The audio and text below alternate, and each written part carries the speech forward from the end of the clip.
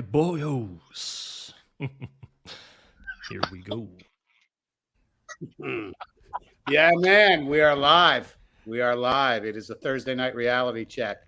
Tonight's going to be a good one. It's about, are you building bridges or are you burning them down? And I'll get into this topic here in a minute after I introduce this panel. And of course, I sent out some emails and I will open the panel shortly.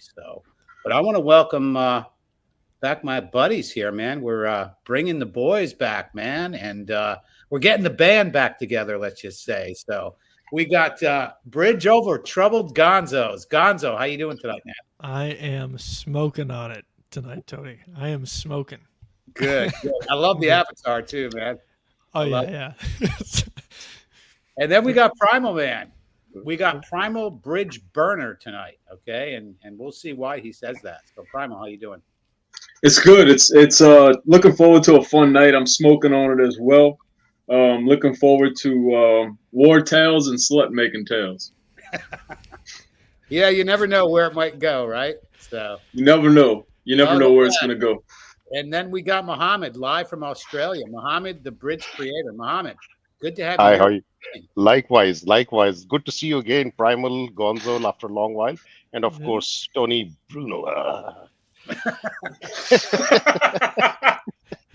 Oh, that is great, man. We know where we got that from. So. Absolutely.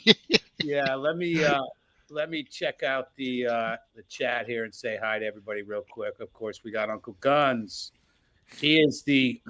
Uncle Guns is the most wrenched man on YouTube. So welcome, Uncle Guns.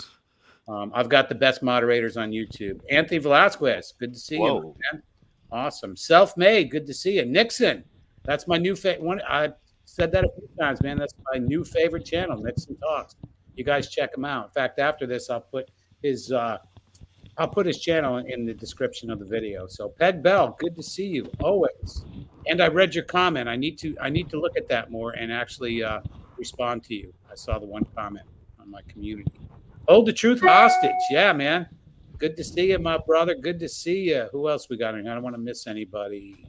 Before the Billions. Yeah. Good to see you, man. Awesome. Thanks for coming in the chat. And I will open up the panel here shortly. So anyways, let's get into it.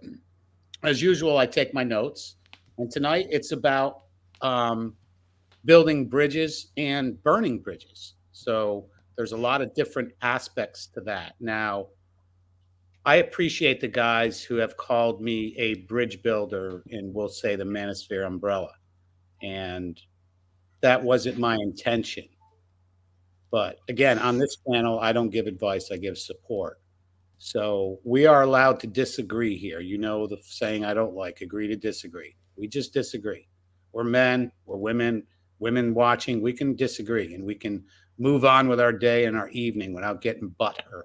So anyways, let's get into it. So when we talk about building a bridge or burning a bridge, I've got some notes here, and there's a few things that I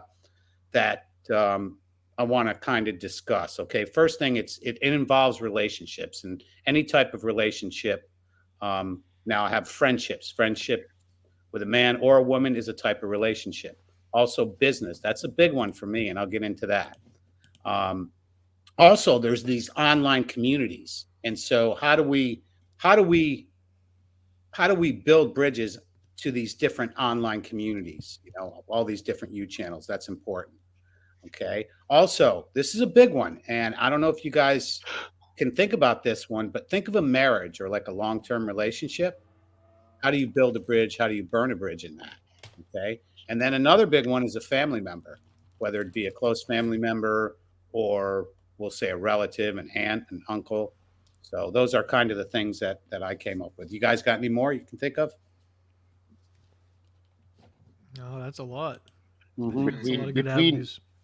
Between individuals, between even nations, at your workplace, bridges need to be built everywhere in every single aspect of your life. They take different way of manifesting themselves. The domains may vary, but in essence, we are doing like right here, we are building a kind of a bridge between all of us and with the people who are here in comments or listening or whatever. So it's pervasive. Yeah. Well, I'll tell you what. Let's start with friendships, and we're going to go into. We're not saying online friendships. We're saying friendships in real life, in the real world. Okay. What is a good way to build a bridge for a friendship? Anybody, go for it. Employment, working together, co-workers. Mm-hmm. Common goal. I think it's important how you choose your friends or the people, how you choose and select them to build bridges with. And there are different degrees of building a bridge. There are bridges of necessity. You're working, you hate your boss, you still have to work with him or her. That's kind of building a bridge. But in your friendship, you have to choose, like for example, any one of us, we know that generally speaking, if our values match, we're going to be a good match. It will be easier to build bridge. Does that make sense? Yeah. I like what you said because, my dad has always told me since I was a little boy is don't let your friends choose you. You choose your friends. And so when you said that really rang a bell right there. So, Yeah. Also, a friend of mine, we actually worked together.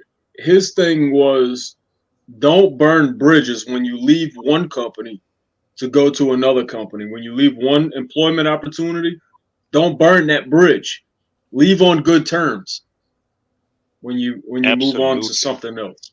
Yeah. Absolutely. Could not agree more. Yeah. I mean, think of friendships. What would you say, excuse me, is the most important thing in a friendship? Say like one of your boys. What's Common the most values, Yeah. values, Okay. moral values, and the principles. Mm-hmm. And the way what you said, I would kind of rephrase, which is the paradigm or my, let's call it the credo. My credo has been, I let my moral values and principles, I just let them play out, and they are the ones who act as a filter, and they are the ones who choose or reject or filter out my friends.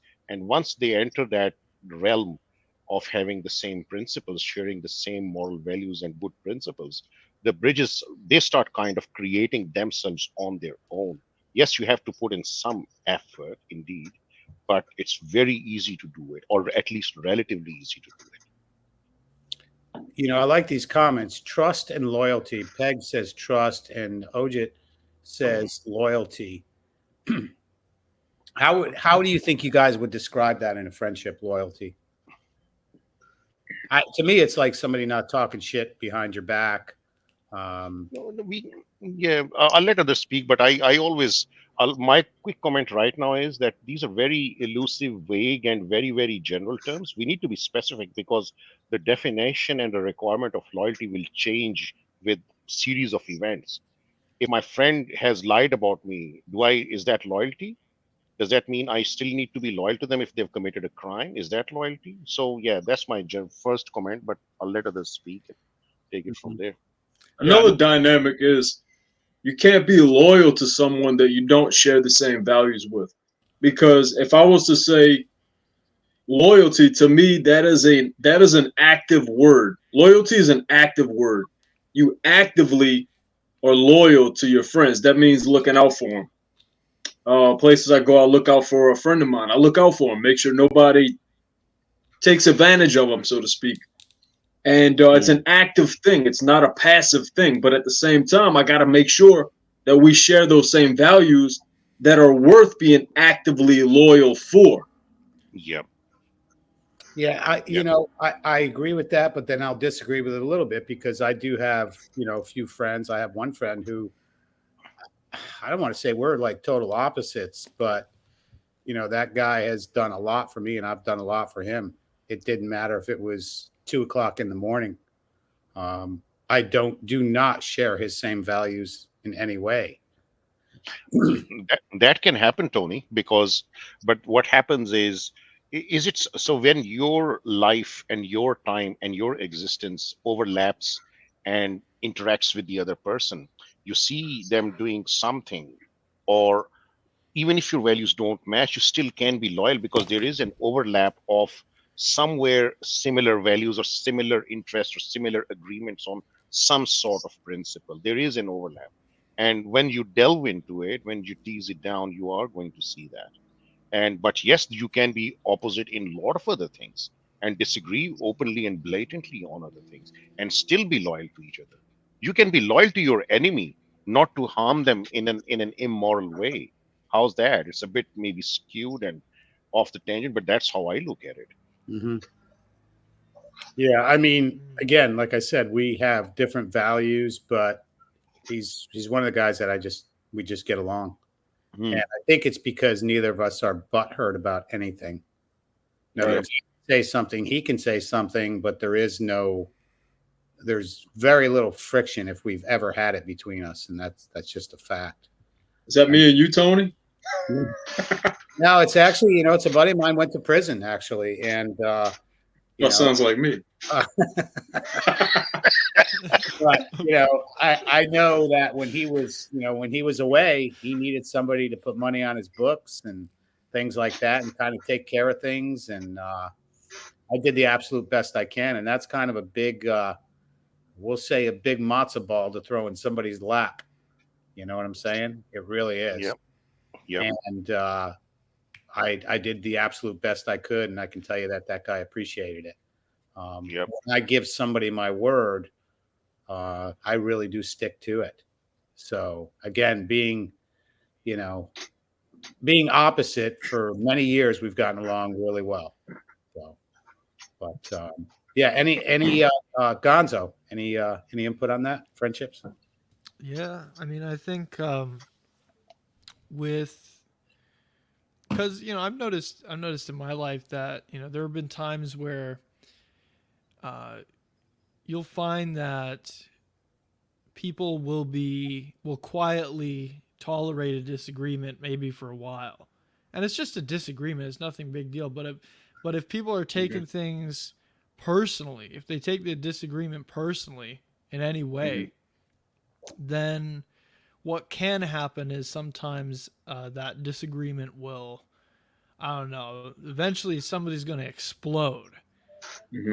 I've seen that happen before. It doesn't always happen, but it can happen, and so that's something to look out for. But that's the thing. I just believe in doing good to everybody. Do good to everybody. I mean,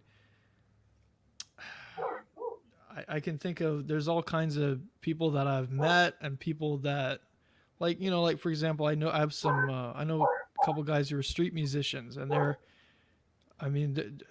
absolutely friendly. Everybody's on good terms, and we talk about all kinds of stuff, but we don't necessarily like agree on everything. And so I guess in a way it's like building a bridge. I'm not trying to necessarily build a bridge or burn a bridge, but it's just sort of letting the situation happen, and sort of just whatever happens. And what I've found too is that when you when you reach out to people, or when you you just check up on people from time to time, people really appreciate that. And I think maybe it's not common. Maybe it's not as common of a thing, but yeah, you just check up on people. There's something Gonzo, do you want to define a bridge? Sorry, go on, Tony. There's something that really stood out to me in Nixon's comment here, and I'm surprised that Primal and Gonzo didn't catch that. What he said, ego. Yeah. I like that comment. Yeah. How about we try to define what do we exactly mean by building a bridge? Because as you guys say, I've been smoking on it since the live stream started. So I think what it means is building a bridge is pretty much what Gonzo and Primal have been describing. I think we can break it down to bit of gratitude, bit of sacrifice, bit of forgiveness, shake them together, do it with perseverance. What that means is you do a little bit more for the other person, and then you create that good rapport between two of you, and you can draw on that, you can summon on that, and hopefully the other person or the other group will also reciprocate. And that's a bridge. That's a kind of an investment, if you want to break it down into too much of a materialistic way. That's one aspect of it, but you do it in a moral way. Does that make sense somehow? Yeah, actually it does, man. That's a good description. But let me ask you guys a question about the ego. Trying to phrase this right. how would you say in a friendship, how would you say ego would damage a friendship?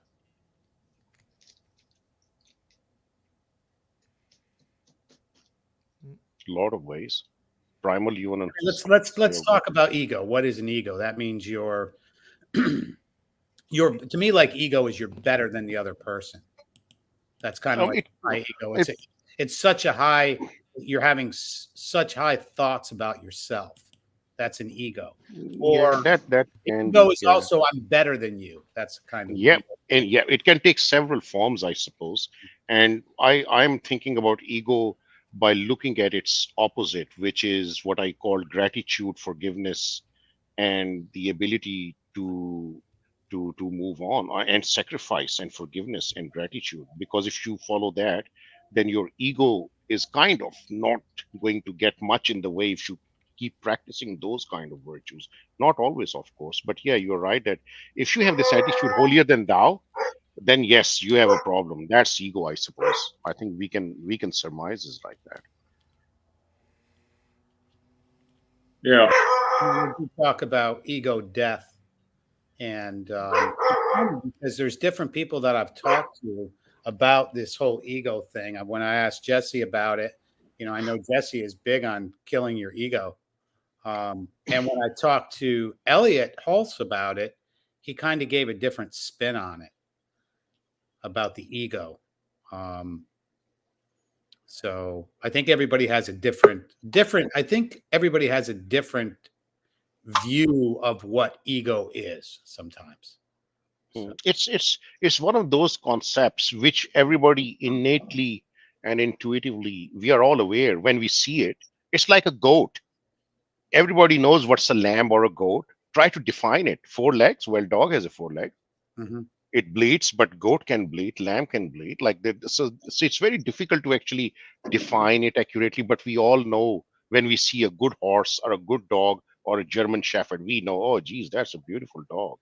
Mm-hmm. Or a good cigar for that matter, which Primal is showing on the screen, I suppose.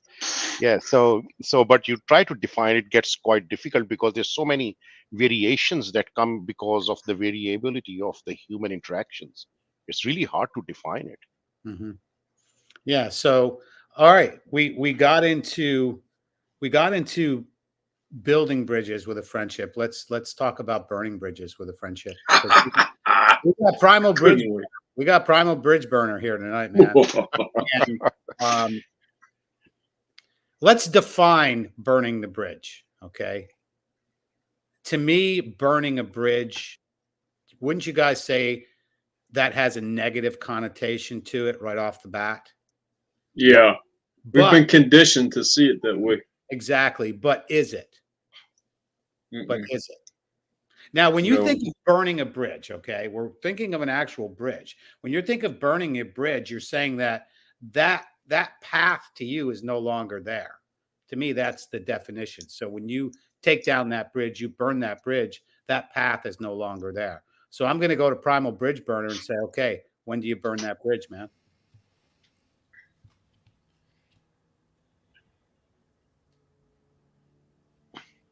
It's a tough one, bro. That's a tough one, man. When do you burn the bridge? I'll tell you when you get to me. But yeah, Primal, fire away, man. No, that's all right. This is a tough one because you know what? I've been thinking about this for a few days. You know what? Sometimes the bridges burn themselves. Okay.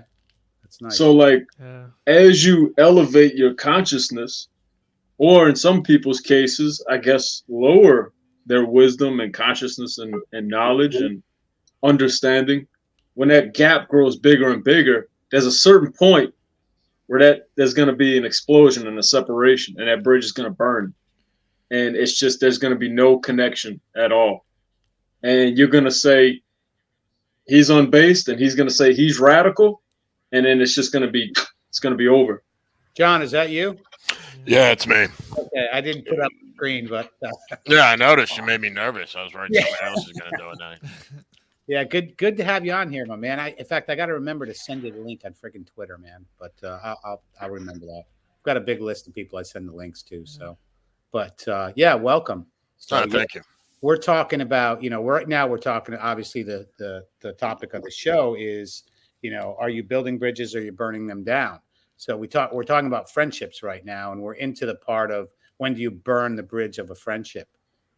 So I'm gonna let John Steele go on that right away, man.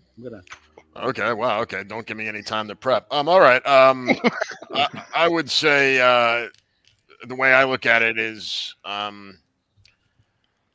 I look at forming friendships, is kind of an organic thing. Where building a bridge is, not, it's very mechanical. So I don't really like that metaphor, because you're talking about creating friendships and ending them is probably a better way of saying it. I think as far as friendships, there's, I guess it comes down to boundaries, right? Like there's degrees of friendships. You can have acquaintances, you could have beer drinking buddies, and you have people you literally trust with your life. Maybe not your wife. But so that's the way I look at it. I look at it as like, generally speaking, if you have healthy boundaries, psychological boundaries, the whole idea of building bridges, burning bridges, it kind of takes care of itself in a way, to the most part. Mm-hmm. And that's just my 2 cents on it. But I didn't really have a lot of time to think about it. Yeah, that's going to say something similar. Yeah, go for it, Gonzo. It really does take care of itself. I was just going to say, I find that most of the time I just burn bridges or build bridges just by existing. Mm-hmm. Just my mere existence builds bridges and burns bridges. Like if people are upset, and I feel like this is how it is if anybody's just being honest. If anybody's just being honest about what they believe and what they do, and you're automatically, no matter who you are or what you believe in, you are going to burn bridges and you're going to build bridges with people. You're going to upset people, and you're going to, people are going to be embracing what you say. So I got one thing to add to that. Proudly build bridges and proudly burn bridges. Do it proudly. Do it boldly. Yeah, be proud of the bridges you've built, and be proud of the bridges that were burned. We're going to make a distinction now, though, too, because what I think is, again, the just the phrase "burning a bridge" sounds very negative, but yeah, put that in a positive light. So who did we lose? We lost Gonzo. I think he's having some internet. Can I give you a couple of examples? Because see, like everything else in language, burning a bridge is contextual. It depends on the purpose that you're doing it, because it can be a good thing to burn a certain bridge, or it could be a bad thing. Like Primal said, don't burn your bridges when you're leaving a company, leaving a job to do another job. That's a fantastic example of, if you burn those bridges, you are shooting yourself in the head. The organization should be happy to have you back, presuming underlying premise being they were a good organization, because they will be organization you don't want to be with them again. So that's a different thing. Now I'll give you an example in where I actually burnt my bridges intentionally so that I could not go back on that path, which could have led me to my destruction. And I was in a certain situation during my divorce. I had access to certain documents legally, which I could have stored and kept for using later down the line. But here's the catch. It's a double-edged sword. You can get into trouble if you use those documents because using them in certain situations is not appropriate. And I said, and that's what I also mean when I say I don't trust anybody, including myself, in certain situations. And this was that I burned the bridge by not taking copies, not taking photos of those documents, because I knew the risk is too high. I burned that bridge so that I do not have that path to go and tread down in life. Does it make sense? So yeah, it was a good thing to do it. You burn that bridge for basically self-preservation. Absolutely. Yeah, I never thought about it like that, but that's quite a thought there, my man. So yeah, let's so we're going to segue. That's a good segue into business, and I know Primal and Gonzo, and I don't know if John Steele, if you're self-employed or and Mohammed. So let's go into business, and I'll tell you one of the things that I don't do. Okay, being a contractor, and I work with different contractors, and I refer different contractors. One thing I will never do and I know I've done this before way back in the day when I've worked for other people, but when I've had a problem with a contractor, I would tell them, I'm never going to use you again, that kind of thing. Now, what I've done for years is just not use them, not refer them, just let it go. I don't feel the need to tell somebody. Now, if there's an issue, I'll tell them fix it. You know what I mean? But I don't feel the need to tell somebody that I'm not going to use you again. I'm not going to refer you again. So to me, that's a way of not burning a bridge in business. So.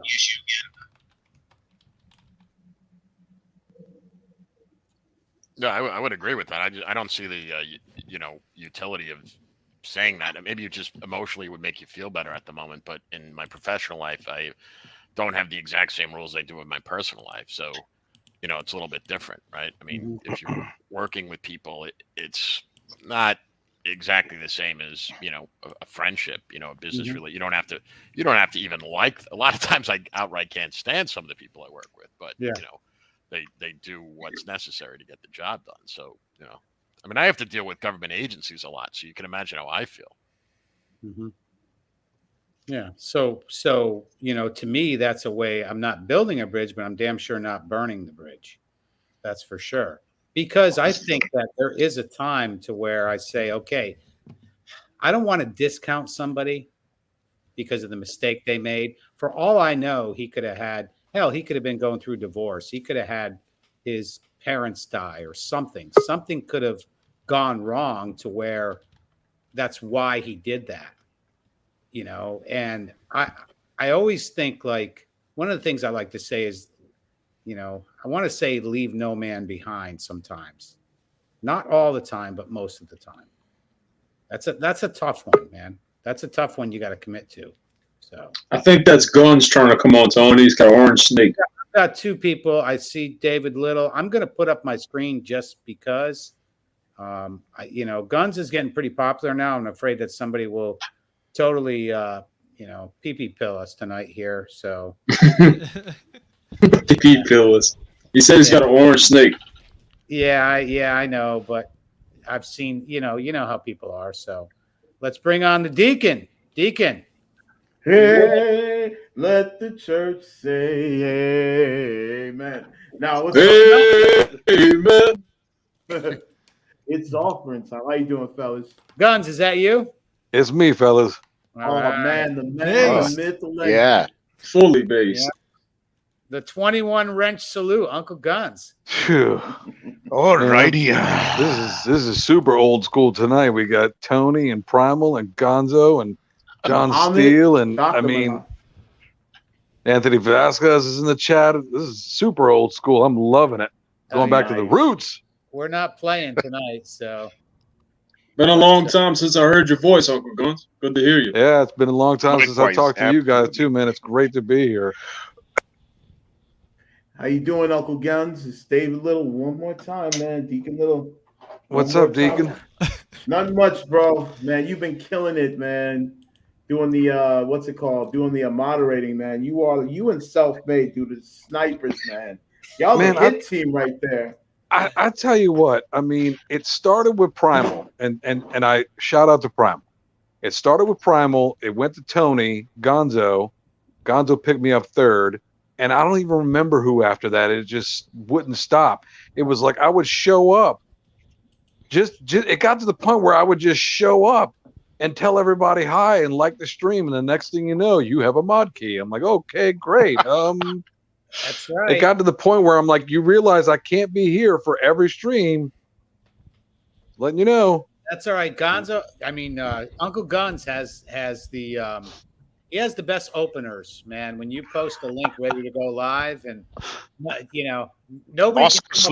Oscar slap that like button as you walk into the building. Oscar slap that like button. I know that's a classic, man. Yeah. But Guns. I would call Guns right now. I would call him a bridge builder in this YouTube community. Yep, for sure. I got it from you, Tony. Yeah. I know you said that. I appreciate that. But Guns, it's you, man. It's you showing up and being there for everybody, and that's important to people. You know, I appreciate that, sir. It really is. It is. It's important.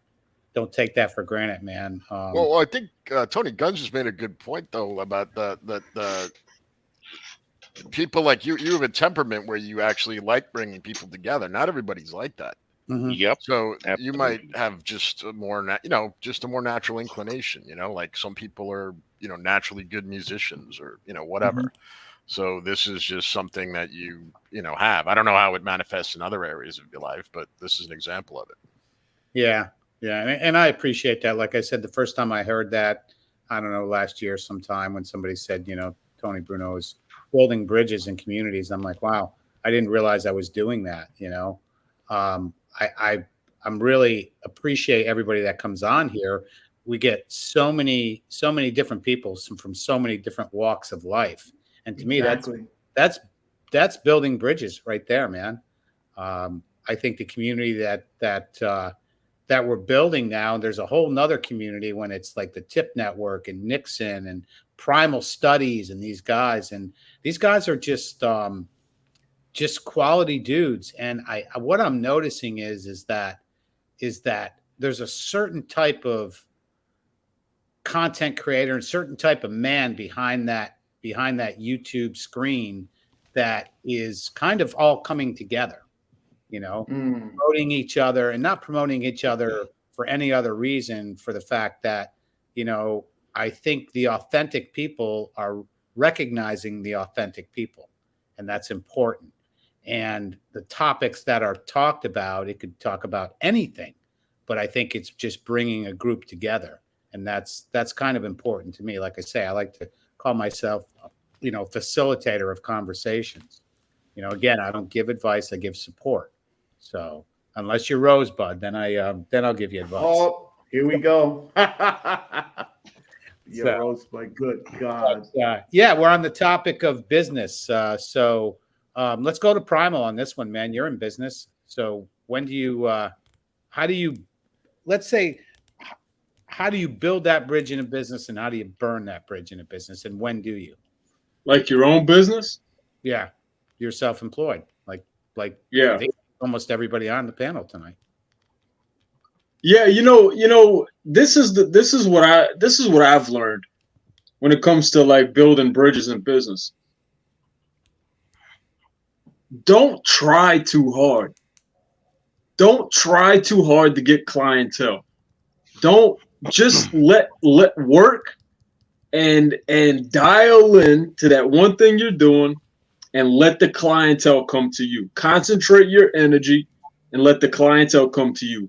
Don't try too hard. Just do what's in front of you. Do what you have, even if it's one client. Do that one client, and don't try too hard to get clients. And let the bridges build themselves based off of your service. But you don't even have to try that hard. Just do it over the period of a long time, because it's gonna take some time. It will. I mean, I've burned bridges with customers and clients. I've told them I cannot work for you, and they were in shock.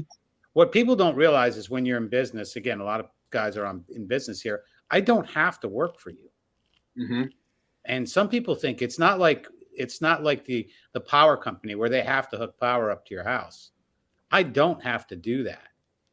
And there are people where it was tough for me to say, I can't work for you. I can't do it.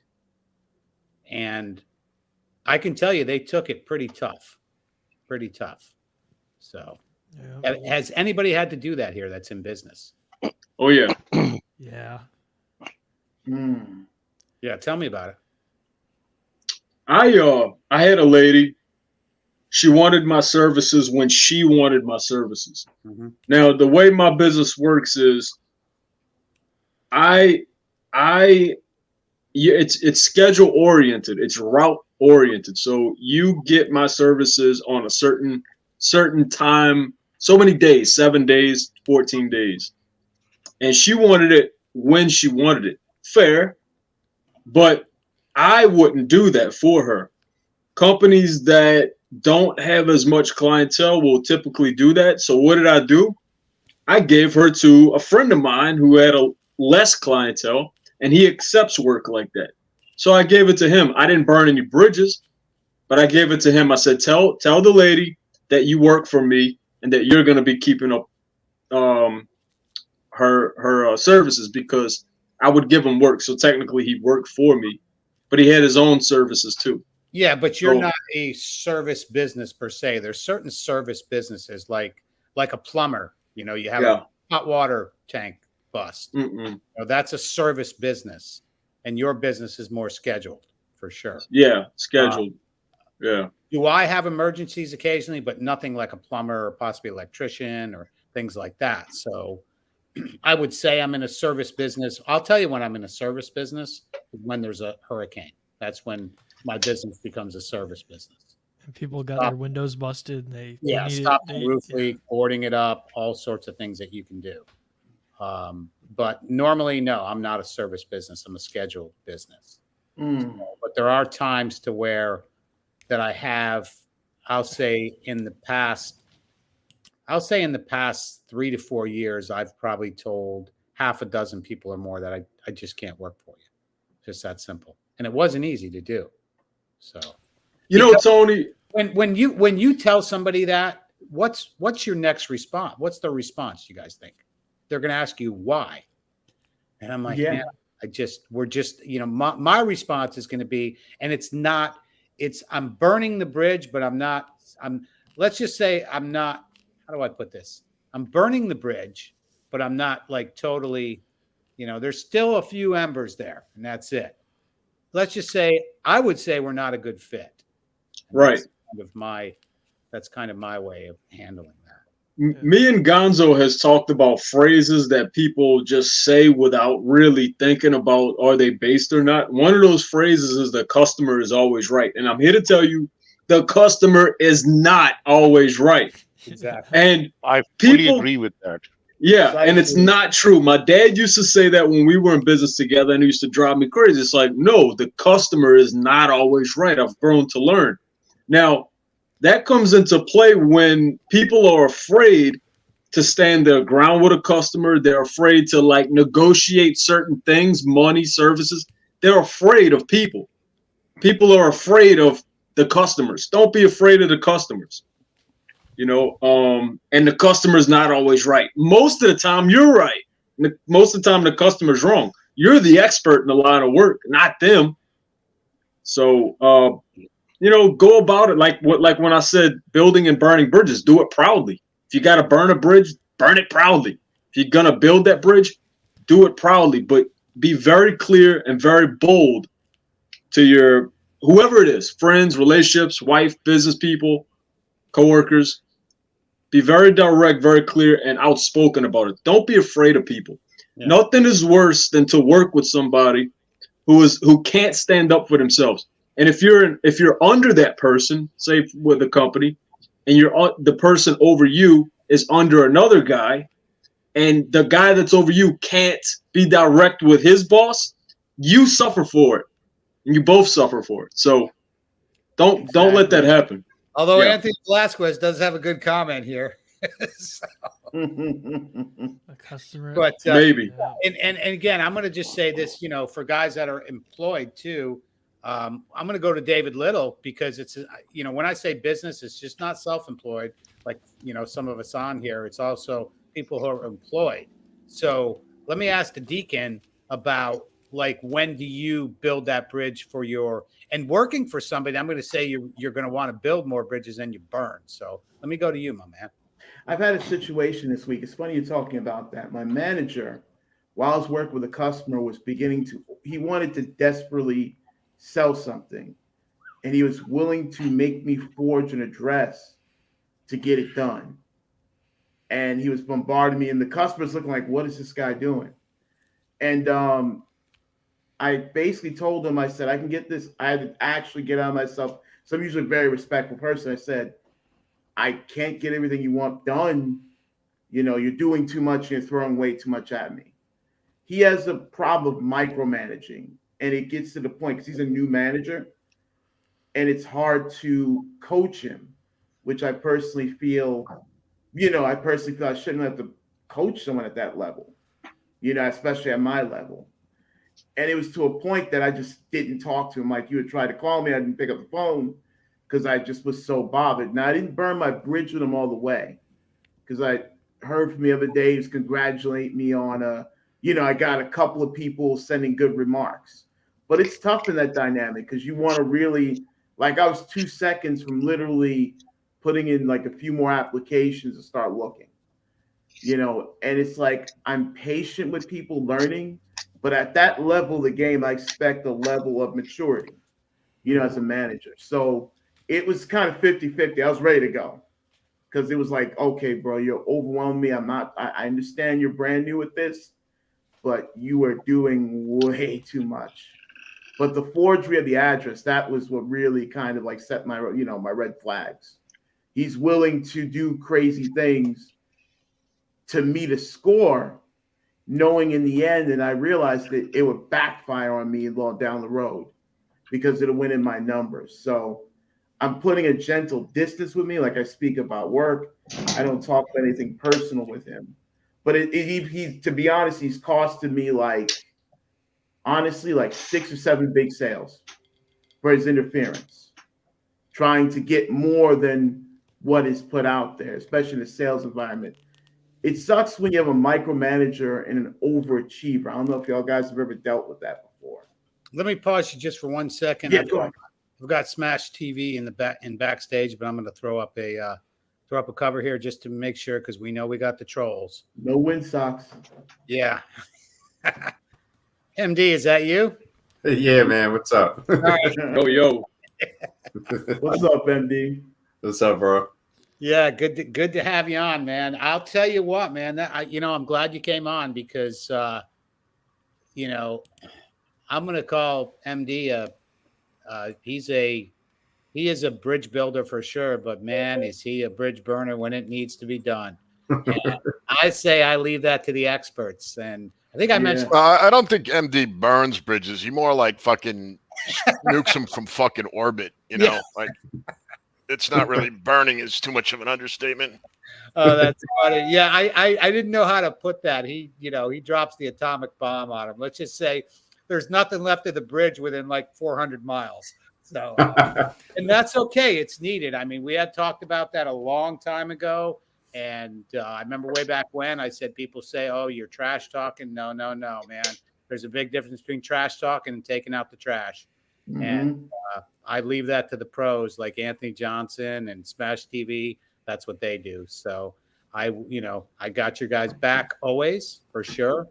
I don't back down to anybody, but that's why, I've been telling guys to get rid of the garbage, man. Let the pros handle it. Let's put it that way. So, but welcome Smash TV. Thanks, Tony. I appreciate it, man. Everybody on the panel, definitely, man. It just, we're gonna roast them Saturday, man. Again, it's just Transalina, gonna crush her, keep her back in, the Brazilian she-male, and yeah, we got pictures of James Tuss. Thanks, Shift, man. Thank you so much. Yeah, we got pictures of James Tuss kissing the top of Hogwood's head in Colombia. Oh my God! Wow. I just happen to have a clip right here. I have banged a few lady boys, whether I knew it or not. I'm pretty sure I banged a lady boy. I mean, I didn't realize until the next day. I got a new song out too. Every hole is a goal. I just happen to have that one too. Every hole's a goal.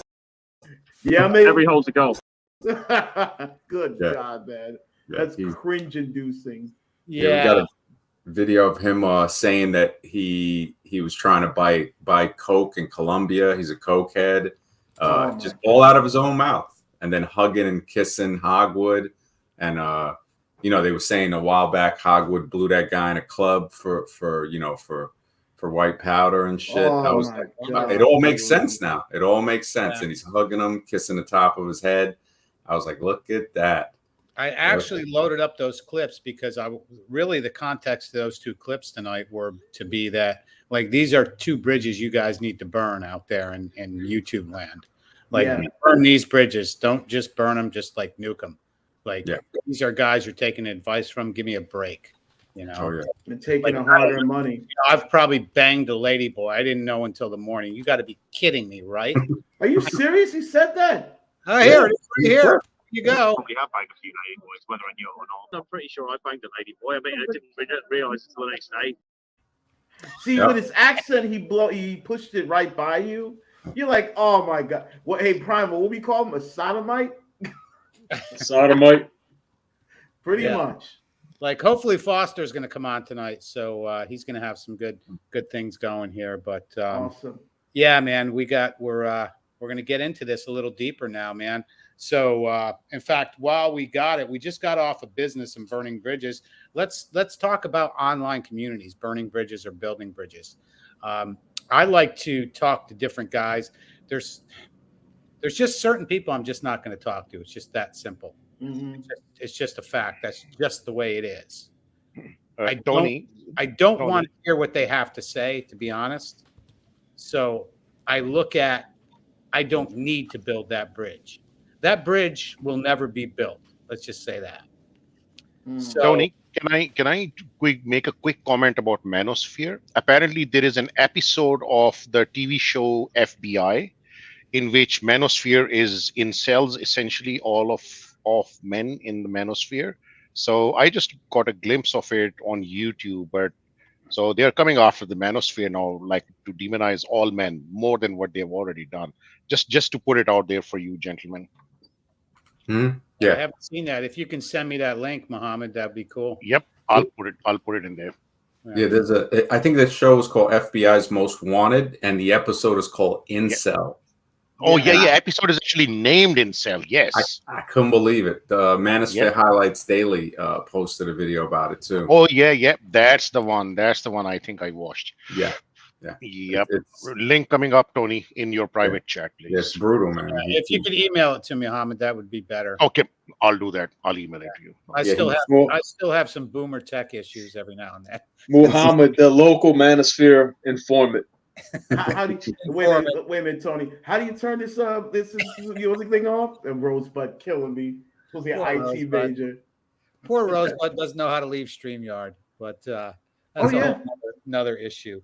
But yeah, let's talk about. I got to go to MD last on this, but let's talk about. I have to because I just know, I know I'm going to get the smoke, man, when it comes to MD. But let's go to Primal about burning bridges and building bridges online communities, and we're going to space specifically YouTube.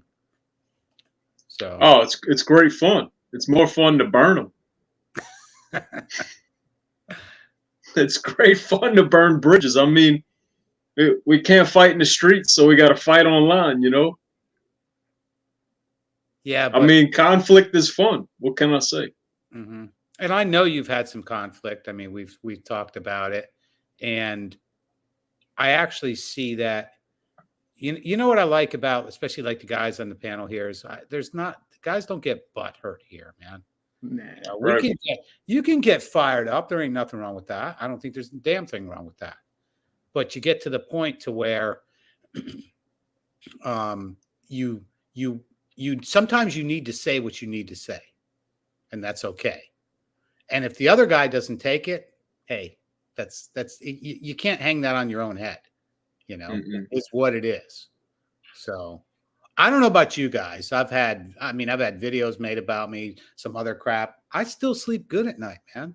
I do. Mm-hmm. Mm-hmm. I tell people, if you can't get on this platform and you got a thin skin, let's put it this way. Don't have that thin skin, especially after you get off. Like when you're done with your broadcast, man, you should be able to just like turn it off. I don't know about you guys, but that's what I do. So I can turn it off. So yeah. I'm, some people might call me a robot sometimes, but yeah, I can just shut things off. I have that ability. I think as a man, a lot of guys need to learn to do that. It's just shut that shit off. Just like goodbye. So, but yeah, let's go to, let's go to, where's Gonzo? Gonzo, you here? Oh, I'm here. Let's talk about you on your, online YouTube burning or building bridges. Yeah. Well, the internet is an amazing thing, and that's the thing. When you say things on the internet, or just do anything, if you do anything on the internet, you're eventually going to have haters. It's just going to happen. And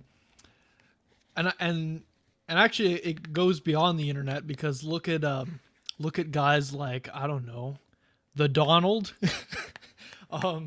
You can very easily get, you know, a lot of haters just being on the internet, doing your thing. And if you're loud and serious about it, now this is the thing, is that this is what's cool about it, is that you may see it as burning a bridge, right? And people will get upset, and they're gonna, you know, they don't want to give you any money. They'll try to cancel you or whatever. But then what ends up happening is they end up promoting you. That's what happens. So you can get promoted if you have a lot of haters. Perfect example is like the snake diet, Cole Robinson. He basically upset a bunch of people because he said, you know, fat women are ugly. You know, lose all your weight, fatties. And he walked around the street with a sign that said that, and he upset so many women. They got nice so and effing full. Nice and effing full. Yep. He upset so many women that he became like famous overnight. That's what happened. So yeah, I mean, generally speaking, and that's the thing. It's like, what are people really going to do? Now, there are some people, they get actual death threats. They get their life threatened. They get, you know, doxxed or whatever. They have all this stuff happen. But for the most part, I think that's kind of the minority of cases. I think most of the time when you have burn bridges on the internet, it's over dumb stuff, or it's just people like identifying with the ego, and they take things personally. And so they take a disagreement as a personal attack, and they're so offended. So then they go out and try to basically destroy you, but it's, they can't really do anything. They're not going to jump through the computer and just wring your neck. So, don't be scared, man. They'll get flight tickets on you.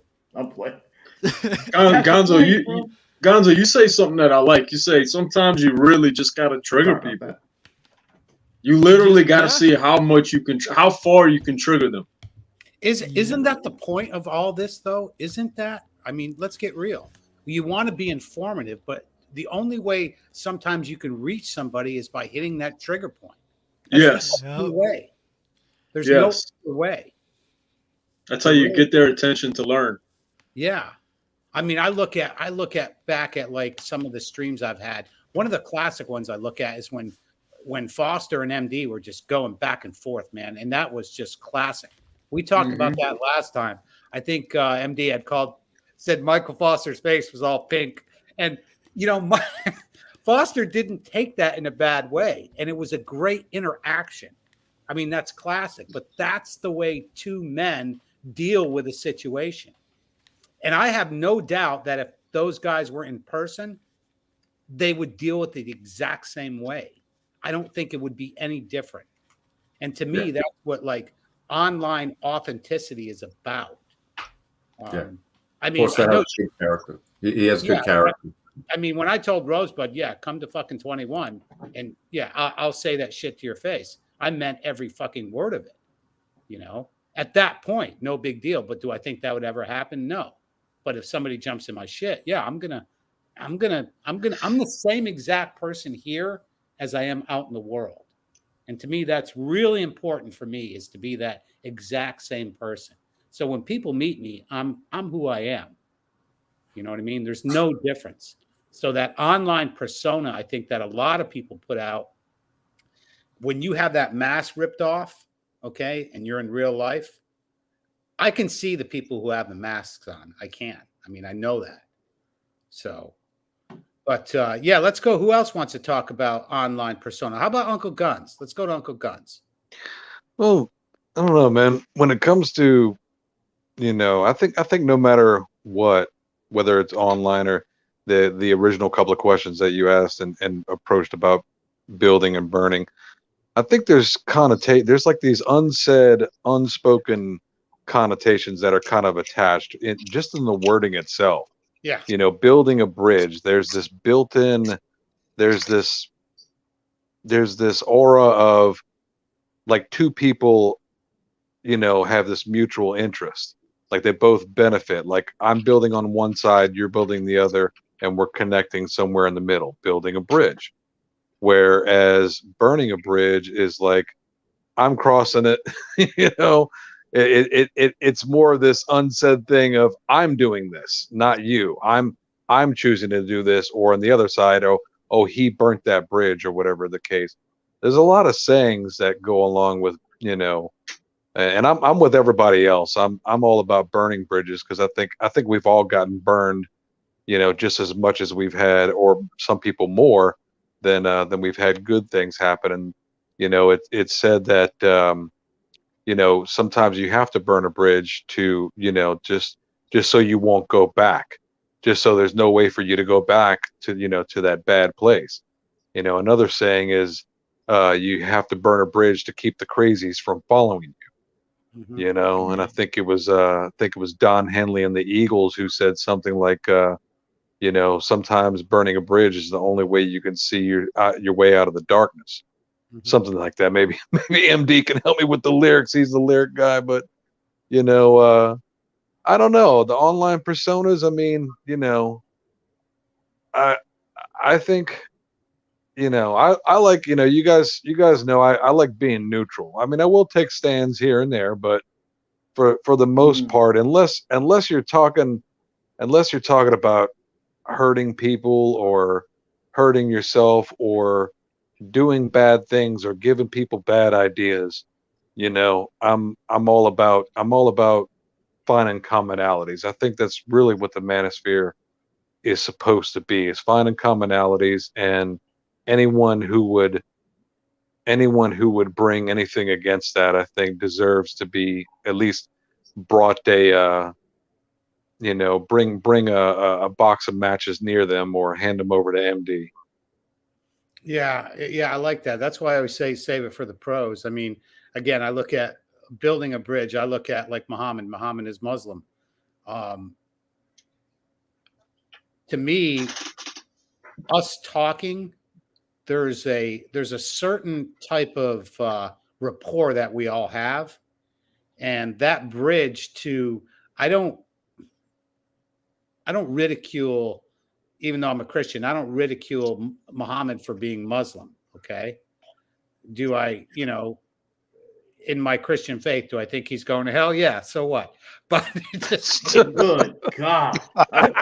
Stop it. You infidel, you bloody infidels. Your mom going, dog. In fairness, Tony, a lot of Christians are going to hell too. I'm Christian, but I'm standing with the Muslim on this one. Oh my God! You're going to hell too, Tony. We'll meet in hell. Did I just burn a bridge there? Wait a second. But Muhammad say, yeah, and again, you know, like we had talked about this way back when, where, you know, we do have faith, and faith is believing in something that you can't see. I mean, I believe that, you know, again, you know, like when I die, like, holy crap, am I going to wake? Now I wake up to 72 virgins. I'm going to be like, uh-oh, I was in the wrong. Or was it? Wait, no, I think it was. Yeah, if I'm correct, I don't think it was. Yeah, you're right. It wasn't 72 versions, was it? I think it was. Yeah, here it is. Unlimited. Yeah, there's no upper limit. Yeah, bonus $7.99, and we got free overnight shipping. That's including Muhammad game is a bonus tonight. Yeah. So, yeah, this is hilarious stuff. Yeah, we don't play, but I do think that building the bridges between different communities is really important, and I don't I don't understand. Like, I'm not going to condemn somebody of a different religion. Now, Gonzo and Primal might have a different viewpoint on this. I think there's a certain way to reach somebody, okay? And if you're really, we'll say, convicted, I guess is the word, all you can do is talk to somebody. There's not much more you can do. So I don't think Primal Man is out on a soapbox with a sign that says you're all going to hell, sitting there in New Orleans, right? I mean, you know, that's, that's not what he's doing, but he's building a bridge in his own way. So, but yeah, anybody else want to talk about that, like religion, real quick, and then we should have a dedicated stream on religious. Yeah. It's on religious cohesion and on. In fact, it just occurred to me, and I wanted to bring this up. Jordan Peterson spoke to a Muslim guy, Muhammad something. I think we should probably think of doing a kind of an analysis of. I have not actually listened to that talk because I thought I would do a critique as live as I watch it and make a video, because I predicted that he will get into conversation with a couple of Muslims and he's going to get taken for a ride, because a lot of people will say things which actually do not add up. What I mean by that is a lot of Muslims will, when they are talking on a forum which is publicly open, they will actually, if you ask them what I call these litmus questions, hey, do you believe all Jews, all Christians are going to hell? And they will start beating around the bush. And that tells me that they do believe that. You ask them, if there's a war, are you going to take prisoners of war as concubines, the females? And if it's a traditional believing Muslim, they will start beating around the bush. They will not say no. So does that make sense? So these are the litmus questions. And I have not listened to their talk because I want to do a video screencast and, try to critique it, but I've not gotten it because I'm just so busy. So that's something to listen to. And if you pick up some clip you want to dissect here on our stream, we should do that. That would be fun. Yeah, analyze the analysis of Jordan Peterson. To me, that would be a great thing for like Wisdom Radio to talk about. Oh yeah. I think I'm going to do that because honestly, when you look at the evolution scientists, right, the frauds of Neil deGrasse and Richard Dawkins and Michio Kaku, the trio, they don't criticize Islam. They'll criticize Christianity. They'll criticize a lot of stuff in the Christian faith. You ask them about Islam, the same question, they get quiet. There's a lot they're of afraid pressure. Because they're afraid. They're afraid to get stabbed to death. And that's wrong because it's a double standard. And it is. I would like to bring in the four major or five major Christianity, Judaism, Islam, Hinduism, and I think and it should be like that. I think Buddhism, or because in China religion is outlawed, I think. But most of the people study. No, it's not outlawed, but you have to get a permit from the government. Wow. So it's I'm not kidding. They have. Shit. That's crazy. But Buddhism is more of a philosophy than a religion. So in a way, it stemmed from Hinduism. But when I looked up, it was a good show, Holier Than Thou by Penn and Teller, because he called out every religion you can call out. You can get deep into it and be like, all right, what about this shit here? To study that would be really important, because I used to call Islam Christianity 2.0, because it's a little more strict. I say, look, these are just brown Christians and Christians are white Muslims. It's that's true. Actually, you're absolutely right. In fact, it's Islam is actually, if you and see this, that's what I tell people. Don't take me as the usual Muslim. I'm not a representative. People like me, Muslims like me, are less than 10%, I would say. And if you look at Quranic perspective, it actually says multiple times, it asserts this book, i.e. Quran, is nothing new. It is the same message that was sent down to Abraham, to Moses, to everybody, Jonah, every single prophet. It's a continuation of that. So it's a chapter 3 of the same message: Judaism, Christianity, Islam. And that's why I believe in all of these. And that's why I don't look at any of Christians or Jews as if they're going to burn in an eternal hell, because to me, it's a continuation of the same message. I don't look at any of them as distinct or separate or infidel as far as I'm concerned. But then that's my. Yeah. Well, they use that to control. Really, of course, Christianity is older than Islam. Islam is older than Christianity. And when you look at it, you start to say, why? The same angels, Michael and Gabriel and Abraham, all of the characters are still there. So it makes you wonder. They're very, very similar. Something like Hinduism Buddhism, dramatically different.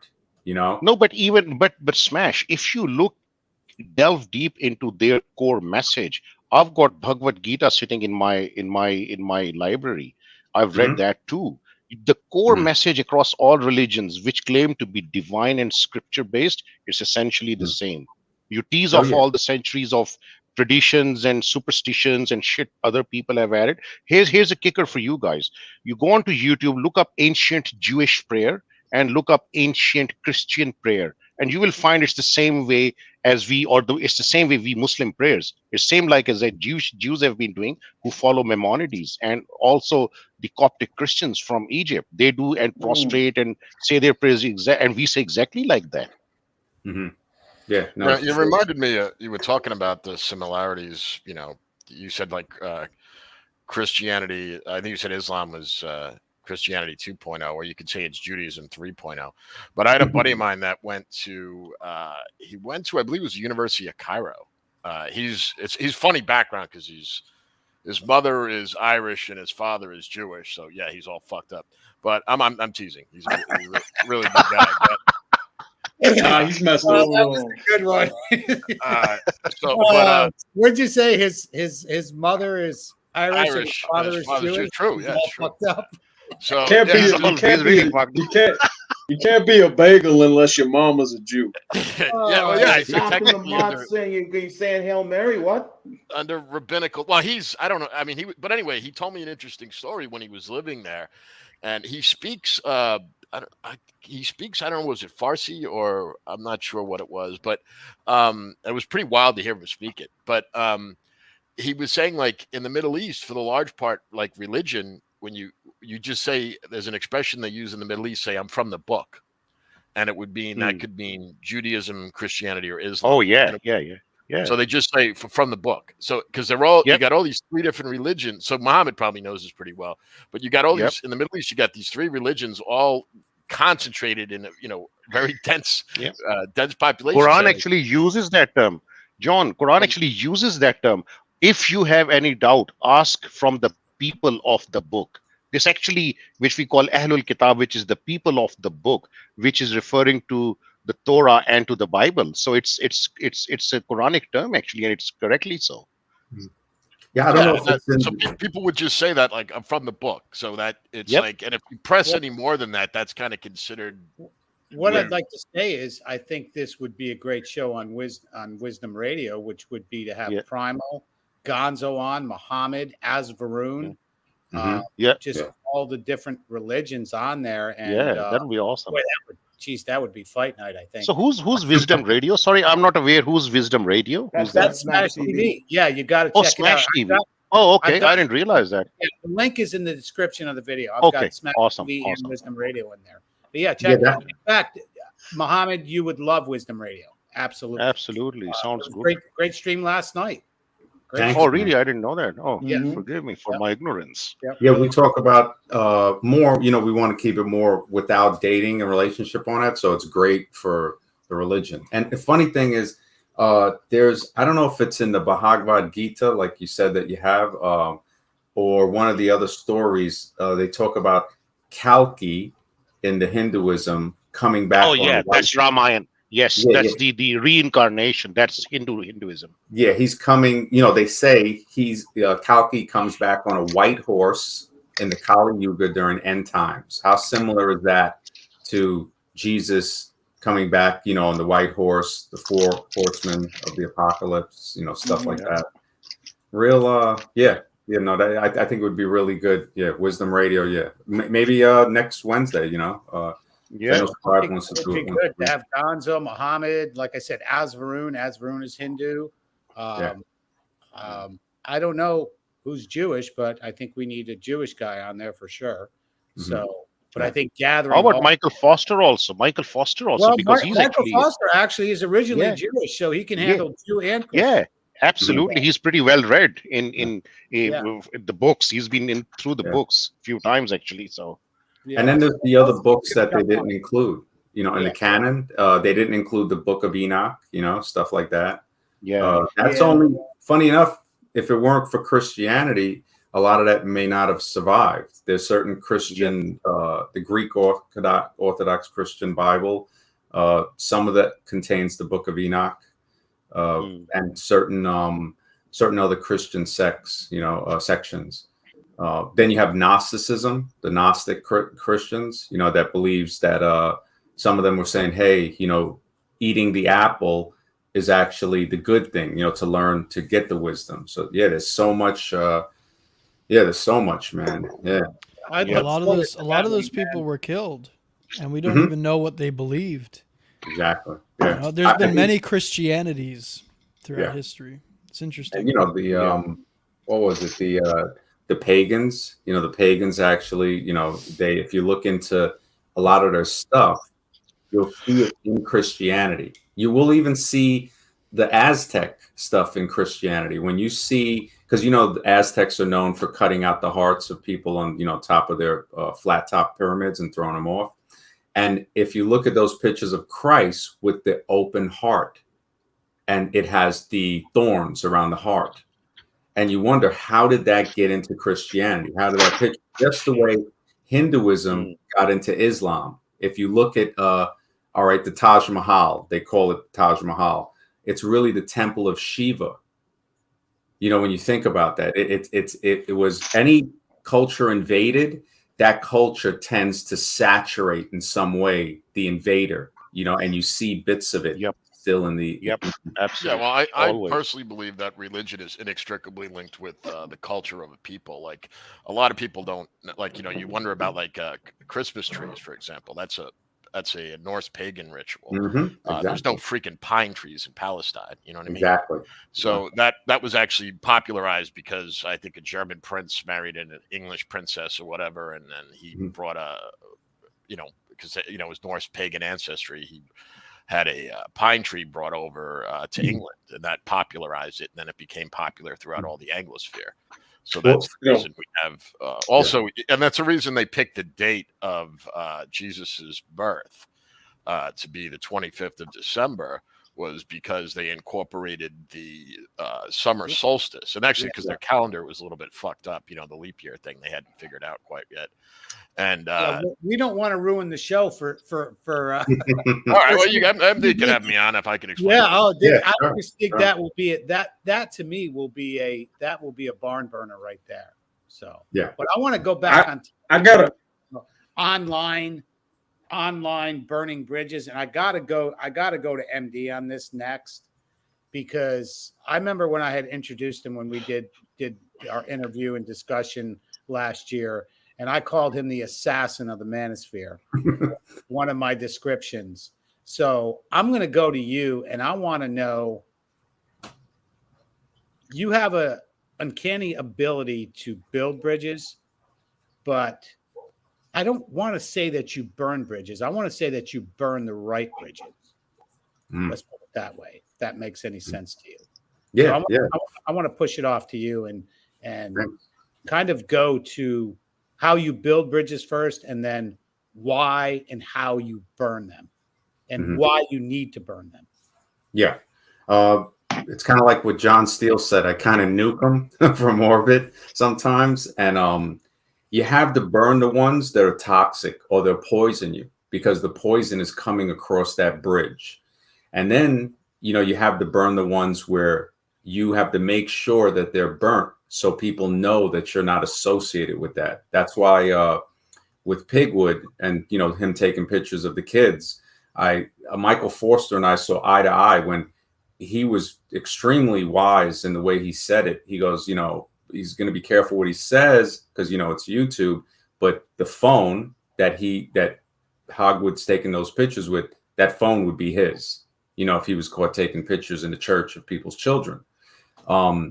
Though that bridge needs to be burned. You can't have a bridge connecting to a guy. I thought, how do you explain that? There's no way to explain, except for child predation, that a guy is taking pictures of people's children without the person's knowledge. That is predation, man. That is I think Michael Forster talked about them catching somebody doing that. in one time, you know, if I'm not mistaken. That I feel would have to be burned, and people associated with that. That's why when I was on Anthony Johnson's stream, basically he's one of the few that has made videos about that, you know, and I respect him for that. And when he had those two guys on there, John Anthony and Alex playing with himself, they you know, that's the first thing I made clear. Like, look, man, you know, where do you guys stand on this? And they were like, yeah, no, we don't want, you know, nothing to do with that, you know, and me and Alex aren't on great terms. Me and John Anthony, you know, we kind of have like a light truce. And yeah, so that has to be burned to disassociate yourself, because with the eye on the manosphere, like Muhammad saw that video, and you know, that video is kind of creepy. I mean, they are trying to blame, it seems like, everybody. And when they put the microscope on, they're going to say, oh, wait a second. You know, once something is said, they'll say, well, all right, we did say we're not associated with these guys. So that's very important to have that bridge burnt, because if it's not, then they say, well, what about him? You got a link to him, you got, you know, and then building the bridges is definitely important, because it's, you know, it's a sign of, okay, we want peace. We're going to, you know, have some people that, you know, some people, you know, we have the ability to rebuild, you know, certain bridges. It's all about what, like Dippin, you know, it proved to be that, you know, that bridge needed to stay burned, you know, because I realized, you know, track record, you know, you go by the track record, it makes so much. Like, you know, and never judge a person on the look or whatever. You judge them on the character. What reveals character? Stress reveals character. Michael Forster held very strong his integrity with stress. You know, all the stress I've been through, Tony been through, Anthony Johnson's been through, you know, I mean, they're just, you know, constantly trying to hammer on the guy. And, you know, that can tell character power. You know, when I gave Dippin a wrench and he started abusing it, I said, wow, his character, he has a really flawed character. Position, status reveals your character. Criticism, you know, reveals a person's character if they can't take that. So, yeah, bridges definitely need to be built, but without a doubt, you know, certain ones need to be burned, and the reason needs to be stated, because people might think, oh, you're just burning bridges, but no, it's there's a reason, and the reason is because A, B, and C. You know, he's taking pictures, he's threatening, you know, threatening people, you know, stuff like that. I don't think, you know, what I heard Rosebud said that time, yeah, it wasn't really good. I mean, he's to be that old and still just have that much hatred in him, you know, something's wrong with you made the biggest point I picked up for me right now was to burn that bridge, to disassociate yourself with that person. To me, that was key. With what's going on right now in the world and everything, and you're trying to build something, and any association with certain people is not going to be good for you. And let's say when the shit goes down and, you know, they start coming down on, you know, content like mine or yours, at least they're going to see that we're not associated with certain people, okay, that are toxic, like you said. And that's a real important, that's a bridge that needs to be burnt, nuked, and just gone. In fact, you need to fill in the river even, just so it's not there. I mean, that needs to be gone. But that's a really good point. That's like a huge point. Thanks, Tom. Yeah, appreciate it, man. So I think I got Pops back here. Let me Pops. What's going on? Welcome. How you guys doing? We're doing good. I took a little nap. I just woke up. Well, we're talking about burning bridges, and we're talking about online bridges and MD. I'm not sure. Do you know Smash TV, MD?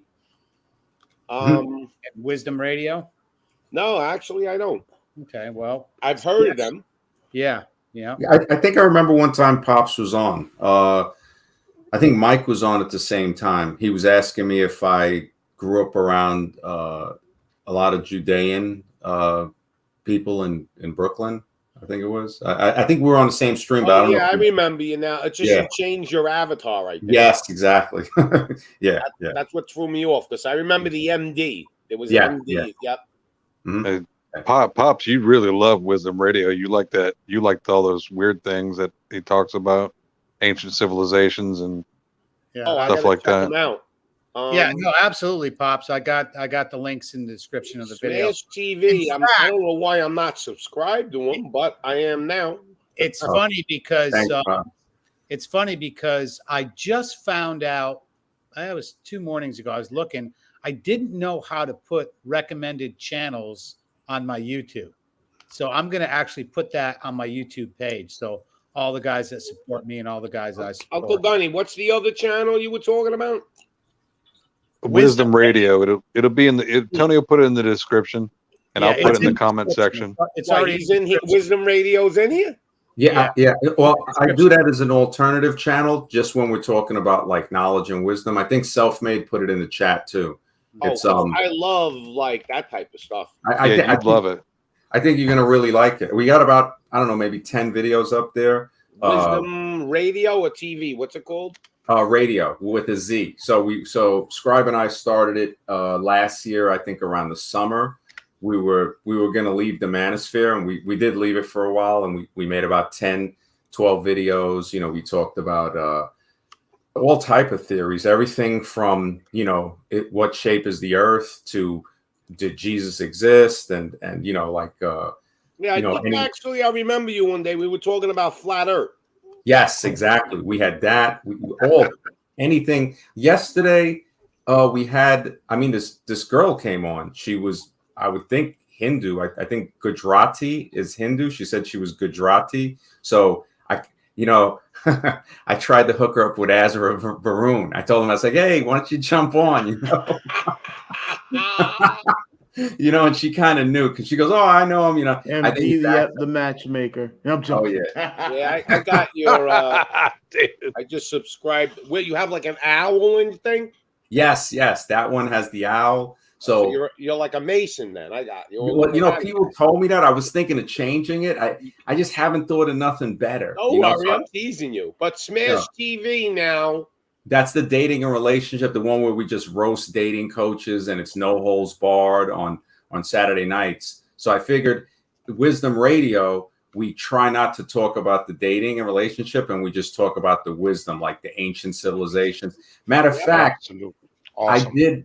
I did a documentary in 2016, and I had 2 people that I worked with. This lady Carolina, and this guy Al from the Sacred Stone. He's an elder. Al's in his 70s.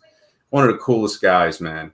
And he, you know, New York Italian. You know, I think he has Puerto Rican as well. His grandfather, and he owns a stone shop. Very spiritual. Does a lot of shamanic stuff.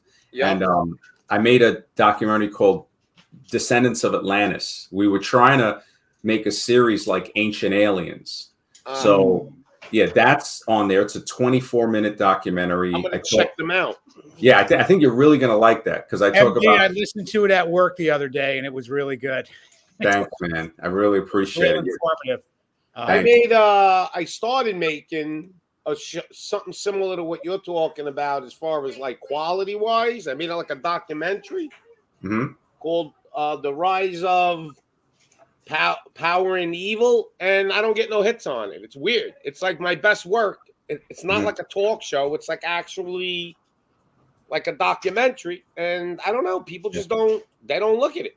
They don't want it, man. Pops, when I make Descendants of Atlantis back in 2016, and I still have the channel. It's only got like 300 and something subscribers from 2016. The video has like maybe 7,000 views, and I got like 40 views on a thing that like I should have minimum.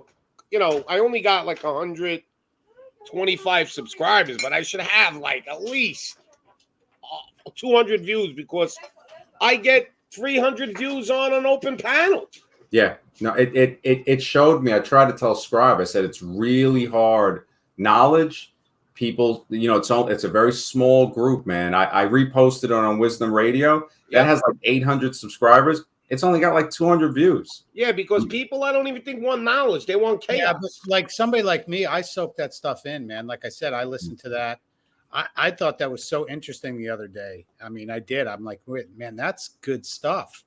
To me, when I'm working, I have a construction business. When I'm working, I like to listen to things. I'm working with my hands, but my mind can be somewhere else. And that knowledge to me is like really important. Like I said, you know, hopefully Stefan Mullen is going to come on here, and that'll, you know, Stefan, if you're watching, get your ass on here. He told me you were coming on. So did he get banned? Is he not allowed? Yeah. Like to have a channel? No, he's not allowed to broadcast on YouTube, but that's messed I don't up. think there's an issue with him coming on. What channel did he have? Stefan Mullen that he got banned? Freedom Main TV. There was Freedom Main Radio. Yeah, he was Freedom nuked. Main. Yeah, he was nuked all at once. He was nuked. In fact, he's nuked on Instagram now again. How many was he big? Well, yeah, he was really big. 600,000, What was the name of his company? His show. In fact, when I talked to him, it would be well, I've talked to him, but I remember it was almost 2 years ago now, where they stopped him on YouTube at like 900 and something thousand.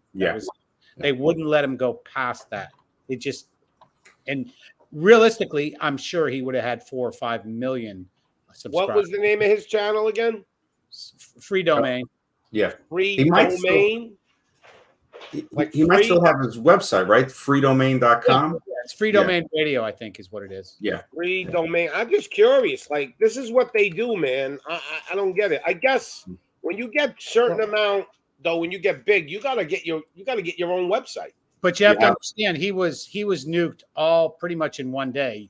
Yeah. So I think almost 1 million followers on Twitter, YouTube, gone in one day. And to me, that's an organized execution, is what it is. Yeah. Is his name Stefan? Stefan, Stefan. Yeah, he has a podcast. Yeah, the only place you can see him live, I think, is on Locals now. I watch him on D Live. If you don't have D Live, what does he talk about, Tony? That he got nuked? He's a philosopher. In fact, I will go as far as to say as that he, and some people will say this, and I have to agree, he was responsible for Donald Trump getting elected. Oh, that's why he was. Yeah, I love that guy. Oh, you love Stefan Molyneux. Yeah, yeah. They nuked Sargon of Akkad, I think, right around the same time, like maybe a little before. Did you ever hear of the guy? Hold on, I'll tell you in a moment. You got to give me a moment because my brain ain't working. Well, while your brain's not working, I got an announcement for everybody for next Thursday. Next Thursday is going to be a really good show. I'm going to have the War Room on again, Paul. So my boy. We're going to blow it up next Thursday. So yeah, the guy's called A Call for an Uprising. Is that Sargon of Akkad or Stephen Molyneux? I don't know who he is, but he's called A Call for an Uprising. He's got, let's say, like 600,000, and he says that he's been at 600,000 for 3 years. YouTube will not let him grow. They just they crush him. They just don't want him to get big. What they do is they unsubscribe people, is what it is. Yeah. You subscribe, you don't get the notifications, things like that. Yeah, and then that's what happens. You know, they unsubscribe a couple of thousand, then you get a couple of thousand, and then they do it again and again. It's like crazy why they could get away with this shit, but they are. Yeah. Is Molyneux on BitChute or Rumble or no? I think so. He is, but one of the best places is Locals. It's called, and then also he's on D Live. It's just you get the D Live app on your phone. It's free domain. You know, so yeah, they definitely shouldn't censor people. I think they just somebody, I don't know if it's true. I think they nuked Tommy Sotomayor's channel. Yeah, he's gone. It's crazy, man. It's like I don't think any of the other channels really you get a lot. I tried already BitChute. I tried Rumble. I tried. Yeah, it's I don't get no hits at all. Like zero. Yeah, it's really. It's messed up because YouTube has that, you know, they got that pull, you know, so it's like the best thing to do is, and it's even hard. There's a guy with 1.3 million subs. It's called Bright Insight. He does stuff on the pyramids. he started a channel on Odyssey, and he's only got 1,000 subs. So it's like 1,000 to 1 difference when you go to these other. Yeah, I'm on Odyssey, but I have, I think, 4 subscribers. Yeah, it's like ridiculous to even waste your time on them. Yeah, but I have to welcome somebody right here, and you know who it is, guys. Woody Johnson. Hey, Tony, to make you laugh, I went on Maximus's show, right? Oh, Hormax was on tonight. I kept saying, stuff in the comments. I wanted the guy to announce me. So all you have to do is say "Salve, Lux Maximus." That's it. Yeah, that's all. That? I finally got my shout out. It wasn't as enthusiastic as Woody. Oh, I've got it. I've got that screen cap, Guns. I just didn't have a chance. I've got you up. So what do I say to him? What do I say to him? And just it's Polish. Salve. Salve. Yeah, it's all SALVE. Okay, yeah. I'm gonna say that this way he'll announce me. Then I could give it to you, Tony, and you could use it. Yeah, exactly. Like I say, I never ever watch him ever. So just Woody Johnson, Tony Bruno. The guy is demented. All he does is talk about hookers on No. I wouldn't call him demented. He's super funny. He had reached out. I know me and Caduceus were both on the stream, and he had said when he's getting ready to do a collab, he will reach out to me. He has my email. I love the guy though. He's funny. I think that will be a classic stream. So, Lux Maximus, if you're watching, you know Hallelujah. Cool. I think he did a stream tonight. Yeah, he was on tonight.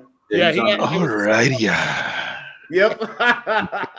Muhammad and Caduceus kill that. Yeah, there it is right there. That's all you got to say right there. Salve Lux Maximus, and he'll holler. Crime slave Cunny. Yeah. Yeah, he's in Poland, I think, right? Yep, he is. Salve. He was actually kind of getting mad because it sucks to go all the way to was it Colombia? He was kind of not ranting, but it was really funny. I was waiting for a movie to start, and I was cracking up, listening to him, getting mad about it. Yeah, I've posted his stuff in different chats and said if you haven't watched him, just go ahead and watch him. Just keep an open mind. It is what it is. Don't worry about it. So have fun. Yeah, have fun with it. And I would love to have him on. I think he'll be on here sometime. I know that. So, somebody says they're coming on, I hold them to it. So I think that will be an epic stream. And I like to talk with different people and kind of get their points and viewpoints. And I think, I don't have to agree with him, but I think that, some guys will, some guys won't. And I think it'll be a look. Nixon talks. Yeah, that's funny. So man. Smash TV, you don't put a lot of videos up?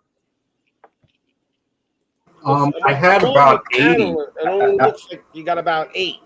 Well, yeah, I had about 80, and Hogwood used to send guys to Flash, and I realized they would send guys to Flash, and you click them off, and then they would complain to YouTube about nudity, and they would try to get the video struck. So I had to make all of the old ones private until I go through them. I mean, we had 8-hour streams, 7-hour streams. Gotcha. You had to take them all down before they screwed you. Exactly. So I put one up from 9 months ago when he got the liposuction, because that one's clean, and it shows Coach Whitepill charging $49,000 for a weekend. And there's evidence. These guys are yeah, they messed up. But yeah, I'll No, I was just curious, because that happened to me. I had to take all my videos down. Somebody was just going on my videos looking for anything and then reporting me. Well, let's move on with the topic. Yep. I want to go back to Smash real quick. Then we're going to go to Pops. We were talking about online building bridges and burning bridges. I think a lot of these channels that are on here, whether it be Primal Man and Gonzo, guys who do content. I know John Steele has a great channel with some good interviews on it, man. I've checked out his stuff for sure. So having these conversations, I think, is important. When you have a conversation, there's something that MD had said about John Anthony, that you guys have a truce or whatever. You can still you can still have a conversation with somebody that you don't agree with. And I think it's important that when there's certain people like myself, I'll say that I just don't agree with you if somebody's going to ask me. But again, I like to be a facilitator of conversations. But there's certain people like MD will say, even Primal and Gonzo, they'll come back hard, which I think is good. But to me, it's the character of that man is that shines after that conversation. If you can disagree with somebody and still say, okay, we're good. That's good, but you do get to the point to where, like MD said, that's why I called him the assassin of the manosphere. There's guys that you just cannot be associated with, and we all know who those people are. So, let's go back to MD on that. Yeah. I actually, when I nuked Rolo, it burned like about 5 bridges at once. His proteges, Hogwood, Troy Francis, Ryan, and I don't even know Ryan Stone. I never really looked at his channel. Richard Cooper, the whole Rule Zero guys. It just like it was one hit that burned like 5 bridges quickly. Well, and the reason why is because all their content dick rides off Rolo. Yes, yeah, exactly. He's a real sneaky character. He really is, and he's a slime ball. He really is, man. He's a slime ball. He, funny enough, he had a video talking about body counts, and I'm saying, okay, so if she has more than 4 body counts, yeah. But his wife, he married her when she was 35. I'm sure she had more than 4 on her body count, and she was the rock star groupie, because he was that failed rock star. So he was mad just because I was pointing out the obvious, and then they come back with threats and trying to flash your.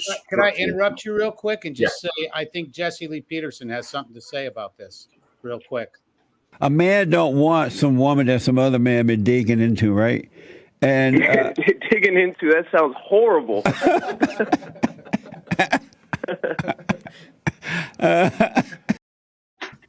It's true. It's very true, and he married that, so Rolo's. I think that was a well worth burned bridge. It needed to, he's a despicable character, and there's again, you tell a person's character when they're under stress. We put him under a little stress, and he buckled. Hogwood buckled. Troy Francis. I mean, everybody's seen now. Any hole is a goal for them, and it just the truth has a way of just always coming out. It really does. Yeah, some bridges have to be burned because you'll get poisoned. You'll say, why am I constantly feeling like this and getting poisoned? And it opens the route. If that bridge isn't burned, it opens the route for betrayal. They say the saddest thing about betrayal, it never comes from your enemies. It always comes from somebody that you had humanity enough to trust. And so that needed to be burned. And like you said, put a river there, put the moat, just make sure it can never come back. Because and I learned that with Dippin, because Scribe was like, hey, if Dippin apologizes, he came back, did the same thing, and betrayed everything. I said, man, we should have left that burned. It's hard, when I had Ivan on here and I asked him, excuse me, when I said, when do you leave a man behind? And he said, when he's dead. And that kind of hit me because I looked at it 2 ways, not just physically. I looked at it spiritually. Like, he's spiritually dead. He's never going to learn. So, the phrase leave no man behind, you can only do so much to a point, and then it's over. So, I don't know what you guys think about that, Primal or Gonzo. Leave, anybody, leave no man behind. Do you think that means spiritually or just physically? Yep. No, spiritually. And that comes in scriptures, what they call is there's a seal on their hearts and their souls, which means nothing good can enter their minds anymore, in their hearts. Because, and why? It's not that that's their destiny. They've actually sealed their own fate by consistently engaging in immoral conduct. that is how you seal your heart and your spirit. Yeah. Anybody else on that? Yeah, I agree with that. Yeah, they're dead to you at that point. They become a threat. It's like the zombie thing I was talking about on Wisdom Radio. Once they're zombified, if you don't keep a distance from them, all they can do is infect you. They will never do anything but infect you. So you have to leave them behind. It's the what are you kind of talking about, Smash? Because I'm new on this. Like, leaving. Well, it's kind of like, all right, if we got somebody that, okay, say he's not religious. I'm not religious, but I'm very spiritual. I study religions, right? But you got these guys that they're religious and they're not religious. So we'll take examples of, say somebody's religious and you're not religious, and they're just constantly harping on you. It's like, God damn it, man. So unless I become zombified into your particular religion, we're never going to be cool. Then there's guys, if you are religious, you get these guys who are atheists that constantly harp on them. Oh, you're believing in that thing. And it's like, man, shut the fuck. It's like, come on, you know? It's like, you know. I agree with that. Yeah, you got to be open-minded. You know, you can't, like, I know Muhammad, a lot of times, him and my son's thick-headed, and they'd be banging it out. And I'd be like, but I don't care if you're Muslim. I don't care what you are. If you don't believe in the Almighty, and look, you know, I have my beliefs, but I'm not going to knock down your beliefs. What you believe is what you believe. I'll tell you how I feel, not about really your belief, but how I feel about mine. And that's it. And I let it be at that point. We still could be friends. Let me ask you a question, though, Pops, since we're on the subject of building bridges and burning bridges. To me, that is a way to actually build a bridge. It's not you're not burning it when you say that. That's right. People would say that you're not. You're leaving that bridge up still. Okay. Because if that man does reach out to you, you can give him the information that he wants. You know? And I find beside me spiritually, like a lot of people today can't have a fight with someone and then make up, like not let it bother them so much. Like I'll give you an example. Me and Uncle Gunny went at it one night. I don't know if you remember. And the next day he was on my show. I don't hold grudges. Absolutely. That's how it should be. And men, people, an individual should know when to back off and when to stop and respect the other person's boundary. That's what needs to be done. I agree, but even sometimes we're all human, right? So we make mistakes. Absolutely, fully agree with that. We act like idiots sometimes. I'd be the first one, and it's not a big deal. Like I don't know why everything is such a big deal lately. Like I'm not. I don't want to be a washwoman. You know, like I'm in on YouTube, and then somebody pisses me off, and I just write them off like you know, women do that shit. I don't. No, but Pops, what Smash TV was saying was there are certain kind of characters you need to dissociate yourself from them, otherwise they will harm you in one way or another. So I agree with Smash the way that's a different shade, and what you're saying is different. I fully agree with you too. What you're saying, we may have a fallout someday. Passionately disagreeing, and then next day we're perfectly fine, and that's how it should be. Yeah. Now, Smash's point is different. That's spiritual, and if you're going to keep pushing something on me, and I don't want to be part of that, then you got to go. Yeah. That's and there's another thing to what you mentioned about these artists and pickup artists, you call them, I think. There was another episode, Tony, I was watching Chicago PD, and there was one episode in which there is this pickup artist who is giving these lectures to men how to trap more women. And then suddenly there's a string of murders of women found murdered here and there. And it was that pickup artist doing these seminars to get more girls was the central character of this thing. So again, another manosphere, another attack on the manosphere. So it's coming. More and more stuff is coming. Let me see if this is shift. I want to make sure. I got to put a little Balkan World Order. Shift, is that you? Yeah, it's me. Okay, cool. Good to have you, my man. Yeah, it's a pleasure. I was like, when is Tony streaming? I was like, I miss your streams, man. This is the Switzerland. Yeah. You know what? I had a good point too. I was gonna say, I had a group of friends I used to go to movies with, and they started giving me this vibe of like, we don't want you around. And I kept hanging around until I got the point and said, okay. So I stopped that. I just pulled myself from there. Oh, that happened to me Facebook. when I was Yeah. younger. Like, take the yeah. hint. But yeah, go ahead. Yeah, Go when ahead. I was younger, I have all these ideas, and I would do anything for my friends. And as I got older, I saw my father went through the same thing with his family. He would do everything, and they would shit on him, but he kept going. And then as I got older, the last time I had to let go of a friend of mine that I knew since elementary school, honestly, Yeah. because he would be one of those motherfuckers that would invite you. He placate, be nice, and then at the end, make offhanded comments that are really like backstabby in nature and show that he didn't value that friendship. I was like, oh wow, I didn't say anything. I was like, you know what? I'm just gonna leave him, and he's not gonna know why, and that's it. It's like done, and because he should to make him realize, like, look, what you did was like, there's no respect, and if there's no respect, you don't deserve me telling you why I'm pissed off, because I'm just gonna move on.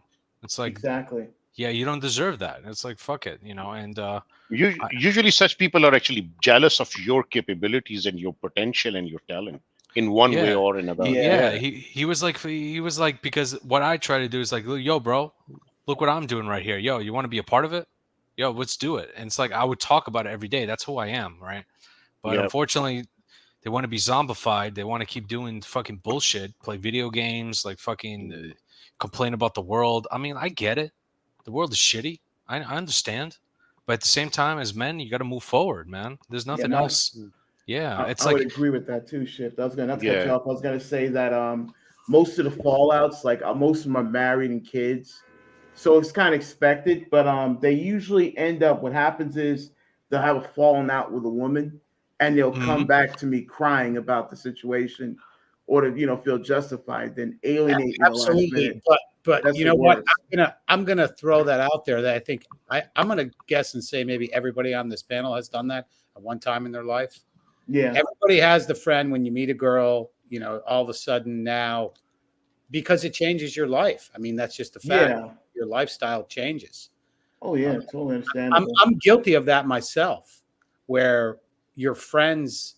I don't want to say your friends become second, but you've changed. That's why I was hoping Michael Foster would come on, because I do want to get into, when we're talking about burning bridges and building bridges, I want to talk about that in relationships, because that's a tough one right there in relationships. Like, how do you build a bridge in relationship, and when do you burn it?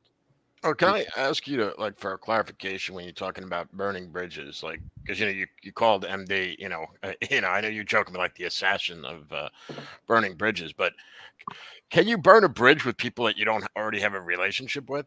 I mean, like, is that kind of like just assuming, you know what I mean? Like, I think it depends on the context. The context of online, yes. If somebody's interacted with you, yeah, you can burn that bridge. That's my opinion on that. Anyways, like, I know what's his name? Hogwood was on.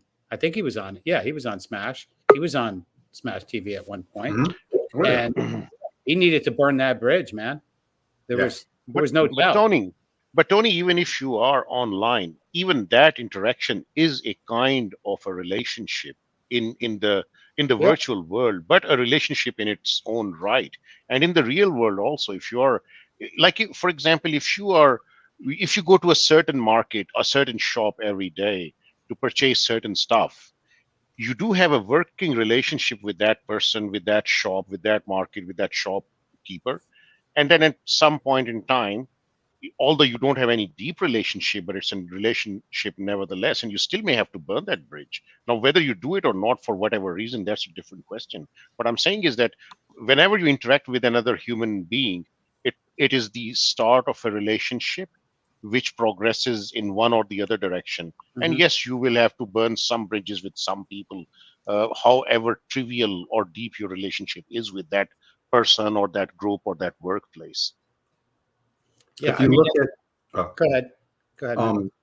Burning bridges is so important that if you look at government and certain policy, they kill people to burn those bridges. It's that important. Some people are just, and it might sound evil, like from the Star Wars thing. It's like he's too dangerous to leave alive. He's too. You got to burn that bridge into cinders and bury it to where it can never, ever. And I'm not advocating anybody do violence. I'm just saying, look at what the extent of what people have done. You know, saying, look, I'm going to make sure this bridge can never be rebuilt, not in this lifetime. And you know, if you don't cut off the person, you know, like I have a friend I went to high school with, and I had to really get serious with him because he would, you know, every time he saw me, he would stop, what's up? And I was like, look, Joey, I can't talk with you. And he was like, why? I said, because you're a fucking drug dealer. I said, you sell coke, you do all this shit, and I can't be associated with you. I can't even let people know that we're cool, you know? And we, you know, I said, look, you see me, just keep on walking. Don't, you know, even waving to me in a store is dangerous because the shit you're doing, somebody's going to look at me as an associate or some shit because these guys got heat on them, you know? And if that bridge, I can understand a father telling a son, look, I don't want you associating with none of these people because that can come back to them. You got to burn that bridge. And it sounds harsh, but sometimes it's for self-preservation. You know, people, I'm not doing nothing wrong.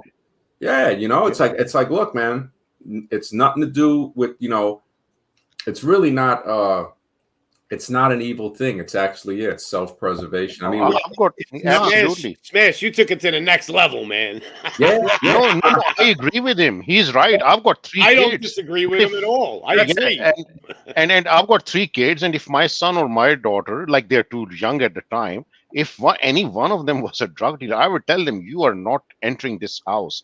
Once you give up this stuff, come back to me. I'll take you in, but not until you are doing this stuff. Yeah, because I agree. Does it make sense? Yeah. So I agree with that. But I just said, like, Smash took it to the next. Like they were just talking about. Yeah. Like, okay. Burning Got the bridge it, in a relationship. Yeah. Smash took it to the next level. I love it. I agree. A great way to see that is, you know, if we look at organized crime, you rat, that's it. That bridge is burned, and you're lucky to still be alive. That's correct. So you see, if we look at it that anything, I mean, if it can cost you your life if you don't burn that bridge. Better him than me. Look at the real life Henry Hill. You guys probably remember when Henry Hill finally just came out and said, fuck it. He was on Howard Stern's show. You know, he was hiding for a long time. And finally, he just said, fuck it. You know, he ended up dying, I think, of natural causes. But Henry Hill, and that's from the movie Goodfellas. Yep. He decided he was just going to say, fuck it. It was time to come out. But I thought you guys were talking about burning bridges with relationships at one Well, we are. We kind of veered off. We'll get back to that. I think, though, with relationships, Tony, you can't even have, once you break up with a woman, you can't have a relationship with her. It's over. That's it. It's done. There is no bridge. Well, I'm talking in the relationship itself, though. That's kind of the context. Oh, I didn't get what you were context. Let's say if you're married, I think that, I totally believe that men should lead. You know, we talked about this before, that weak men control, strong men lead a woman. And that's what women yearn for. And that's really important, that guys understand that control is horrible. Nobody wants to be controlled. Right. You know, I think it was micromanage. Yeah. You know, nothing against Mr. 1950 on that, the legendary Steam with Steve and Rosebud. But if you guys go back to that video, I control my woman and all this stuff. And I'm like, man, that's I hate to say it, but that's weak, man. I would say that insecure. The woman is controlling them, man. Well, that's they're the ultimate simps. I depends what you're talking, like control, likewise, because like Uncle Guns, tell him, Uncle Guns, you control him. No, I don't control him. I give him an option. If you don't like it, he's got a roster. No. He's got a roster. I was making a joke. Hey, MD, I was going to say a famous line from Goodfellas. I'm going to give you this money. He's got a roster for people to volunteer for him. Uncle Guns has a checklist, Mo. At the end of the month, they have to go through the checklist. Tell them, Uncle Guns. I love it. Do you get them to do time check-in? Like, do you have time card, like to punch in and out? No, but he has like a list, and he goes over it with them. Like, okay, well, you didn't do this. I run my relationships like a business, like a quality check. I run it like a business. I get it. That's how it should be, man. Well, see, I get disagreeing. I'm loving what he said. I get that, but I might be even more old school than you guys, and I just believe it's got to be organic. What's natural? There's a natural order to things, and when natural order is there, that whole control thing doesn't need to be done. You know, I look at like Donovan. That's control over. You know, all about the orbital. Kevin, that's you know, she's going to have her orbital bone broke if she looks the wrong way. I remember him saying where he had a webcam at her desk when she was working. And I'm like, good God, what kind of work? I mean, who the fuck wants to do that kind of work for a woman? To me, if you have a camera at her desk while she's working, you are cucked. It's that simple. Yep. I mean, that's my opinion on that. That's an insecure fuck, man. Exactly. It really, really is. And so to me, it's brutal. I prefer things that are organic. I think there's a natural order. Yeah. When you're dating them and going out with them or whatever it may be, if they're not on the same page as you, I can't control her. It's just time to say goodbye, and I move on and find somebody that is on the same page. The one strike rule, you know? It's like if it doesn't work, just leave. Fucking get out. Would everybody on this panel agree that a weak man controls and a strong man leads? Yeah, man. You put my agree with that. Absolutely. I agree with that.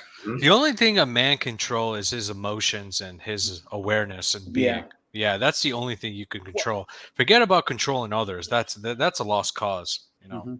Even with children, you got to lead by example. You try to control your children, you get the opposite. Oh, yes, absolutely. I don't even understand why people would think they can control anybody, because it's simply not possible. It's against nature. Even animals cannot control other animals in their own packs. I mean, when they're real little, like 3, 4, 5 years old, you got to control them. You got to show them what's right and what's wrong. Absolutely. Pops fully agree. But that's a phase, and then you phase it off, because by the time they're 5, 6, you have hopefully already taught them the basic stuff, and they know, and then they can extrapolate a lot of stuff. But you can't control, sit, read for next 2 hours. No, it doesn't work. You have to sit with them, and you have to read and study with them, and then they will do it. Otherwise, there's no way they could. That's like how other content creators, like, they try to control their streams as much as possible instead of being organic, you know, in a way. And you could see it, like, it's not as good, you know, and that's how relationships should be also. If it doesn't click on the first try, she's not enthusiastic about you, then you're like fighting an uphill battle if you keep trying to like dig in and try to win her approval and validation. It's like, it's a joke. You lost the war before you began it. Actually. Yeah, exactly. Micromanage and stuff like that. Yeah. Like my example about my job today, I was talking about my job, my boss. When you're trying to control every aspect, stuff falls to pieces immediately. Yep. Yeah, I mean, you know, I think that a lot of men go against their instincts and their, you know, we'll call it their other brain. I think usually when you know something's off, it is off. But there's a lot of men that tend to just fall away from that and not think about that. So if it's off and your instinct tells you, yeah, something's off, you either need to fix it, confront it, or just bail. It's just that simple. I think they have to love you more than they have to you control them too. Like, I coach, you know, sports with kids and stuff. And I used to tell guys, they used to try to like control their, you know, the kids in their football team. Let's say you coach in high school. And I told them, listen, you're going about it the wrong way. He goes, what do you mean? I go, yeah, you got to tell them what to do, but they got to love you. They got to be willing to go through a brick wall for you. That's how you're going to win with a team. Yep. And I had team after team. The kids just loved me. I was like their buddy in a way, but I was the coach. They respected that. But they would run through that wall if I told them to. And that's what I think you have to do too. You have to gain that love. Yeah. Once you gain that love, you're unstoppable. I mean, to me, like burning a bridge in a relationship, okay, we're going to say a marriage or a long-term relationship. And I know Michael Foster, we've talked about this before, is when somebody is, we talked about like grounds for divorce, a Christian marriage, grounds for divorce. And he described it, I think it was porneia. And I guess that would be, MD's big on root words. That would be probably the root word for pornography. But there were certain things like when do you take it? For somebody that's in the church, Michael Foster is an advocate for divorce. He said they'll actually, I guess, call out the person in church, that kind of thing, which is like, to me, that's like super old school. But there's certain things that are just non-negotiable. Obviously, one of them would be cheating. He had gone as far as deep as I think as like what did he say? Any type of, I don't remember. I don't care. I think basically what he said, like a hand job. Yeah, that's pretty much grounds for divorce. Anything like that. Mm-hmm. But you don't. I think there's guys even that I know to where like cheating is like it's over. Period. If your wife cheats on you, it is over. There is no coming back from that. I mean, exactly. I just don't see it. Even if you tried, it ain't gonna work. You just might as well end it right there.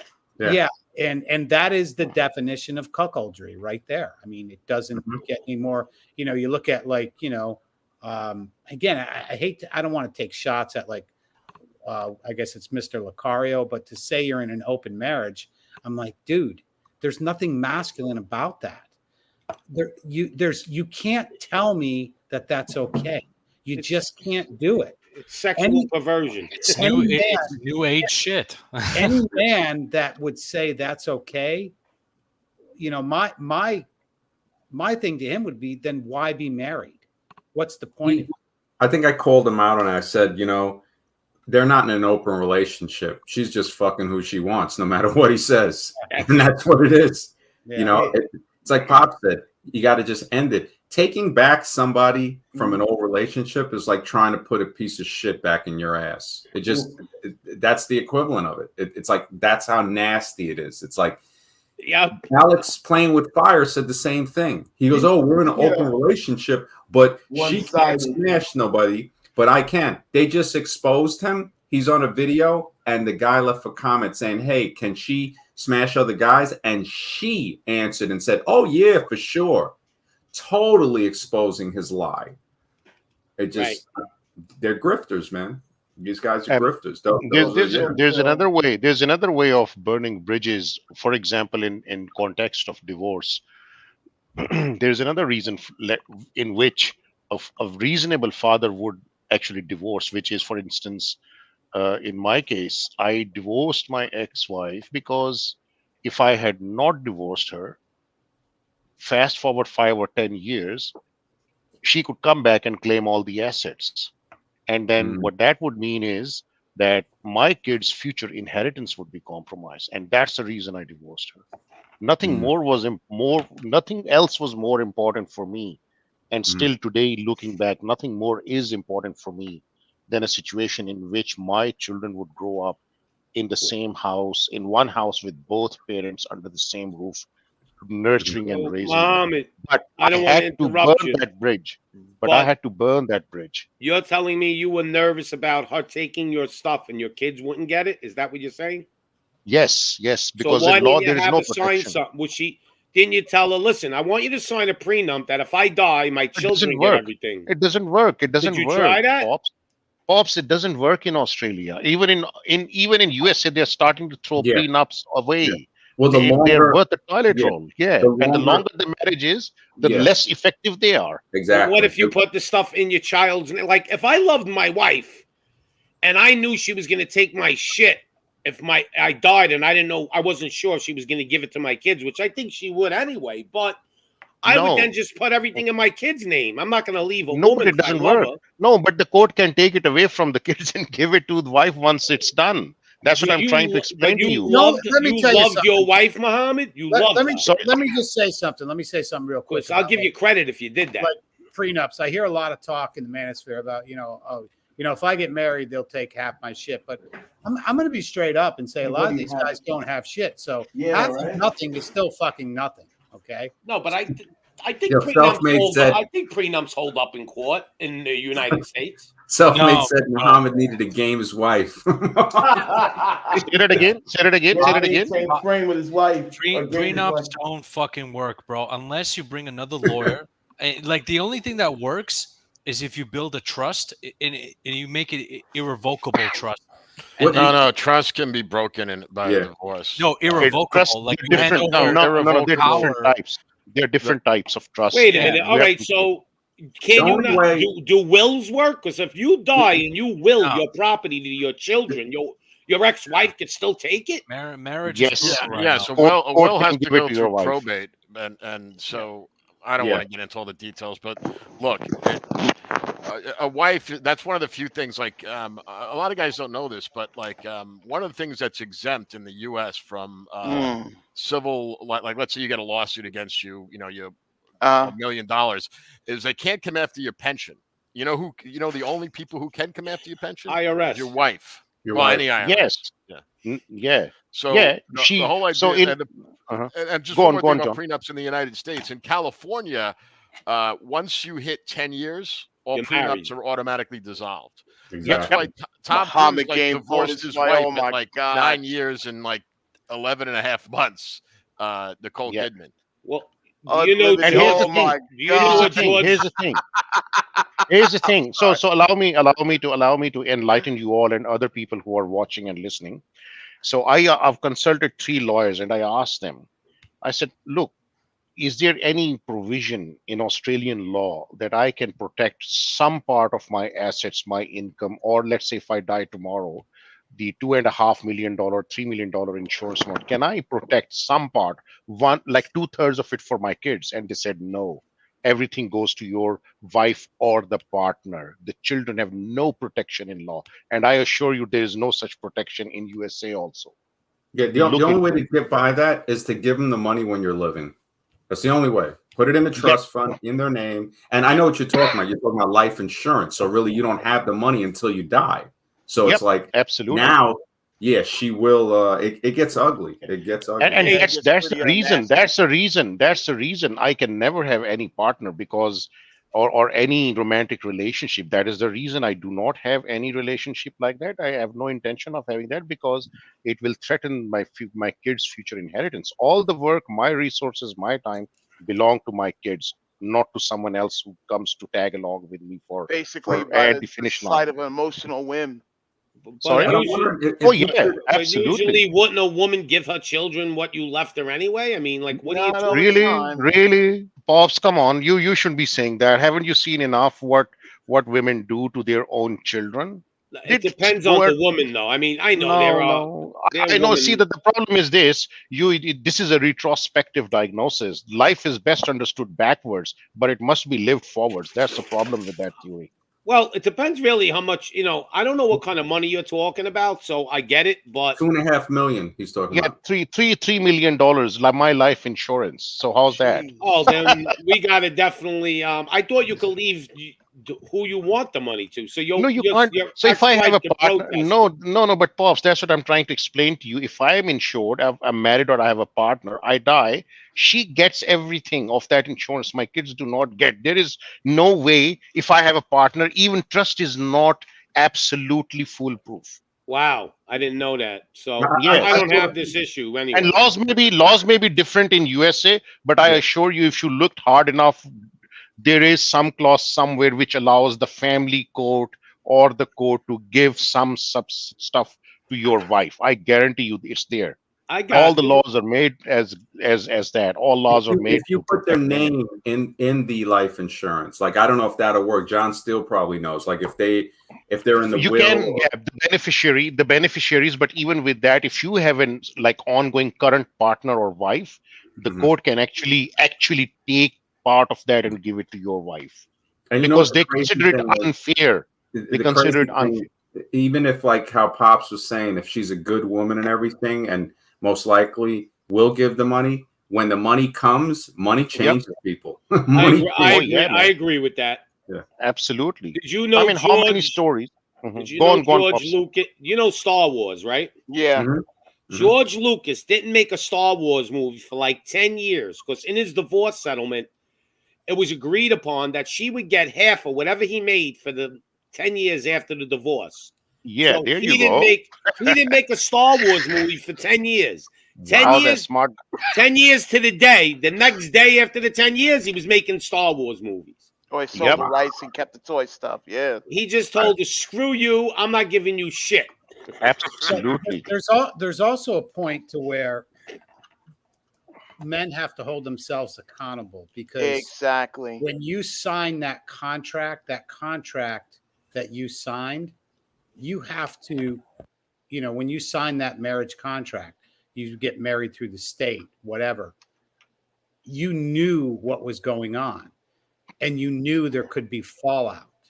Ignoring the red flags. You don't want that when somebody gets married. You don't want that. But I want to see more guys saying, okay, especially I'll say within the past, if you've got married within the past 15, 20 years, you knew what was going to go on. No excuse. So it was the deal.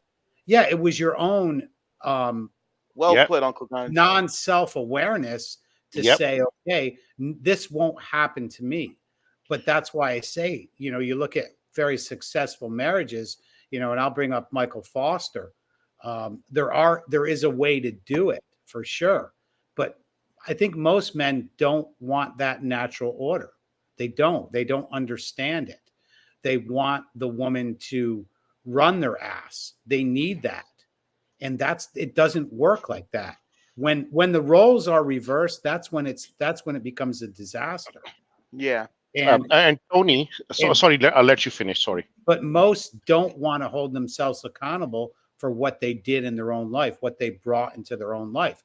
Like I said, I remember when I was on with Elliot, and I kind of blew his mind when I said we hear in the manosphere so much about female nature. Everything is female nature. Well, my description of female nature is basically female nature is what you brought into your life. You knew that. And I kind of explained it to where the frog and you allow. Yeah. And I say not all women are scorpions, but you knew I was a scorpion and you jumped into that. So stop blaming it on female nature. That's my opinion on that. No, you're right about that. And just to point out, Ojit 1917 is saying, I will don't marry and live with them. So allow me to enlighten you on that also. It works in USA. Don't get married in most states. Even in USA, it's not applicable to all states. In Australia, so here's another kicker for you guys. So when all this happened with me, I asked my lawyer, what if I know that you don't have to be married? What if we are living in separate houses? And there were 3 lawyers, all of them women, and all of them said the same thing. And they said, no, you still get assets divided as if you were married. I said, okay. And then one of the lawyers said to me, and my question to her was, is there a way I can protect my assets for my kids' future inheritance? And she said, Umar, with your question and your concern, I asked her, what kind of relationship is a safe relationship between a man and a woman? And her words were, Umar, with your concern, your question, the only relationship a man can have with any woman is no relationship at all. These are her words. I'm not paraphrasing. Jeez. And she said to me, if you are living 3,000 miles apart and she can prove in the court that you were in a relationship, you are going to treat it, your assets are going to get treated as if you were married. Does not matter. You can be living on different continents. These were her words. And how difficult do you think is for a woman or a man to prove that he or she they were in relationship, showing few texts, few cards, few gifts? It's not that difficult. A couple of her friends will come and testify for her. It's not going to be difficult. Yeah, I want to respond to Woody, my brother here. Yeah, Woody, no, I never said the laws shouldn't exist. I never said that. Those are words that I never said. So let me make a comparison here. Okay, cocaine is legal. Why aren't you doing lines in Starbucks? Sugar's legal. Yeah. I mean, go ahead, do some blow in Starbucks in the morning, see how well that works out for you. That's what I'm saying. So we know there's laws. That's not something that I said. So Muhammad, if you were divorced, hang on, just lay out a big rail in Starbucks in the morning, snort it up, and see how far that gets you. It's the same thing. It's exactly the same thing. Yep. You know? I'm not saying the laws are fair, okay, but I'm saying they're there, and you know they're there when you sign that contract. So that's a part of holding yourself accountable. You know, so I think Muhammad, Momo would say you gotta game your wife, man. It comes from not gaming. Yeah, right. Spin the plates, isn't it? He's like, Muhammad, if you were divorced from you, if you told your wife, listen, we're getting divorced, I'm getting my own apartment, you love me, good. So you get divorced and you still see her. Look, does that No, count? but that proves there's a relationship, ongoing relationship. Even if you're divorced already. Yes, yes. Crazy. Muhammad, It like is. the only, You can't get rid of them. You have to have them whacked. Muhammad, the only way to Good win God, honestly in this marriage game is honestly if the woman is richer than you. Then you could do the Kevin. Absolutely. You could do the Kevin. You could do the Kevin Federline shit where if she's out of line, you could just say, "Look, I'm going to divorce you. I'm going to take half of your shit." I did say that. I did say that in one of the streams here, or maybe with Primal. The only time I will ever date again with any, well, I won't, because like this is a hypothetical. The only time it will be when she's making more money than me. And what are the chances of a woman or even a man who's making more money than I am, or the potential that I have? that's Very the thing, few. Muhammad, like Tony said, and I totally agree with him. You sign a contract, you got to live up to that. That's part of being a man. Whether that contract is not in your benefit, you shouldn't have signed it. You got to take absolutely. You know, and We this agree is, with that. you know, a one way to get out of it, right? And this is one way, because the reason the state does this is a woman can be used. The product is used. It's like the clip he paid. Nobody wants a woman that's been dug into, right? So this is why the state does that, because they know that after the guy is done with her, her value is nowhere near as before. The way to get around that, the only way that I've seen, is you must send her to school and let her get a degree. And that's how guys have beaten that. Like I have a friend in New York. Now, New York and Cali are the two worst states. If you're married for over, I think, 7 years or 10 years in New York, and she's not educated. I don't know what it is in New York. Yeah, if she's not educated, you have to pay alimony for the rest of your life to her, unless she gets remarried, right? If she doesn't have a bachelor's degree, because she wouldn't have means to make her own money.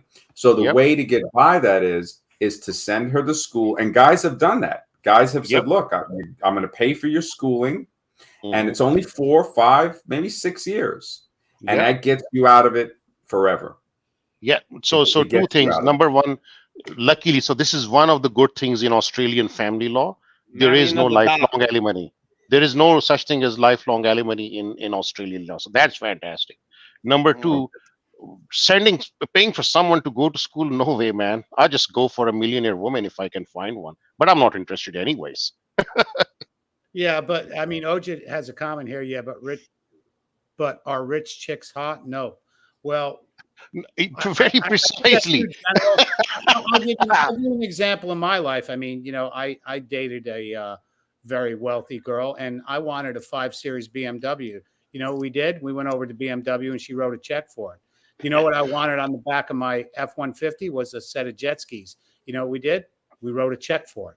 Or so I say she wrote it. You know what I wanted to do? I wanted to go on vacation. You know what she did? She booked the vacation. So yeah, I mean, you know, I had no issue with it. So yeah, because that was like Muhammad's ex-wife that took all his money. No, but see, here's the thing. Yeah, what was her name, Muhammad? Just kidding. Here's the thing. You know, when we are sitting, and I ask men as well, what do you think is it that why would I need to be with a woman? The only reason I would want to be with the woman is if I wanted more kids from her in my life. There's no other reason. Why should I, you know, compromise my resources, my time, my energy? I've got 3 kids. I'm very happy with them. Yeah, I would like to have more, but the laws are absolutely against having a family in the West. So that bridge has been burned. Yeah, I mean, you know, I get that, and I'm glad that people learn from their lessons. To me, that's important. If you don't, you know, I think it was MD who had said, you know, a smart man learns from his mistakes. A wise man learns from others' mistakes. And that right there, that's pure gold right there. To me, that's as pure as it gets. You know, think about that, man. A smart man learns from his mistakes, and a wise man learns from others' mistakes. And I think what the issue we have here and with men is men don't learn from others' mistakes. That's a big deal. They don't. You have to experience it for yourself. You know, you could see somebody touch the hot stove, but sometimes you're going to touch it. You open you know, it's like spoiled milk. You know, why do you have to smell it? You know it is. It's curdled, but you're going to stick your nose up to it anyways. Ojit is saying, I got game a rich old white lady from the Gold Coast. Hey, it's what you got to do, man. Yeah, man, that's the only way it could work. Where it's like you got the power. It's like, look, that's the thing. When a man has an option, then it's like, or he doesn't care. It's like, I'll just leave you. There's nothing you could do. You're screwed. You know. Then it's like, so let me phrase that these laws in a different way, and most men don't like hearing it this way because they think, no, it's against. See, the laws, all these laws were formulated in which the person who's the primary breadwinner is the one who loses it all. So if you are working and making insanely more money than your wife or husband, and if the wife or husband decides to leave, you are spectacularly doomed.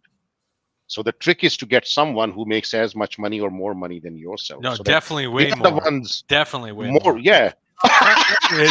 There's a go for it. Gina Reinhardt, absolutely. And I tell them, look, any woman who's making like 3 times money I'm making, like she's going to be like 60 plus, and she can't give me a child, so there's no reason. Well, Mohammed, I'm going to tell you that Nixon is in Australia, and he's an Australian. Yeah, I can recognize from the name he's put in, Gina Reinhardt. She's a mining magnate here. Yeah. So you need to go visit Nixon there in Australia while he's DJing some night. He's going to hook you up. He's going to hook the brother up. So that's a pretty big plate or pumpkin to spin, I have to say.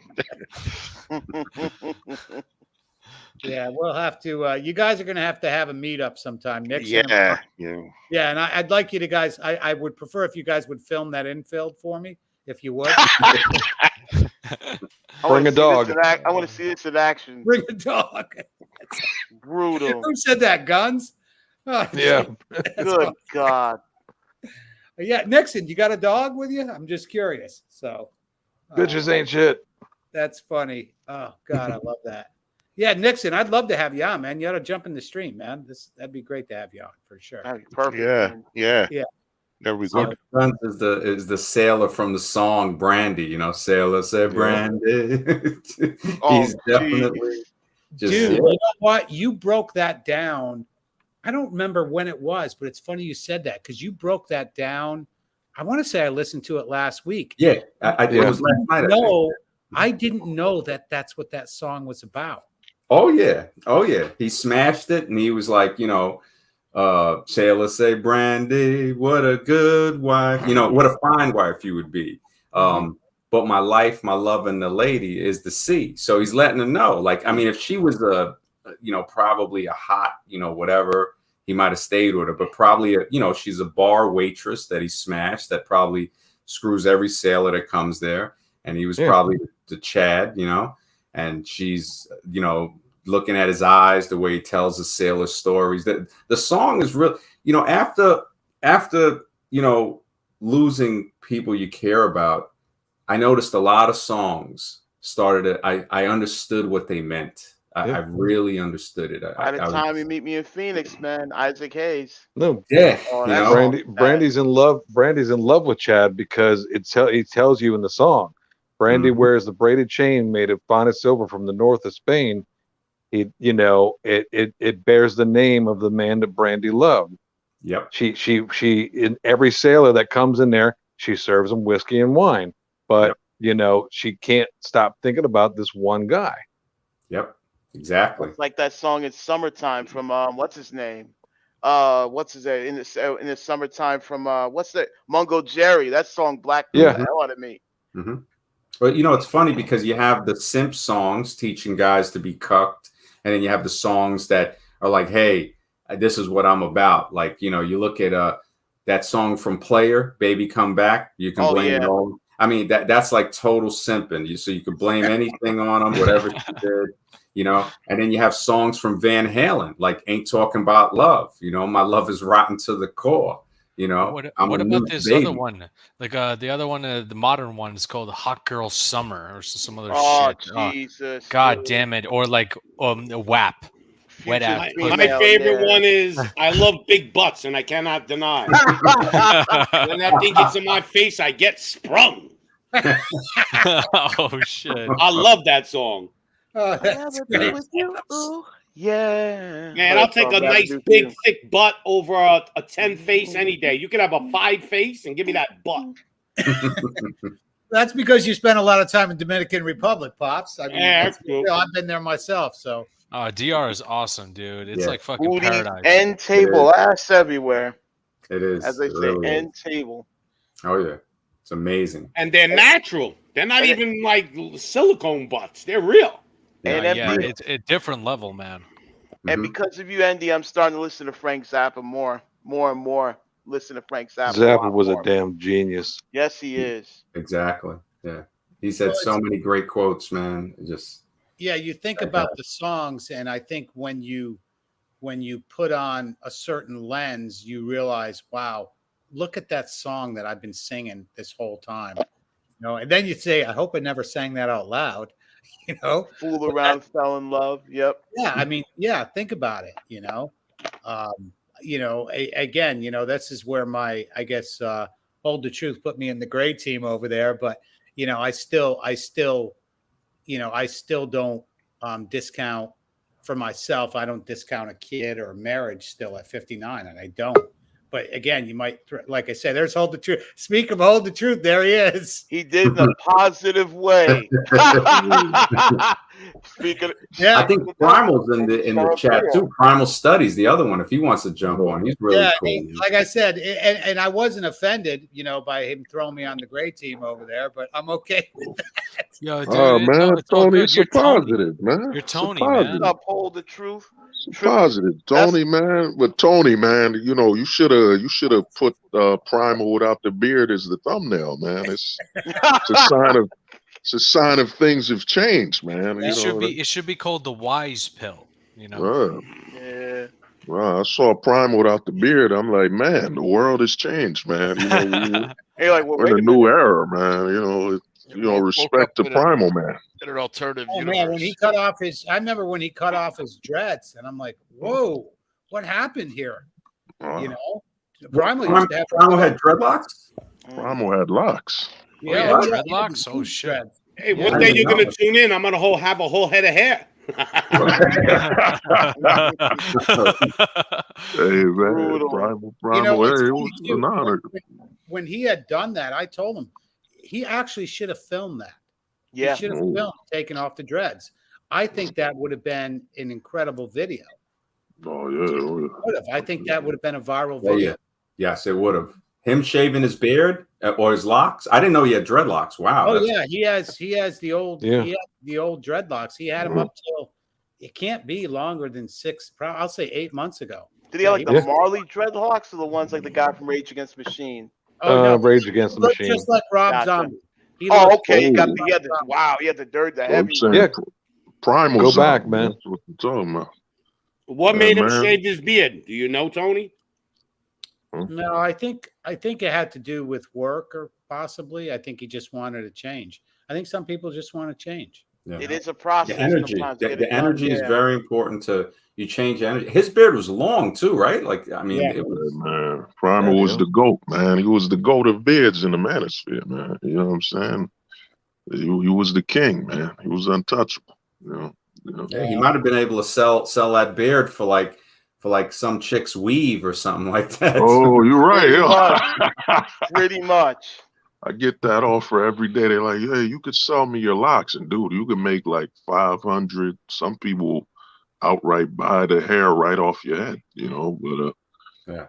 but to me, Tony, man, I've always said this, man, Tony's the bridge. And a lot of people don't get how much courage and self-respect you gotta have to be able to, talk to men that you don't agree with. You know what I mean? That's why I say Tony's been ahead of the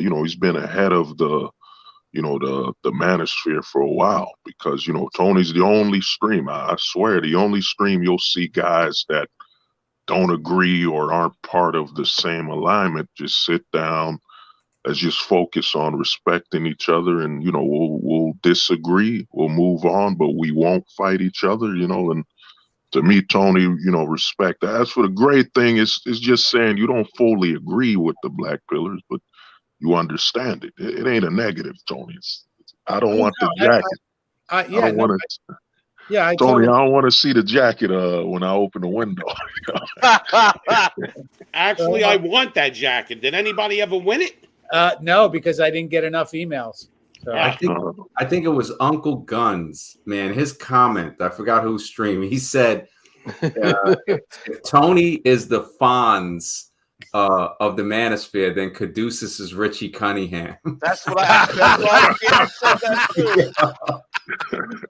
Oh man, I think David said that. Yeah, I said I was Potsy. I said I was Potsy. Oh man! Oh, Potsy! Oh my god! Oh god, he got somebody. I think David or somebody said that Tony was the Fonz, and I said, well, if Tony's the Fonz, that makes Caduceus Richie Cunningham. Yeah. I was like, oh shit, that was mad funny. Man. Well, sometimes Shift sounds like Caduceus. I hope he jumps on tonight. So Shift, you have almost the same voice as Caduceus. Oh really? Yeah, really. I don't. Tone. I mean, yeah, you do. Now that I get confused. Sometimes I think it's Caduceus in disguise. I am a money maxer, so it's like I'm all about the money. So yeah, I know you do the you're into the stocks and all that stuff. I'm about to play Pink Floyd for Shift though. Look at who we got! Unbelievable. Here we go. Michael Foster's bat. Oh, Michael Foster's bat. The legend. Hey, hold. Where's the bat? Yeah, he's on the comment section defending Michael Foster. Oh, that's just crazy. I want to go to Hold the Truth right now and talk to him about, since this whole stream is about burning bridges and building bridges, where do you, in your world, in your content, how do you find it important to build bridges, and then how do you find it important to burn that bridge? And when, I think one of the, we can talk about building bridges, but after you talk about that, I really want to know, when do you find it necessary to just say, fuck it, I'm going to burn that bridge?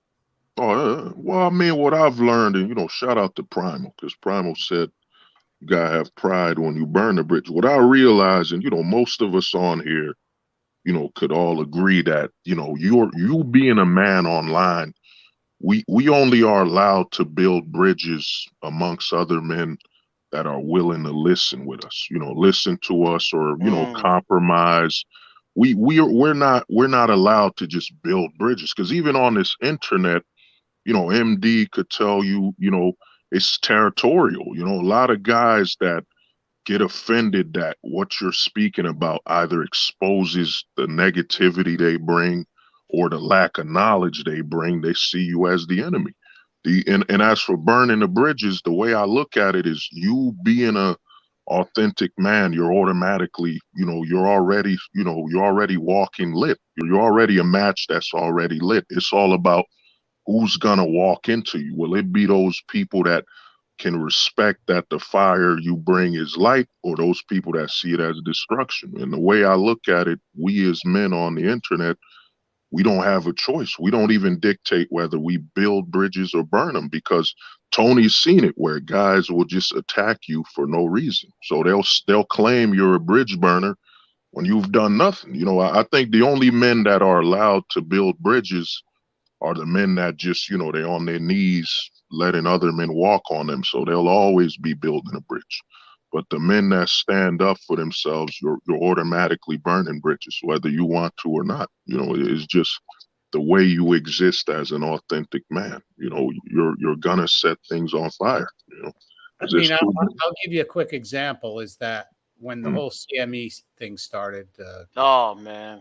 Now, did I reach out to a couple guys that spoke there and said, hey man, like, what are you doing? You know, and I went at it in a good way. When I say a good way, I'm like, I basically said, you're better than that. That's the way I approached it. Like, you're better than that.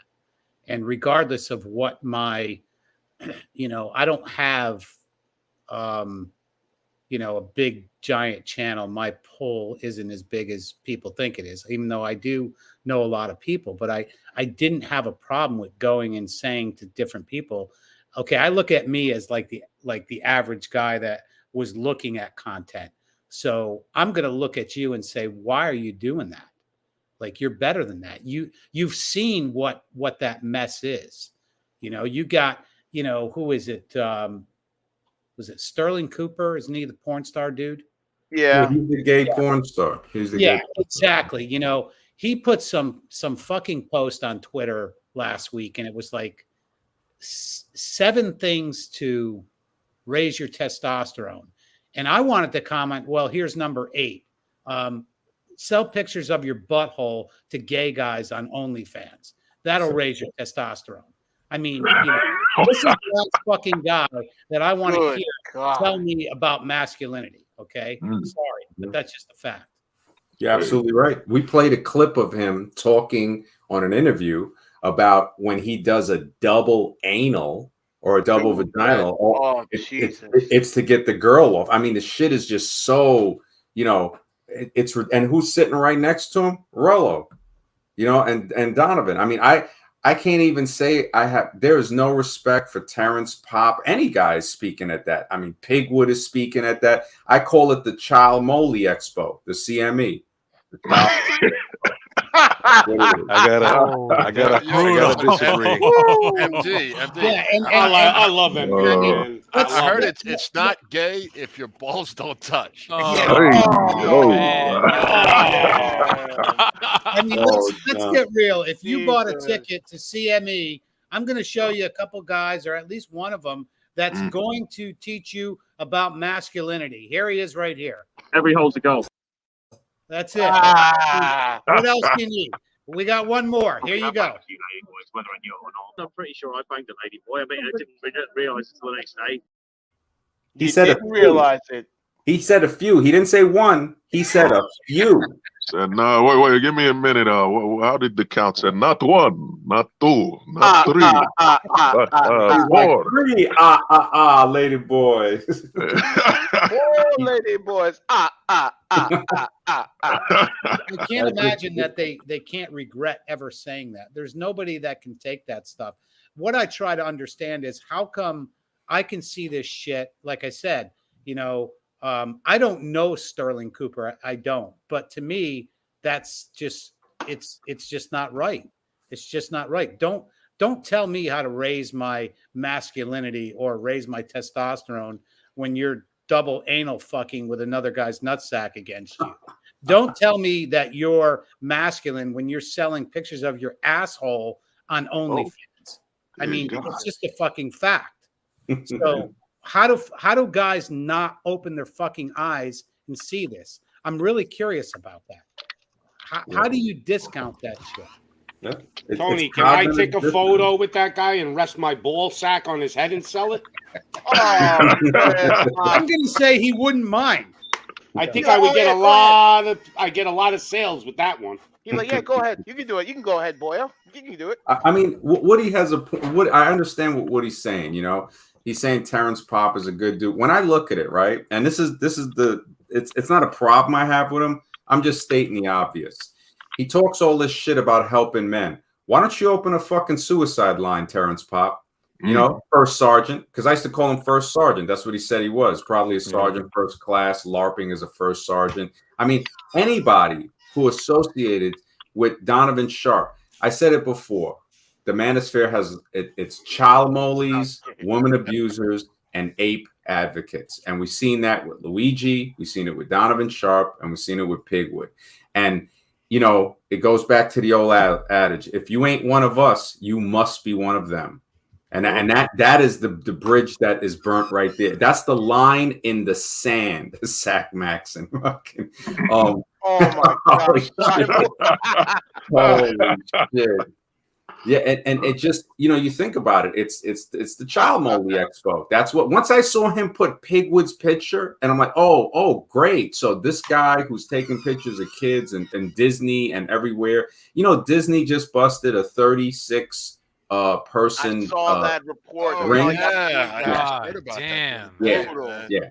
And what's Hogwood saying? Oh, it was at Disney. That's it's a haven for that shit, And this is the problem. Terrence Pop can't come out and say shit about. He's got a daughter. That makes it even fucking worse. So now he's raising another woman that's going to see a broken, emasculated man.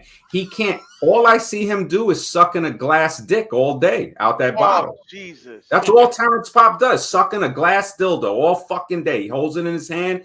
That's his dildo. And he puts it down his throat. Probably don't chew his carrots. MD, tell us how you really feel. I'm gonna make. Oh, Look at John feel like, listen, bro. And this is the thing. I used to comment on his stuff like, hey, what's up? First sergeant, all of that shit. And then I started to say, wait a minute, fuck this. I remember when I was in the Army, they called a sergeant major with a buck private on the desk. Oh, shit. Male. Nothing happened in either one of them. But this is the type of stuff that you got to draw the line in the sand. It's like, look, man, I ain't doing that.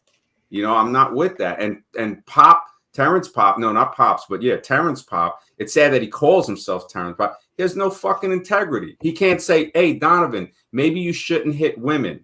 Maybe this guy shouldn't be, I can't associate. I got a daughter. I can't associate with somebody taking pictures of people's children, while they're walking behind him. Nah, why? Because he has no fucking nuts. And that ain't nothing against that. I'm talking about the behavior. I don't think this. What type of example is it to your daughter to be a fucking alcoholic? And you're over here having a cock party with all these guys. I gotta call it out where it is, man. I gotta call it. And if he wants to respond to it, let him. But I guarantee you he won't, because he has no fucking balls. He's with another guy with no balls. But he does have a glass dildo. Yeah, and he's got a glass dildo. Pigwood ain't got no balls. Well, look at all the guys at the Child Moldy Expo. None of them, they're all pieces of shit. Isn't that, that's what, and Woody, you're cool as fuck, man. But I gotta call out Terrence Pop where it is, man. I gotta call it out where it is. It's just fucked up. Frauds of a feather flock together, man. Because birds of the same feather flock together, man. You got a guy. Oh, my bad. Yeah, way back when. I had there was a correspondence.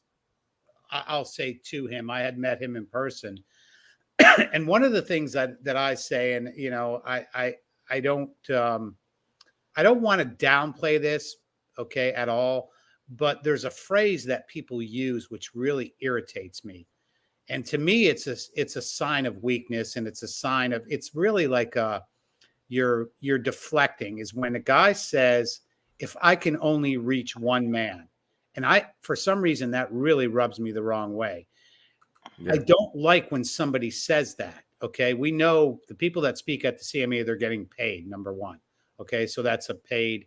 I'm not even going to get into like the details of things that were said to me from different people that have spoke there, which made me sick to my fucking stomach. But it was no longer the message, and it was about the money. And that's the part that bothered me. But I don't want to hear somebody say, to me, that's a sign of like you're giving up. If I can only reach one man. No, if you have a big platform like that, you're reaching thousands of men. Do you need that in your life? Do you need to do that? You're doing it for the dollars. Is all you're telling me is when you say that phrase to me, if I can only reach one man. For some reason, that's been said to me a few times. I don't like it.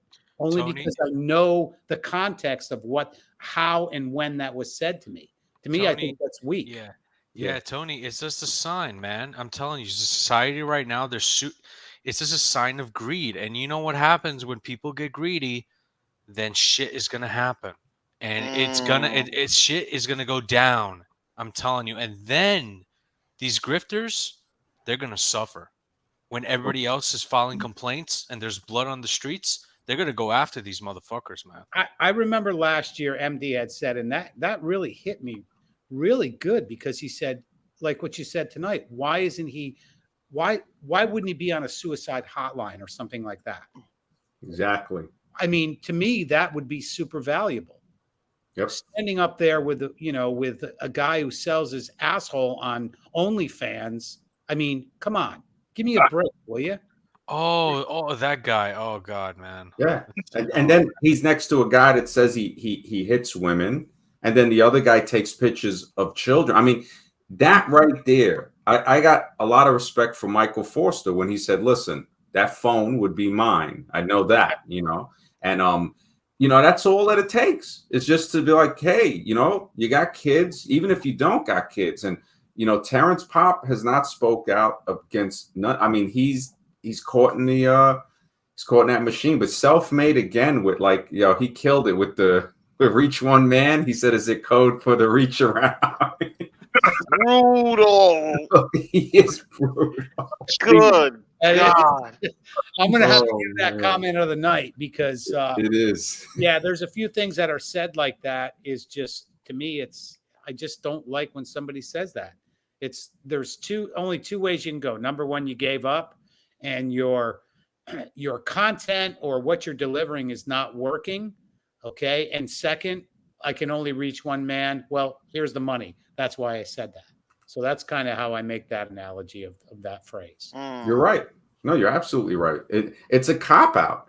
If I only reach one man. So that's saying it's a cop-out. So in other words, one man, it's like, what the, I think Terrence Pop needs to call a suicide line, because he's looking like he's ready to, he's probably checking the prices of rope, and hopefully he gets help.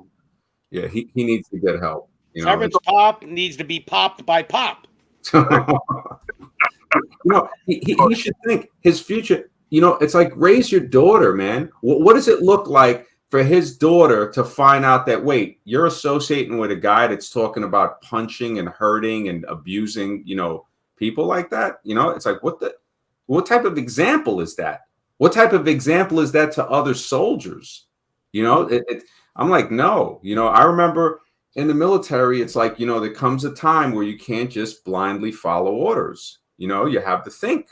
It's rare, but you got to think for yourself sometimes, man. And hopefully Terrence Pop sees his mistake. I met him in person, and he's a pretty rough dude. I mean, when I say rough, he seemed like a real. Oh, he's a grunt. I was in an infantry unit. He's a grunt. He was a legitimate tough guy. I mean, that's kind of. I'll give you an example. Okay, one of the things I do when I go to 21, believe it or not, guys, but I do makeup too. Okay, when I can. So when I say makeup, we take the shine off you, because you're getting filmed in like friggin' 8K. Okay, and I'm gonna lint roll you. I'm gonna do everything to make you look good when you go on stage. And I'll tell you, he was the one that fought that makeup. And I had to tell him, like, dude, I'm not putting like lipstick and rouge on. I'm just, you're not getting lipstick and rouge. I'm just going to get the shine off you. That's it, Mm-hmm. And he took offense to that. He was really cool the next day. He had told me, he said, hey, man, I get it now. You know what I mean? But I got a good vibe from him when he was at 21. And to be honest, I was just like, when I heard he was speaking over there, I'm like, why? Like, what's the point?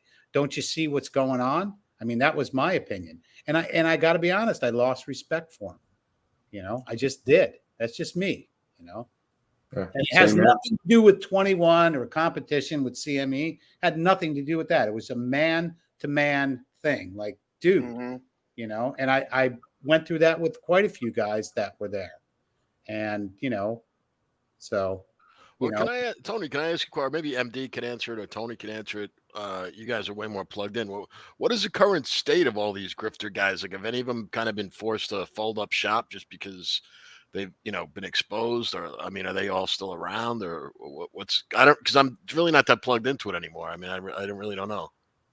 Yeah, I mean, I'm not that plugged into it. Like I said, I don't watch any bullshit content. I really don't. There's a few channels that I watch. I watch a lot of the guys that are on here, and that's about it, man. Only thing to me, I like things that stimulate my brain. Okay, not stimulate my wallet. Let's just put it that way. So I've been part of this long enough to where I can see what is toxic and what's not. And I think guys need to open up, because what happens is there's a new crop of dudes every day on YouTube. Okay. A guy that went through a divorce, a breakup. And let's be honest, most guys enter the manosphere. I mean, your ticket to the manosphere a lot of times is trauma. I mean, that's just a fact, as sad as it sounds. But there's a guy who I'd love to have on. I don't know if you guys are familiar with Sheep Stay Sleep TV. I don't know if you're familiar with him, but check him out. But he did a couple of streams here last week about the manosphere is supposed to be a rehab. Like a rehab, what do you do in rehab? You go in, you get better, you come out. But he compared it to a prison, and he was right. It was pretty deep. I don't agree with everything this guy says, but he was right on the money.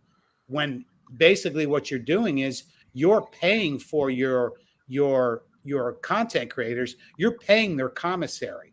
You're not leaving that prison. Nobody comes in, and really, I think you're supposed to leave, but you don't. That's the problem. Guys get caught up in this fresh and fit crap, and they never leave. So it's no longer become a rehab. It's become a prison. Not all of it, but a lot of it. So. Yeah, no, you're right. It's like it's that, and also it's like an asylum as well. I mean, it just, you see these nutcases, and like, to answer John Steele's question, it's like what they do now is one guy lies, Rolo lies, and his gang swears on it. So it's like he lies, the other guy swears on it, because they were feeling something a little while ago when Dirty Eddie Donovan Sharp was crying about cyberbullying after he cyberbullied everybody, sitting there while people were doxing people and laughing and donating $100 to people doxing people. And then he cries when people started to see what a fraud he was. So that's what the whole CME is, the Child Molly Expo. That's the grifters banding together to say, look, man, individually, they're picking us off. And a lot of them have been picked off, by just stating the obvious. So that's what that GriftCon is. What is Child Molly Expo TV? What is that? That's the CME, because they call it the CME, Expo, the Donovan Sharp's Expo. So I call it instead of saying that word, the full word of the Molly, child. So what is it basically about? It's them saying, it's masculine excellence. When, like Tony said, you got a guy selling his butthole and doing double anals. He's supposed to be teaching guys masculine excellence. A father who's drunk, sucking a glass dildo, ignoring his daughter to go hang out at a sausage party. Terrence Pop. A guy who takes pictures of people's children at Disney, in the streets of Japan, in the classrooms. That guy's supposed to teach people about excellence. A guy who openly said he beats women. Donovan Dirty Eddie Sharp. That guy's going to teach people about that shit. You know what I'm saying? This is what needs to be called out. And who's behind the scenes like a fucking slimeball piece of shit? George Miller, Rolo Tomasi, that son of a bitch. Just like the son of a bitch he is. And I guarantee you, Richard Cooper ain't too fucking far behind with his head up his fucking ass. These motherfuckers, these are what are making the ERs and the Alex M's who did that crazy shit to people. They say, oh no, it's the black pill or the incels or what. No, it's Rolo and these guys making misogynist. That's what they do. That's what they do. They are, one of my friends looked at the manosphere. He said, look, I ain't want nothing to do with that. He goes, this is like the lowest shit I've ever seen in the fucking, in the internet. And it was because he watched Hogwood's video. He said, this motherfucker's just a sack of shit. And I said, yep. I said, look at all the guys he's associated with. They're all pieces of shit too. And that's the problem I don't even have with Terrence Pop. But when you think about that, all you got to do is tell Terrence Pop's ex-wife, hey, why don't you ask him why he don't care about this guy taking pictures of his kid? Shit, I would be all for not letting him see the fucking daughter, because you don't give a shit if fucking Hogwarts taking pictures of her. You know, you don't have nothing to fucking say. Oh, this woman's, you know, they're crying about women because they're not. There's a lot of guys in the army that are still not men, and he's one of them. Fuck being tough, whatever. That shit don't scare me. That shit don't fucking scare me. Yeah, I just, you know, Caduceus had said something a while ago about net positive, and I do look for net positive in certain content creators. And there are guys that do have a net positive in their message, but I don't see it in that conference. I truly don't see it. And I'm not looking at it from an angry point of view or anything like that. I'm looking at it from a masculine point of view. Like what value? I try to look at it and look at the people that are speaking there and say, what value could I get out of it? I'm trying to look at it from a different angle. And I'm not trying, but I am. And I'm like, I don't see the value. I do see that misogynistic type viewpoint that you're getting. I mean, I was in the Rolosphere, so I know, you know, I noticed when I started speaking out a little, what did Rolo do? He plastered a picture of me all over his Instagram, his YouTube community, Twitter, of course, without tagging me, you know, like, go ahead and tag me, because when I wrote my Dear Rolo letter, I tagged him. And I think I tagged you and said, let's get MD and Rolo on a stream. I'll moderate and let's do this. But he won't do it. And his reasoning is, oh, they're just going to say this. Oh, they're just going to say that. No, you need, like, speak to your opposition. That's what you do. That's how you drive. When debates are important in this umbrella, in this space, I think debates are so important because men need to make their own decisions. It's basically like a courtroom. Think about it. Each party lays out their proof and then let the jury decide. So when guys come into the manosphere, what happens is there's no jury. They're not part of the jury.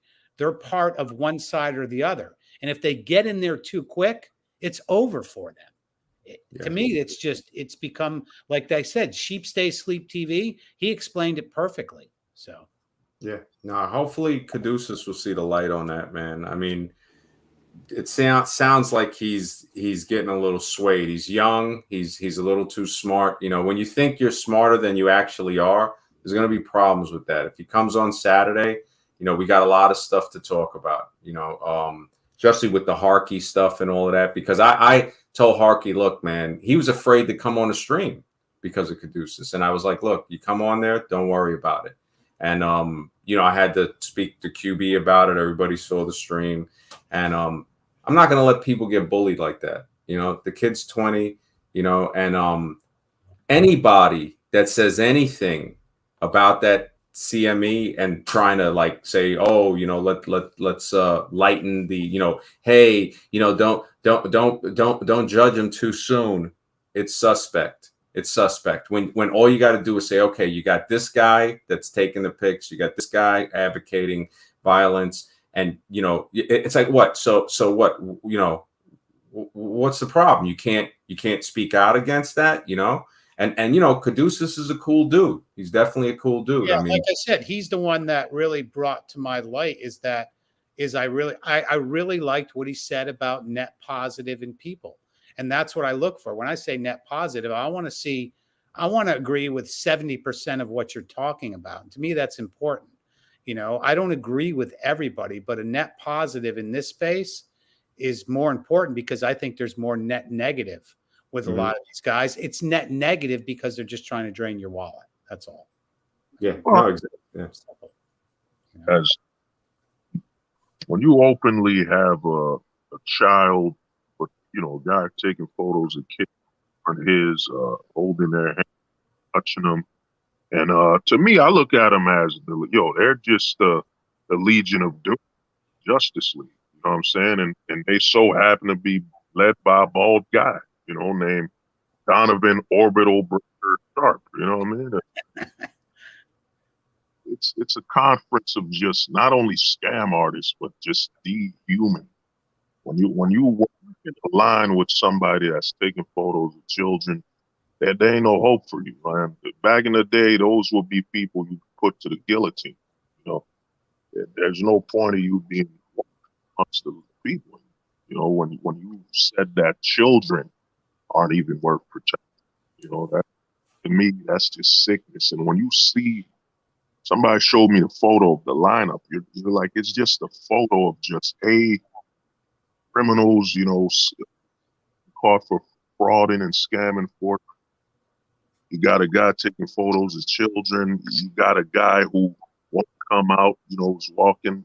It's just, it's the epitome. I think what Shift was trying to say, it's the epitome of what's sick, like in the manosphere. That whole CME is just a collection of the sick of the sick. It's just, they all level up on each other. I beat women, you beat. I take photos of children. Yeah, and they're selling NFTs and talking about crypto, which is a huge fucking scam. It's like, look, and you know where they got their inspiration from? Tony Robbins and Robert Kiyosaki, those fucking scam artists, man. It's all a syndicate, bro. It's syndicates. They all form a syndicate, so you fucking are under like a loop of web of fucking misery. Yeah. No, and Mike left a comment saying Kara W has a good track record. He doesn't have a good track record. We already showed the pictures of him last Saturday. He's in the closet, and wait till you see what this Saturday. I mean, the guy has an alternate account where they dox people. I mean, KRW is, he sold his best friend out for a woman. It just, like, or really, we think he was with the cameraman. I mean, when you see these other pictures Saturday, people send me all these things, and I'm just like, you got to be kidding me. You have to be kidding me. The first time I've ever saw, is it Kevin Ray Wilder? Is that who it is? The first time I saw him is when he did that video about Rolo, and I got to give him credit for that video when Rolo had called out, like, I forget what the video was about, but it was just trying to recall here. I'm getting a little brain fog from working all day. But he had talked about he talked about what Rolo had said about the brand of me, and that if you're not aligned with him, you're killing men. In other words, if you don't align with Rolo, you're killing people. And to me, he did a good job of breaking that down.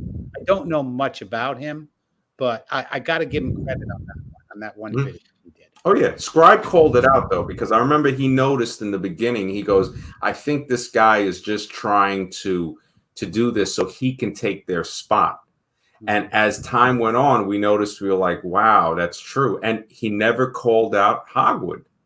And I mentioned that to him. I said, "Wow, you're calling out Butt Plug Fitness and Fresh and Fit Them. You're calling out Rolo. You're calling out Donovan Sharp. But what about Hogwood?" He actually rated Hogwood like he was rating his face, as because, and that's how we knew. We said, this guy might be in the closet, and now it comes out that he is. It comes out that he is. I mean, the pictures, when you see these pictures, I mean, the ones I showed last Saturday. I mean, his friend is pointing to his rear end. They've got the look on the face, and I'm just like, whoa, So yeah, hey, you can, the sun, it's going to shine, it's going to come through the clouds. You can't hide it for long. You can't hide the sun, the moon, or the truth. It's just the way it is, Yeah. I mean, I've got a lot of heat for aligning myself with, I say my black pill brothers, and, I've taken a lot of heat for that. But what I've noticed is that the guys that are on this panel, the guys that always come on, whether it be Caduceus and Shift and Woody and just tons of them, Self-Made, these are the most truthful guys I've ever spoken to in my life.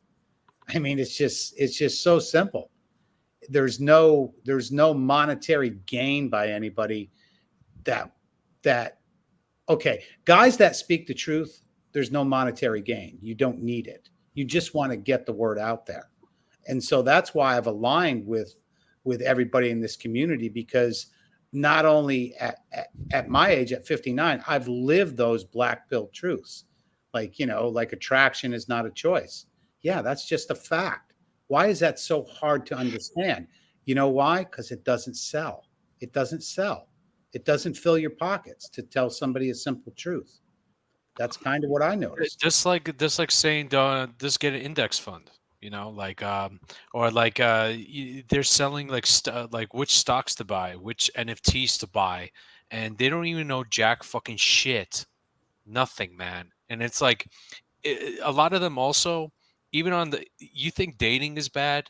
Watch the financial grifters, the financial. Yeah, that's where the real money is on YouTube. Yeah, 'cause I'm kind of into finance too. I mean, I've been into that since I've been doing trading. I trade the markets, but but like you said, like an index fund, like all these. I think like 90% of managed funds fail to beat the S&P 500. So you could just buy like a fucking tracking fund and never think about it, and you'd be better than all these fucking gurus with like literally 1 million 11% on average. Yeah, and so 89%. So the whole thing is bullshit, right? And NFT. It's some people are just grifters are going to grift, right? So I just think that that's what they're going to do. So they'll, they're, I guess maybe they've sucked the dating market. It's worse than you can imagine, actually, because now it's like, look, for example, like Meet Kevin, right? Or like Jeremy Financial Education. Yeah, Meet Kevin's one of the biggest YouTubers out there. He's a fraud. He's a complete fucking fraud. Every day he's talking about the market state. Look at what this Fed president said. Look at what Ray Dalio said. I'm like, dude, the market doesn't change that fast in one day. He doesn't know jack shit. And then you got Yahoo Finance calling him a financial analyst. I'm like, which Wall Street firm did he work at? He's not he has no credibility. He has nothing. His track record is fucking dog shit. And then guess what? He's selling you a $3,000 course on how to buy stocks. I'm like, good Lord, man. Like Jim Cramer? Yeah.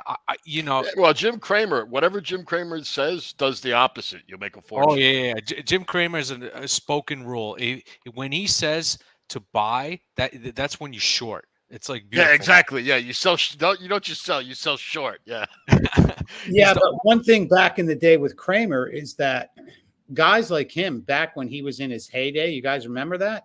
He manipulated the markets. Yeah, he admitted it, actually. You see that interview he did with Jon Stewart. There was stuff that I bought that, like, as soon as he mentioned it, boom. Like, he's a total piece of shit. And I would never buy, like, when I was watching him sometime, I would buy after hours. I was frightened to buy after hours. But I would see things just like you would buy it after hours and literally sell it at like 11 o'clock in the morning. Yeah. Because it would jump 20, 30%. But so he manipulated the markets. It's kind of like when I had bought that Shiba Inu crypto, and I had bought it. I remember this was like around when I went to 21, and I had bought it, and I'm watching this shit go up like crazy. I bought it on a Wednesday, and like on a Monday, I'm like, it went ballistic, and I'm like, this is just fucking great. And so I think it was on Wednesday or Thursday, I realized when I looked at it, I think it was Bloomberg, I didn't realize why it took a jump. And Elon Musk, all he did was mention it on Twitter.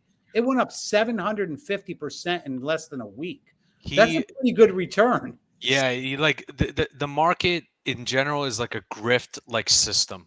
And the dating coaches, they basically copy the financial coaches on the YouTube, but really in general, they're all fucking grifters, man. Anyone, like, if you're selling investment advice and you don't have, that's fraud.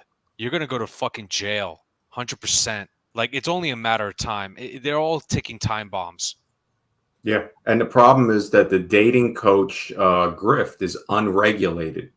You don't need any type of certification. It's real easy for them to launder their money. And, I think about that. I'm like, man, and they prey off the misery of men.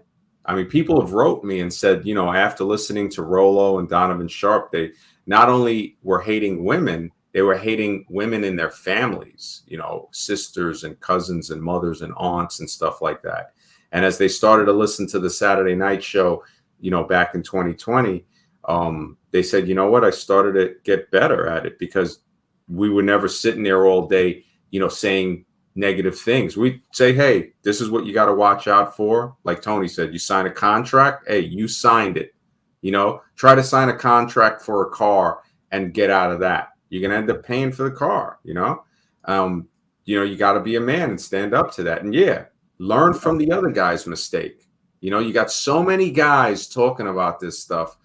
You know, if you're going to go ahead and do it, well, there's nobody really to blame but yourself. And, you know, they were telling me like, man, you're the only guy really speaking out, going directly for the jugular on these dating coaches.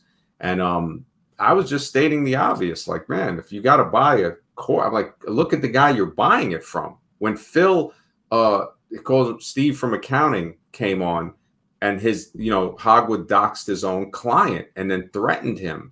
And he goes, man, he goes, you know, next thing I knew, I was, you know, he was out, you know, 700, and then he was out $2,000. And he said, this is the only place where he could speak out about it that had a little bit of a following, you know, to where people could hear his voice. Well, I think that was the one thing. Let me pause you real quick. Woody, is that you? It's me, Tony. I'm Woody Bruno Johnson today. Little Woody Johnson. Woody Johnson. Hey, I'm Woody Smash Johnson when I go on MD stream. So, you know, it's out of respect. You know what I mean? So that's why. But yeah, thanks for having me on. You know, Tony. If I know you were talking, I don't know who was talking, but I had a question for MD. You know, so I didn't want to interrupt. You know. I think John Steele was. Well, I was just saying what I was just going to say that what MD did that was really unique, as far as I know, was you actually stated the obvious. I mean, you did it in a very colorful, fun way, but you kind of just said, like, look at these fucking guys. You're taking advice from them.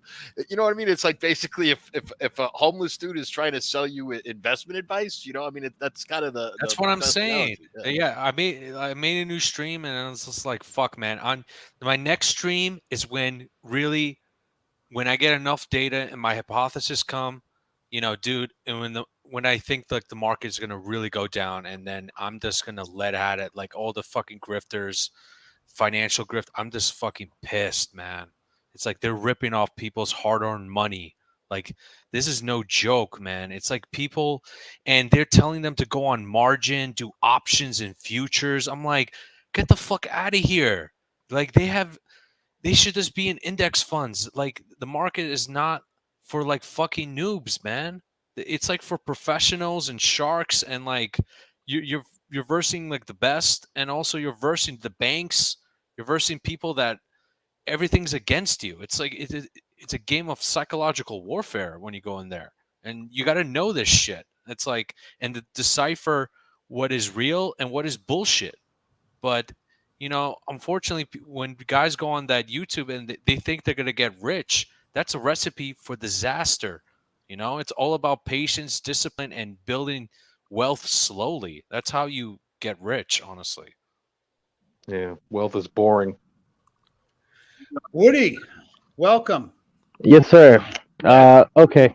Go for it. Thank you, Tony. It's your fault, you know, because it's you're making me very popular now because of that. Everybody's introducing me exactly like that, so it's your fault, Tony. I love it, man.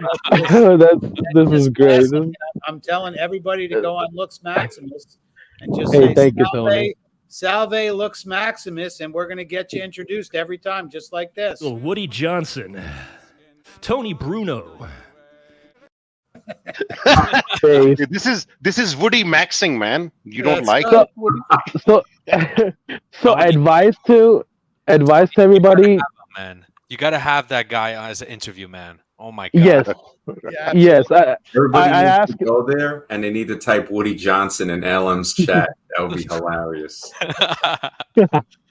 So look, I'm try. I every stream I do ask him. So once whenever in this century he will be available, I'm gonna try to get him on a couple boyish shows over here. And definitely starting off with Tony, because Tony brought it up the first time. So I'm definitely gonna try to push that to him.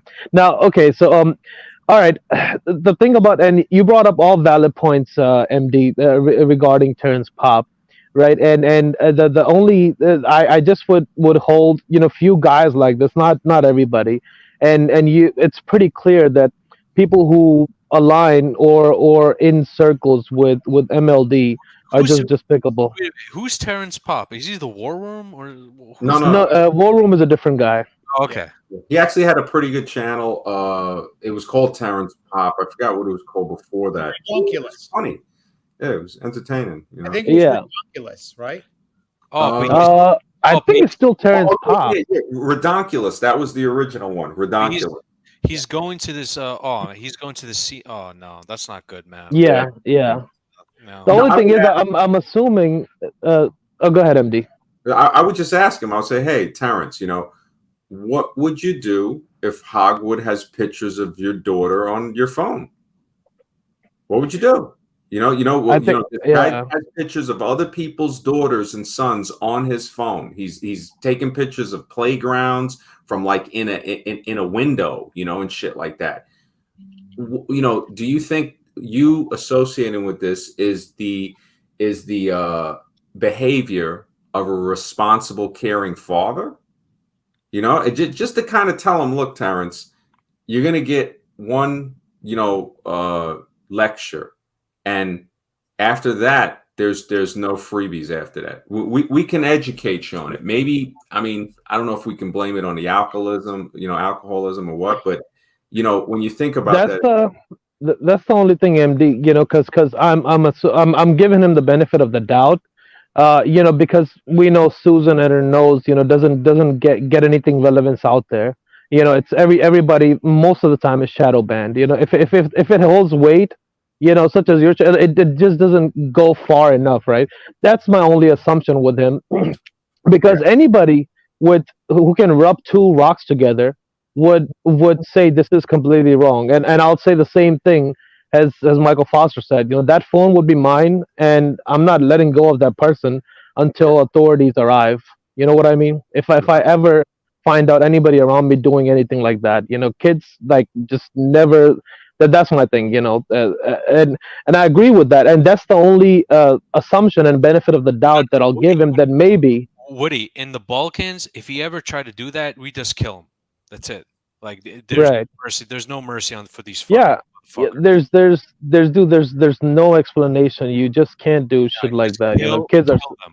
That's it. It's like chomos, man. Forget about it, man. Hold on. I'm getting a call. I'll jump right back. Sorry about that, Tony. Me, man, it's just a group of, what was that video? Shout out to Self-Made. He shared that video, the Manosphere Most Wanted by the FBI, which is the greatest scare tactic I've ever seen. Over 95% of guys that watch Manosphere content aren't outside when the sun's out. You know what I'm saying? The most dangerous men are incels, guys that stay at home.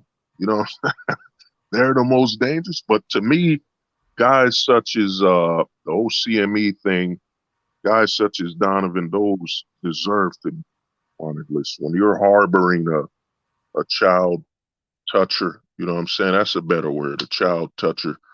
And scum like that, man, it's known scam artists. It's just, to me, it's the worst of the worst, man. All they need is a guy that said, I got away with murder. You know what I'm saying? They need one of those, and the CME will just be perfect. They'll cover all. But hold the truth. If I can only reach one man, come on, It would not be cold, it would touch knees. If I could only touch one knee, we ought to say it like that. Yeah, it's gotten to the point to me to where it's I just think the purging of the manosphere and the grifters is something that's needed. That's it, just plain and simple, And I think the we'll call it the army of small channels is what's needed. Hopefully a guy's going to come across here tonight and get a different view. That's all. So, well, I mean, Tony, the way I look at it, they're desperate. When you accept people without saying, it's a sign of desperation, and their content's become now. YouTube isn't how you can tell you're a fraud and a scam. And Woody had a great point that Susan isn't blocking. You think before you sleep, 250,000 views, better vasectomy backward. You know what I'm saying? They're all their views are not being, shadow banned or held back. Susan and YouTube agrees. They're not offering any solutions. And a lot of men are walking away from them anyway. To me, men don't stay in stuff without solutions. We move on, and a lot of them are getting desperate. They're getting so desperate as many walk away. I mean, I think a lot of guys are heading towards the black pill and the gray pill sector. A lot of men are just walking away. We're getting movies that are trying to compromise our sexuality. Now you're getting scam artists. The amount of things going against a man with morality, it's insane. But the good thing about us is we walk away. Just being on this live stream just shows you that guys are more dedicated to morality than participating in that trash. There always be clients and customers of that kind of merchandise. So whereas we can't force anybody to make their choices, but we can do what we are doing is just exposing the risk in there for people and men especially to make an informed choice. I think we are doing that by having this conversation. Yeah, that's great what you said, an informed choice. Like I said, there's a crop of new guys every day that's coming into new content. They're searching for something.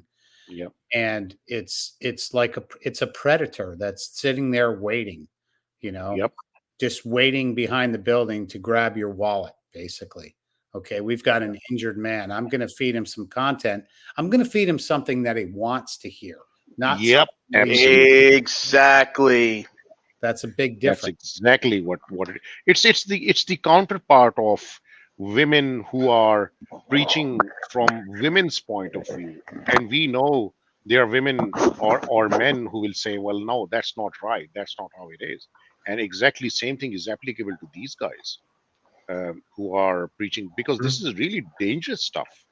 And I don't understand how you can say in one breath you say, oh, the laws are against men, you're going to be destroyed if you are with a woman, and then in the next breath, but if you learn to hold frame, maintain frame, spin plates, game your wife.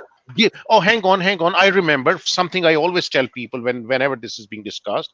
I think it was Rollo Tomasi. Someone asked him in one of his videos, but if you get taken to the divorce court, and his response was mind-bogglingly, game the judge. I said, what the hell is he talking about? Game the judge, game the system? Are you not? Are you serious? That's called reaching.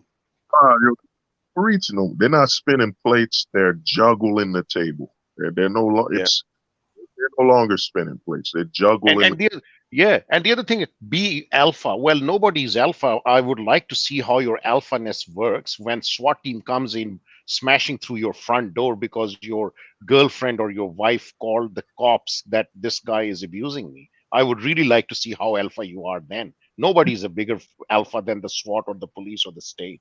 Exactly. I've said it many times. The cops pull out their guns. The guys who are alpha don't put up their hands, so they're gone. I put up my hands. Hey, absolutely.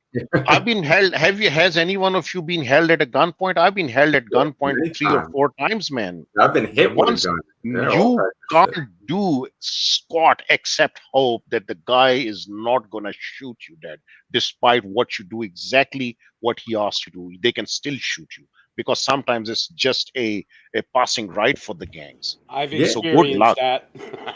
And when I look at what, because I have I have family in law enforcement. Many of my family are military. And I respect, I mean, when you look at the hard jobs of what police and law enforcement have to go through and the split-second decisions, you know, you just have a whole different, you know, whole new respect for him and be like, man, thank goodness. A guy owns a store and he was complaining. I said, look, man, something happens. Who are you going to call? Who are you going to call? Ghostbusters or some shit? You're going to call the police, you know? It's like, yeah, hey, there's going to be problems in every organization. But when you see what the guys in blue go through, you know, you have a whole new, you know, respect. Especially in USA, because you have got people who can buy guns from Walmart, man. We don't have that in Australia. New York City is brutal. It's freaking brutal. And when you just look up the murders, daily murders in Chicago and all of these cities, and you got to say, you know what, you know, people get mad at me when I say it. It's like, look, sometimes we need these vigilant type of guys that, you know, you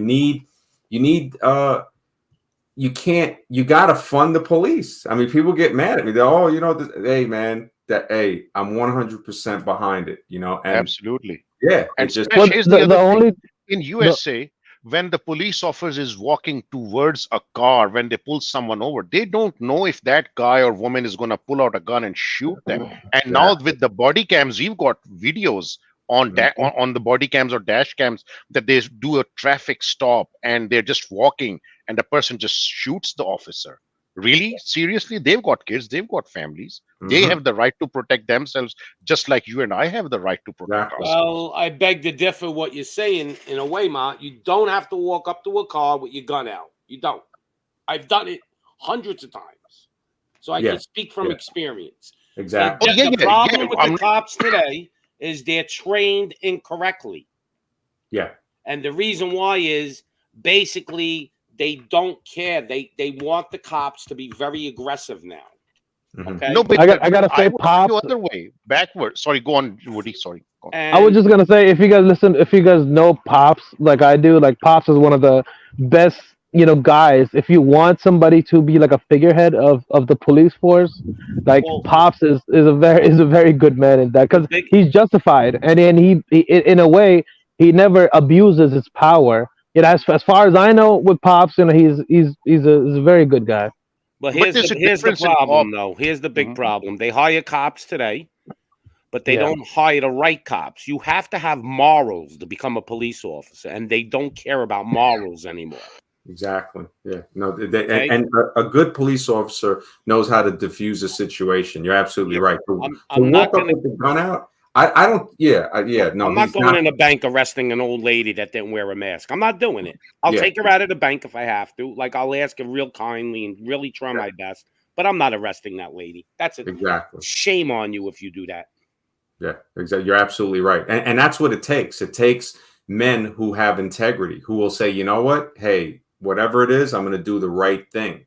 And you know, the thing is, the problem is, the ones, like you said, the ones that they hire that they shouldn't hire, they can't blame all police officers, because then they're putting you in the same category as them. And that's not good. What was the excuse for the police officers in Canada on the horses running over the people? What was their excuse? Yeah, there's no excuse for that. There is no excuse for that. You know, and it's really messed up. And it takes good police officers to speak out against that. It really is. I mean, that's horrible. It's horrible. You know, there was a girl outside a comic book store when Star Wars Rogue One was coming out, and she had a toy gun and she was dressed like a stormtrooper, and there was 5 cop cars, and she just went on her knees crying. You could hear everything just for having a toy gun and being in a costume outside a comic store. Yeah, no, that's the wrong, you know, and this is the thing. They don't show, you know, certain instances on there. The media really puts it in a bad light. You know, they try to turn it into a black and white thing a lot. And yeah, you got cops, you know, white cops shooting black guys, but they don't show when they're shooting white guys. Have you ever noticed that? Yeah, and you can look that up and see a lot of that, you know, happening, but they do it just to get them to get to people to hate. You know, when you look at it, the bottom line comes down to, who are you going to call? You know, and you have to form relationships with the police force. You got to get to know people. You got to, once they know you, it's really who you know. You know, they hey, oh no, I know this guy. You know, all right, yeah. And then more people in the community get involved. You know, they used to have a thing where we could go to the precinct and talk to them every, one night a week and say, hey, these are the problems in the neighborhoods, this and that, and get to know. When you look at the population, there's they're not going to be able to do everything, and of course you don't want to live in a police state, so what does that take? That takes the citizens to also be part of that, to say, look, this is what it is, and we're going to give you feedback. And like how Pop said, hey, we don't want nobody doing this to old ladies and stuff like that. And then the good police officers are going to say, yeah, you know what, I totally agree with that. And then those other ones that maybe shouldn't have been hired and all of that, that slowly will recede. The fish don't rot from the tail up. It rots from the head down. So whenever you got these problems, you got to look at the top and say, what is wrong there? And I'm totally with, if something is wrong, it has to be corrected, especially within the system. But these people are not dumb, because it was the demon rats. They did defund the police to a very wide extent that they had trouble getting more people to join the law enforcement. A lot of good men did quit during and before the last presidency. And what happened after that they raised the salaries, and they then attracted more people to become law enforcement. Right, and because they had a different agenda before. After that, I don't think they realized, they kind of knew that, okay, we just can't get rid of the police. We can't just defund the police. So they're back to the regular pace now. In like Seattle and Portland, for example, they defunded the police. Like where I live in Seattle, and for Christ's sake, they took over a whole fucking neighborhood in Seattle. I don't know if that made the news where you guys are, but it was insanity. Remember that. Right where a police station was. The police literally had to abandon a police station. What was that place, John? What was that place? Down.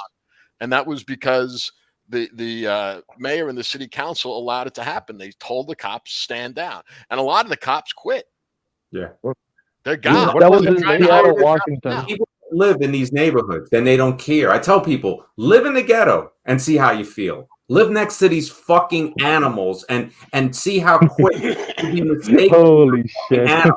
And I tell them, I'm like, fuck that. When I see women or older women and shit like that give a response or lock their car door, I understand, because I have to let her know, look, I'm not one of these fucking animals. And act like a respectful human being. Speak like one. Offer help. Excuse me, do you need help or something? Then they realize, oh shit, this guy ain't one of them. That's the problem. I mean, I tell people, hey, what's a liberal? A liberal is just a conservative before he gets mugged. Because once that shit happens to you, you start to say, holy fucking shit, I live in it's not even a concrete jungle. It's a zoo. It's ridiculous. You are 100% right, but that's not what I'm talking about. I see every day regular working people getting harassed by police officers now. Mm-hmm. And it's too much. I understand there's a few bad apples, but now it's a little more out of control. They're more like stormtroopers than they are police officers. Well, I think that's what the whole defund, to get rid of the good police officers. And like what he was saying, then more people came in, and those are the guys, like you were saying, that they're hiring people that shouldn't be hired. Yeah, that's exactly what's been happening. Yeah, that's exactly. Yeah, think about it. Police, me growing up, to serve and protect. You're a public servant. And I think they took that away from the police. They can't serve and protect anymore. That's an issue. They can't. Do you guys realize one other thing? A lot of times when you see like the truckers protest, right? When you see that type of thing, those police officers that they bring there, they're bussed in. They're a riot squad. They're made basically to just don't give a shit about anybody. Okay? They're not the regular cop that works in that precinct. So what they do now is, like with that trucker strike, those weren't the cops from that area. They bust in 1,000 cops. And basically what those 1,000 cops are, they're guys that don't give a shit. They go in there and they just destroy anything in their way. And it gives the rest of the cops a bad rap. Well, to add on to what Pop's saying and everybody, the problem we have with authority in this country and the police is that's the problem is that, are you a good apple or are you a bad apple? There's no line for authority. For example, let's say I'm a cop and Pops is a citizen. A citizen knows how much time he's going to assaults a cop or a cop, but when you're a police officer, you don't have a line. If the cops knew that, if I hurt an innocent person, I'm serving 3 times the time because, I'm in an authoritative position, you can have these that only the You know how you know if there's a bad cop or a good cop? It's real simple. Ask the cop, do you like the body cam? And if they tell you no, they're a bad cop. Because if you got a body cam on, that's your best friend. If you're doing your job correctly and you're not abusing your authority, I want a body cam on me because I'm for the people. I'm not for the government, okay? So I'm going to do my job according to the law. And if I feel something is not right, I'm not going to even obey that order. Yeah, it's what happens when you have a force without morals, because they see nothing in implementing wrong and unlawful, illegal, immoral orders because they have no morals. And Pops pointed to that you have to have a police force. Everybody has to have morals. But now you've got the Western civilization, which has thrown the morals out because my truth is different to your truth. They're becoming soldiers. They're not cops. Guys, hold on. I think Tony's trying to bring somebody on. Sorry, Tony. I've got somebody backstage. It's AJ World. I'm going to bring him on real quick. You're going to have to say something here, buddy, real quick. AJ World. You got to let me up so I can say something, yo. What's happening? Yeah, we can hear you. I seen you back there, man. Somebody was talking. Yeah. What's your input? Oh, I was just chilling. So I got pissed off last night and threw some cake at my wife. What do you guys think of that? Well, I didn't really throw it at her. She gave our roommate a bite of her cake and it pissed me off. So I took my cake and just threw it off the table. Made her clean it up. Kind of laughed at her.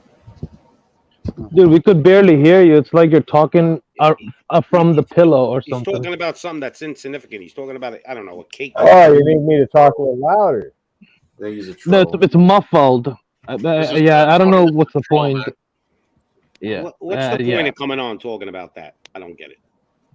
Oh, I don't know. People were trolling me about it. I don't think it was a bad thing. Another thing is, too, is like one time I was on the internet and a 15-year-old. Yeah, he's drunk. I can tell you he's a troll and drunk. But what I was trying to say is police officers today are trained to be soldiers, follow orders, and don't ask questions. Where that is what they said in World War II. We were just doing our job. Yeah. Well, you got to be held accountable for that.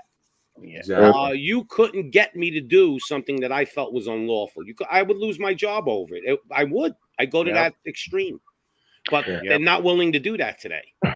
No, that's actually a real police officer. I had to come to terms as I got older that I was basically just a cop with a rifle when you're in the army. And that's what I was. You know how you know it's bad, though?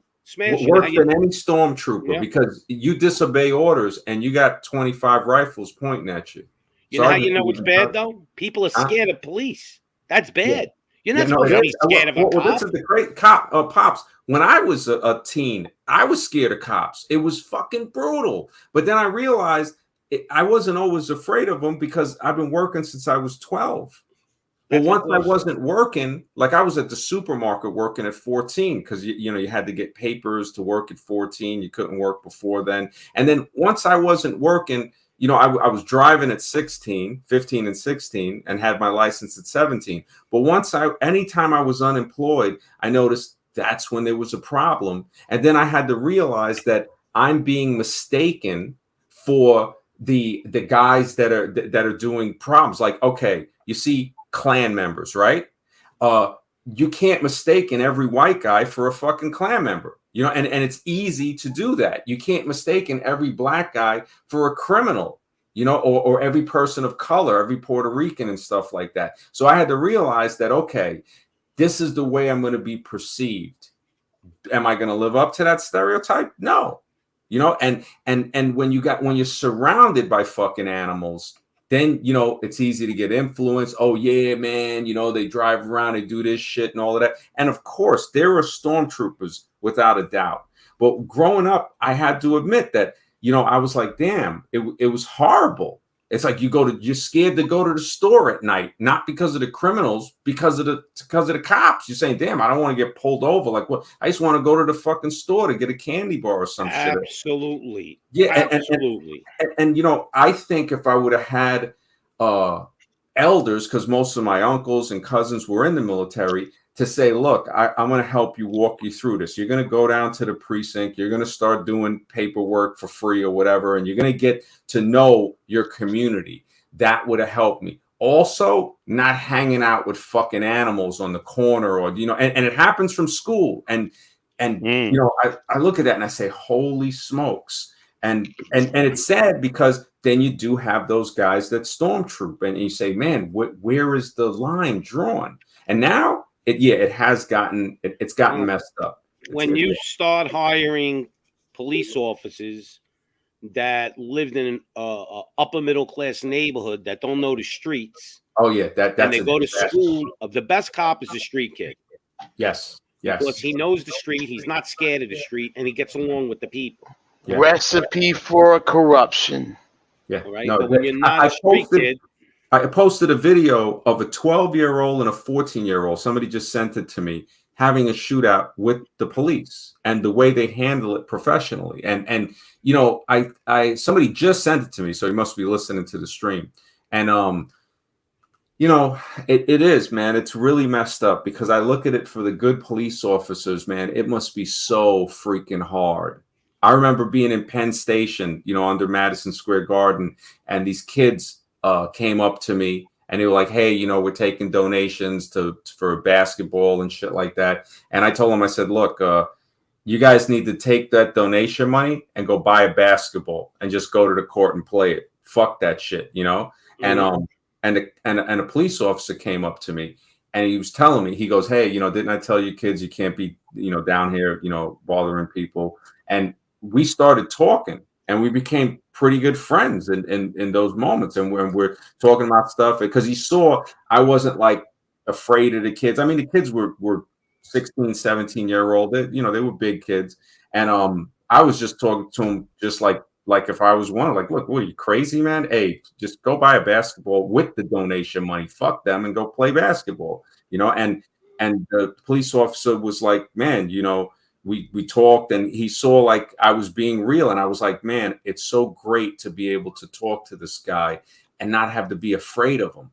You know, now that, you know, I guess they're relaxing the drug laws with the cannabis and stuff in New York, maybe it'll get even a little easier. But there are some people, when I look at them, I'm like, yeah, these guys don't need to be out here on the street, you know, with corruption, and then also with the other people. It starts in the home, man. These kids growing up with, you know, I see the parents, and I'm like, God damn it, the parents are freaking disgusting. You know, what are the kids going to turn out to be? The grandparents are freaking, you know, a lot of it, you know, and I'm not blaming it, but it's the cause. A lot of the cause has to do with a lot of the music they're pushing on people.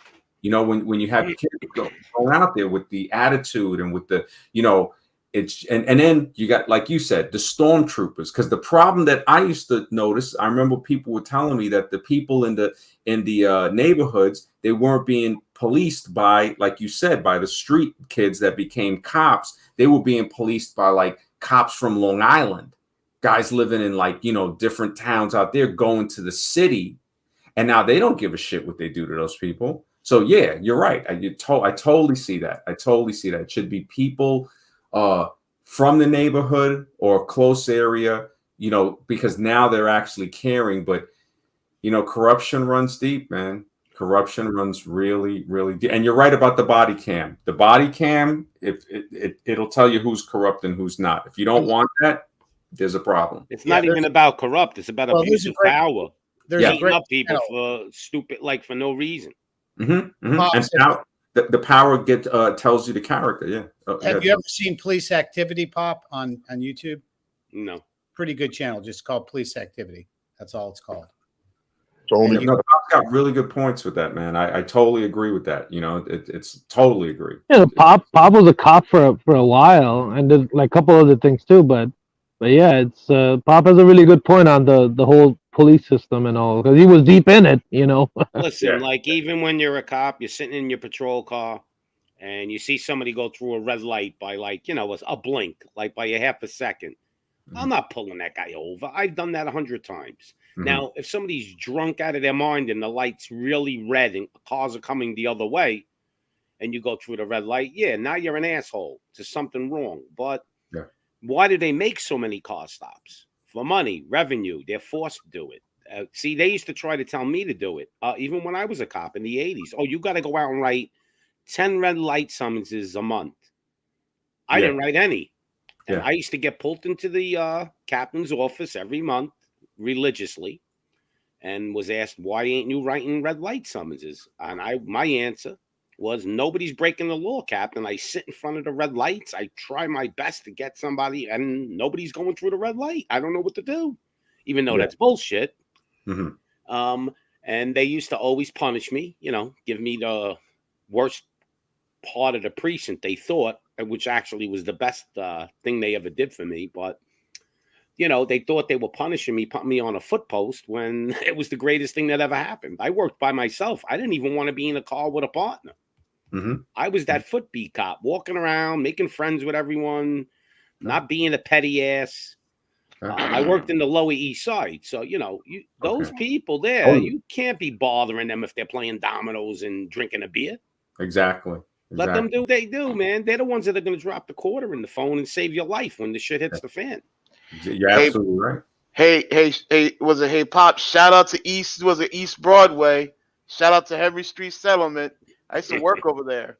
Yeah, the Lower East Side is I mean, you should Avenue be A, Avenue B, Avenue C. Yeah. Alphabet City. Yep. I worked there. Yeah. That's like close to Soho, right? Yep. Yeah, off Houston. Yeah, I remember in the Bronx in the 90s, guys were smoking a blunt. And, you know, back then, you know, that was illegal. And I remember a police officer saying, hey, you know, like put out that blunt.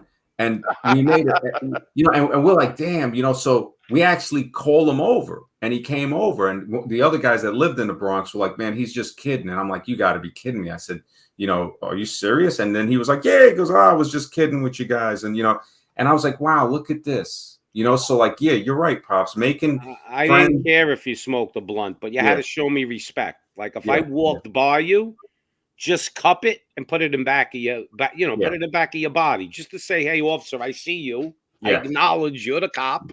And as soon as I walk by you, go ahead, puff up all you want. Yep. Yeah, exactly. You know, just show me the respect. That's any of that issues growing up. I remember, you know, we were sitting in a park and sitting on top of the car smoking a bong, and the cop he actually was watching us for a while, but he just told us to like get rid of it. He had 10 of those. I wouldn't even tell you to get rid of it. I would just, if I seen you doing it and I was walking by you and then you were blowing it in my face practically, we had a problem. I'll be honest. If you tried to at least show me a little respect, like put it down in your, you know, cup it in your hand and put your hand behind your back, like make believe, even though I know you're doing it, you got to show me that I'm a cop. You can't treat me like I'm just some asshole walking by you and you could do whatever you want. You follow what I'm saying? Like if you're drinking a beer and I'm walking by you, put the beer down and wait for me to walk by and then pick the beer up and drink it. I don't care. But there has to be some type of mutual respect. I respect you too. I'm not going to bust your balls. Yeah. Absolutely. Follow me? It goes both ways. You're right. Yeah. But okay. All right. Enough simping for the law enforcement. All right. I got a question for MD.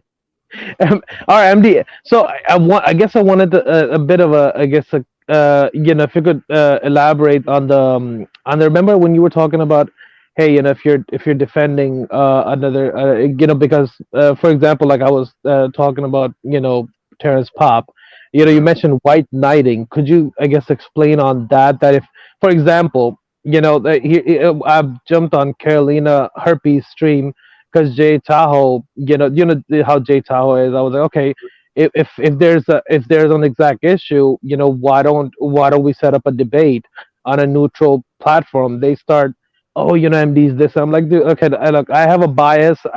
I'm gonna start defending MD, so I'm just here to see if there could be something set up right. That's my only goal. Oh, this was recently that they were having a This stream? was last year. I was trying to. I contacted Jay. How Jay is. Then and things like that. I was like, okay, if you really have a problem with MD, right? Okay, let's get on a neutral platform. I was thinking of Tony's channel, and I was trying to set it up, but I never got a response back from him when I was on Discord before I got nuked 2 times. Yeah, he didn't want to. He came Yeah. on. He came on our stream. Yeah. I remember he came on. So both of you guys know each other. And again, I was trying to set up. I don't like Carolina at all. So I was just trying to be like, okay, I'm gonna be civil. Don't start talking about MD or whatever. I don't want to start defending them. I'm only here for this. I know what you guys are. I told them, hey, I have a bias. I've made that clear.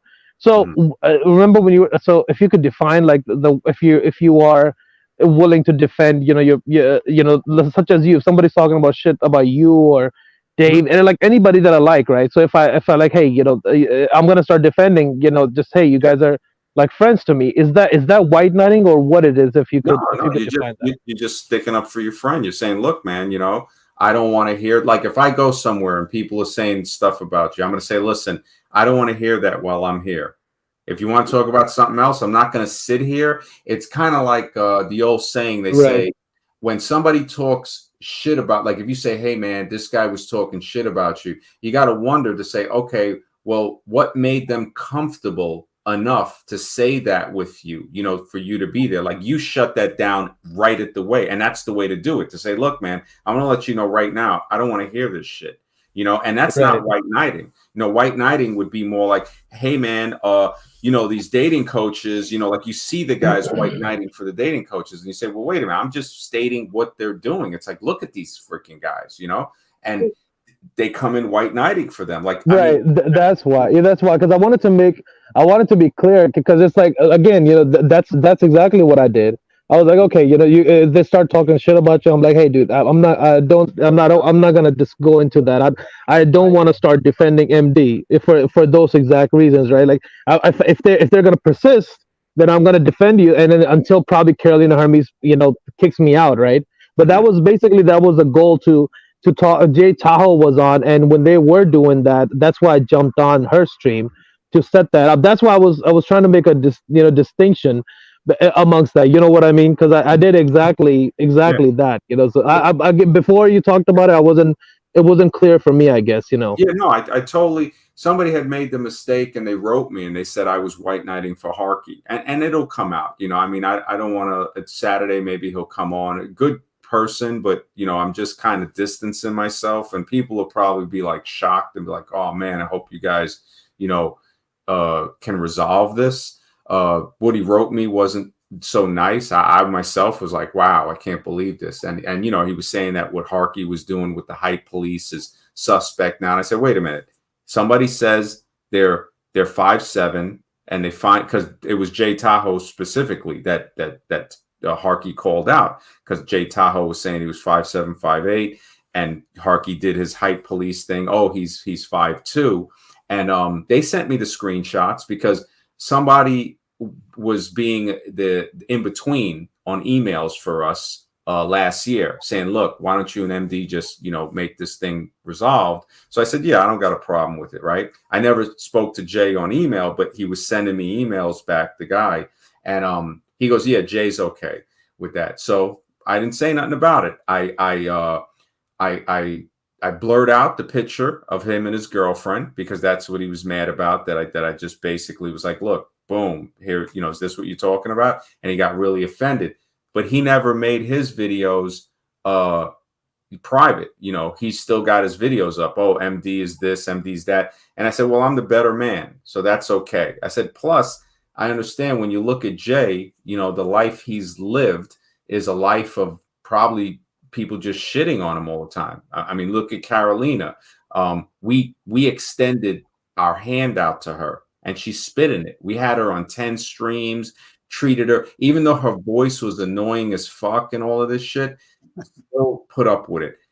I mean, she stabbed us in the back. She showed her true colors. And now when I look at it and I think about her voice, I don't think that's a woman, man. That's why I call her Brazilian she-man. She's under transvestigation, man. She's straight up. That is, I don't know what that is. I love that word, man. The first time I heard that word, transvestigation, I'm like, that is just that word is just classic. I mean, MD, where do you come up with these fucking golden quotes about the liberals, about the BLM, dude?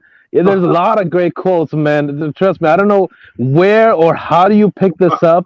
It's amazing though. No, but great quotes, man. Thanks, man. I have to give credit to Mr. E for the transvestigation quotes, because he had a channel. He got nuked a few times on YouTube. Really amazing videos. I mean, he kind of went off the end. And look, for everybody, MD fucking dunks on everybody. It's not just liberals or BLM, or it's even conservative. So it's not just one sided. A lot of times MD comes from a very objective point of view. Do you guys remember the old roast they used to have on like Comedy Central? Mm-hmm. I mean, a roast is a roast is a roast. To me, a roast is when they had the roast, they had the person they were roasting on the channel. You guys remember that? Yes. And that was classic. When I see the word roast, I don't get offended. Maybe because I'm a little older, but I'm like, oh wow, it's a roast. Okay, cool. Well, whoever is being roasted, so be it, man. I don't think it's a big deal. To me, it's like, I get the whole white knighting thing, but sometimes I do think there's a fine line between white knighting and defending your friend. I think to Tony, I think I white knighted for you because I took the Tony pill first. That was your pill. Well, not to interrupt you. I think the thing is, after hearing what's going on, I think a white knight is when you don't know that person and you just stand up for them when there's no interaction between you at all. That's what I'm getting. But another thing is why MD got that, man. We come from a neighborhood. I'm gonna tell you this, man.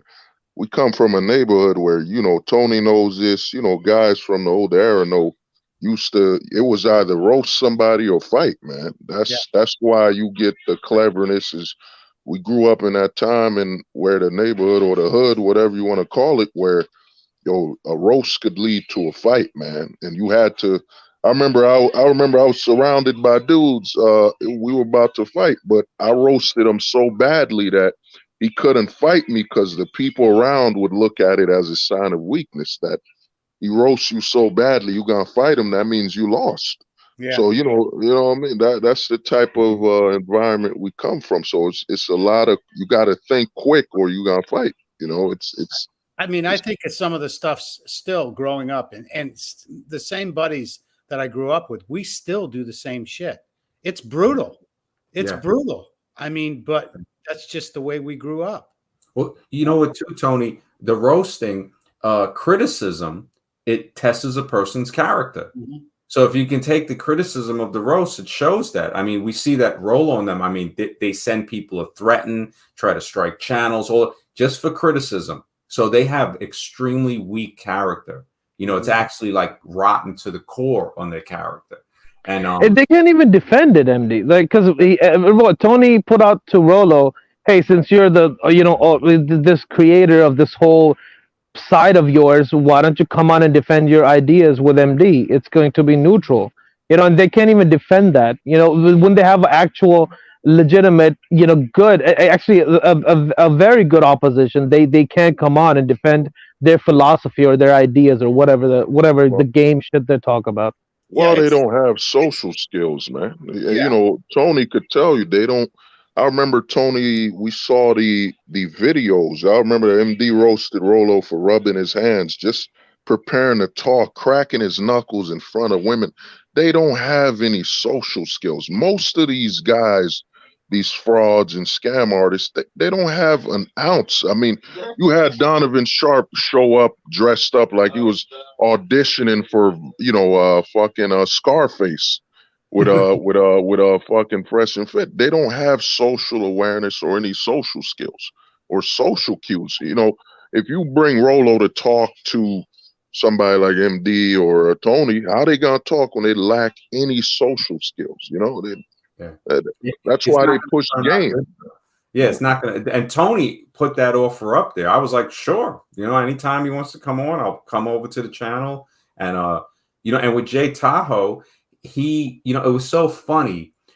Carolina tried to play, or Transalina tried to play the victim, right? Who did she have on her like allegiance? People were telling me she went as so low as to have Luigi on there, and I was like, you got to be kidding me. You have to be kidding me. Doc MH, you know, I forgave him. He came on. I'm not going to have him on anymore. I wish him well. I hope he gets everything straight with his family. But I can't, you know, as a responsible man, I need to keep him off the stream, you know, to say, look, man, you got a lot more to take care of. You know, same thing with a couple of the other guys. You know, I can't have Luigi on there or anything like that. But with the white knighting thing, yeah, if you're, there's a difference between defending someone, your friend, just saying, look, man, I don't want to hear you guys talk shit about Woody or Tony or Uncle or Pops or Muhammad, Deacon Little, Whole Truth, anybody in the chat. I'm not going to be there because if I'm there, you know, it's like something's wrong. To say, look, man, if you guys, you know, they got to talk about something else. Carolina has proven just to be a monster. She's just a monster, man. I mean, the shit that she did, and then the simps that went over there. I mean, you look at guys that I had given wrenches to and all that shit, and they just, you know, Batman and all of that shit, apologizing to Hogwood and then going over to Solo's channel and, you know, all these guys. And I looked at that and I said, yeah, this is an asylum. This is a freaking asylum. And that's when I said, you know what? I'm going to make Wisdom Radio and this and that. And Scribe was the one that really pulled me back to come back in October, I think, of 2021, because he was like, look, man, you know, what's up?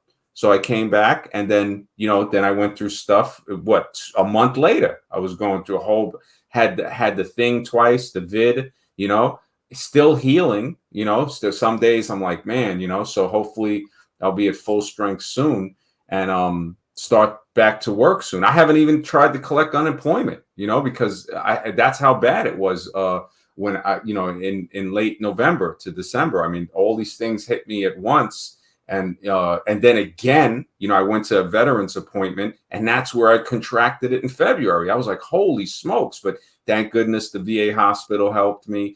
And then an ambulance, I couldn't breathe. I was like, holy smoke, this thing is serious. And, you know, I'm feeling better now, you know, and just hopefully I'll be back.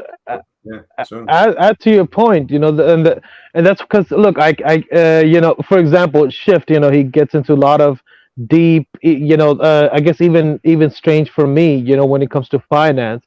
You know, when you talk about your philosophy, you know, the best to example, if somebody's talking shit about, hey, Tony, I'll be like, hey, you know, I can't argue their points. I can defend them, so in case people don't stop. Yes, I'm going to defend the people that I have preference to, obviously, right? Yeah. But and that goes to the point. And then in the end, it's the best thing is to, like I told Jay Tahoe, hey, talk to you directly instead of talking shit about it, because at your points, I cannot make that, right? Only you can make these the best. I can favor, obviously, I have a bias, you know, with you, so I can favor that. And the best thing is to talk to that person directly instead of in the back talking shit about them. And look, when it comes to defending, I'll definitely defend my bros. You know, no doubt about it. You know, if people don't stop, if people fucking persist on with even telling them, hey, stop, dude, I'm not going to. But you know how people are; they're still gonna keep going. Go ahead, Woody, hold on. The thing is this: we gotta accept. You gotta, at some point, you gotta accept that someone walking around smelling like a bag of trash is garbage, man. So to me, there ain't even no time. It's not worth talking to them, man, because I look at it as when you're reaching for someone that's lost, they're your leader, man. They become your leader because you're waiting for them to catch up to you, or you're waiting for them to come follow you.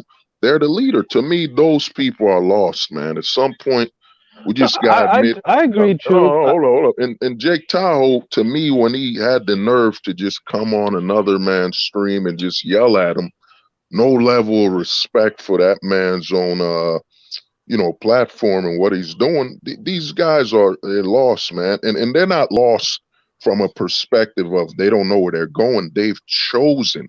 You can't save people that have chosen to be lost.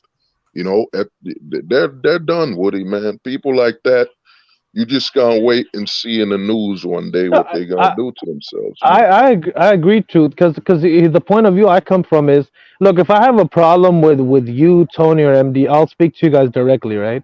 If there's a problem, and when people just keep on bitching about, hey, that's the issue, this and that, I try to promote that everywhere that I've been. There was a religious group, in the JLP server.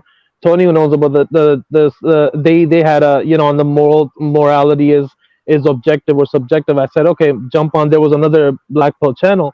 Hey, why don't you guys come on? That's my thing. When they start speaking, hey, we behind the backs or on different platforms, I only try to persuade them to talk to the person directly.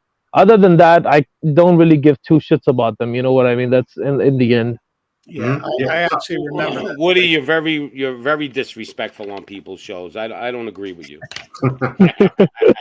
Hey guys, I'm gonna start wrapping it up. I gotta hit the hay here shortly. I gotta work in the morning, but I'll just go around the panel real quick. Whoever's left here, Mohammed, you still there?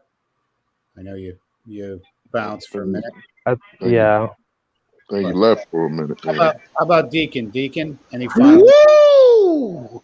Let me tell you, baby. You know what? I may have wined and dined with kings and queens. I remember living back in the back alleys eating pork and beans. Like I said, that's my favorite wrestler, Dusty Rhodes. The most freaking charisma out of anything else. But anyway, this was an awesome stream.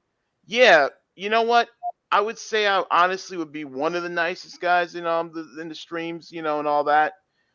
I try to stay in the middle. I'm like Uncle Guns with that. I try to stay neutral as possible because you never know that person you may have stabbed be the person who helps you up out of a mess. So life will throw you those weird curveballs. You never know. But at the same time, if you got to burn a bridge and it's toxic, you got to dump the napalm on it and let it go, at the same time and keep moving. Like that example I use with my friends because I shared it with Truth a couple days ago saying, dude, stop talking, acting funny. So I'm like, oh, okay. Have a good day, guys. I'll go by myself and do things on my own. But anyway, great stream tonight as always, fellas. It's a pleasure. I feel like I'm in a round table right here with the Knights of Justice. We got Tony Bruno up there with his Excalibur and leather jacket on. Thank you for having me on, Tony. Thanks, man. I appreciate you, man. Base Deacon. Kind of chilling back, and I do that. I mean, I speak up when I need to, and that's why I say leave it to the professionals. You got MD going after who he needs to go after. You got Anthony Johnson. You got Hold the Truth hashing it out with Solo TV, and to me, it's like that's just. Can I defend myself? Absolutely. Am I afraid of it? No way. I have no issue with it when I need to. But there's certain guys that can deliver the roast in a better way. Do you know what I'm saying? So that's why I say I like to leave it to the pros. So, yeah, let's go to Uncle Guns. Well, what can I say? I mean, a great show. I mean, came back with some old school tonight. Tony, Primal, Gonzo, David, Yeah. all the old faces, all the old names. Everybody loves Thursday night. Lots of good perspectives as always. I love the different perspectives. That's why I think we all come here. The bridges are, kind of like the old, what do you say in the Indiana Jones? They're kind of like that. The building good bridges will bring you life, and burning bridges is something you want to do when people want to take it from you. So make the best decisions possible. Reach out to people that you respect on building bridges, and when you have to burn them, try to make the best decisions possible, because it might not, might have the outcome you want, might not. So I mean, try to make the best decisions possible. Great show. Other than that, got to do the usual thing. Keep your booger hook off the bang switch. Sometimes it's easier to draw your secondary than to reload your primary. Carry 2 tourniquets. And when it comes to bad guys, you tell them this: don't make me make you have a bad day. Thanks for having me on. Thanks. How about Pops? You know, the manosphere, whatever you guys call it, it's not really my professional critique, I would say. I just don't even. I hate to say this, but I don't even really realize that there's so many men out there that aren't men, because this was invented. You know, the manosphere. If you told me 30 years ago the manosphere, I would say, "What the hell are you talking about?" So, I mean, we have to teach men to be men. It's a sad world, to be honest, because when I was a kid, this didn't really exist. I didn't even know what this meant, not to be a man. Like, you know, there was either you were a man or you weren't, but it seems like we got too many people that aren't men anymore. And you guys are necessary. Thank God we have you, because I couldn't teach this. I have no patience for it. Well, you're part of it now, Pops, and there's only one way out, buddy. So yeah, but no, like, you know, the logic you guys use, I just I'm learning from you guys, because I just thought this came natural to people to be a man. I guess it isn't. Some things don't, Pop. But do you know how you get out of the manosphere, Pops? Do you know that? What happened? Do you know how to get out of how do you get out of the manosphere? I was just wondering. it's the same way you leave the mafia, Pops. Oh yeah, I'm not concerned about leaving the manosphere. I'm just trying to say is, you know, No. I was just asking if you know. That's why. It's hard for me to just put in my brain that there's so many men out there that aren't men now, and it's true. Way too many betas, way too many. Let's go to actually, anyway, thanks for having me, Tony. Well, yeah, man. Let's go. Tony, I'm interrupted. There's only one way out of the manosphere, and the only way is really to, you know, get that operation to cut off the stuff and, you know, start sitting down when you piss. You know, that's an easy way, and start looking to touch other men's knees. You know, that's the way out. I'm glad you said that, because I was about to. Yeah. Let's just put it this way: if your knees are touching, yeah, you're exiting the manosphere. So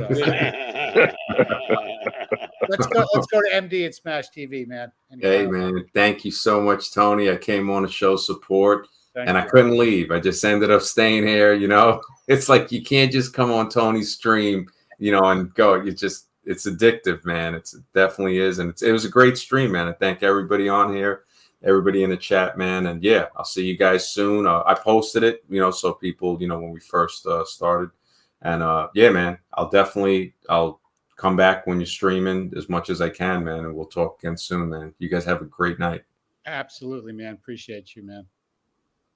Woody Johnson. Hey, Tony. Thanks for having me on. Thanks for making me famous. You know that's your fault. You know, as always, one of the best shows. You know, calm, relaxed, a lot of knowledge, a lot of great people dropping wisdom. You know, and like I said, I listened to the shows before I even considered jumping on. And hey, you know, kudos to guys like you who even let people on. And you know, I think it started off with MD doing, you know, open streams, and maybe you were doing that too, because you know I catched on to you later, but that's what I, you know, remembered. But and a Harky segment, MD, it was hilarious, dude. You know, and he destroyed J Tahoe. You know, I was just fucking laughing, you know, because hey, he's exposing the liars, you know, and what look, if people call us sus, I really don't care. It's fucking great, and it's hilarious. Whoever's speaking the truth, right? It's and can deliver it, and if it's funny, it's even better. Truth is always great, but you know, with that segment, you know, it was cherry on top. You know what I mean? So, but hey, Tony, you know, as always, I really appreciate it. You know, there's few good channels like this out there. You know, so kudos to you. Thanks, man. Appreciate that. And we're gonna finish off with Hold the Truth Hostage. Oh yeah, man. You know, to me, it's always an honor, man. You know, Tony's the, you know, one of, if not, I think the only bridge in the manosphere. You know what I mean? A lot of guys come from different walks of life to talk on Tony's stream. And you know, I'm gonna say this when it comes to the roasting thing is this, you know, a lot of guys don't even know that, you know, we're holding back. You know what I mean? You know, MD knows, you know, we're guys that can roast you, you know, we're holding back because in all honesty, if you really, you know, in the neighborhood, if you were really trying to roast somebody, you were trying to give them the thought of potentially buying a rope. You know, it can become, you know, words do not hurt unless the intention of a man is to dissect you, you know, and to me, a lot of guys online don't get it that, you know, we're not on here because we can't socialize offline. We're on here because, you know, we got something to say. And the way I look at it, you know, it's about to get, some guys are about to learn the hard way that, you know, sometimes the words could hit you as hard as a gun, you know what I mean? And the way I look at it, it's like what Tony told me, you know, there's only one man in the manosphere who can build a bridge while it's on fire and he wears a leather jacket. You know, that's Tony Bruno. the water rises when Tony goes surfing.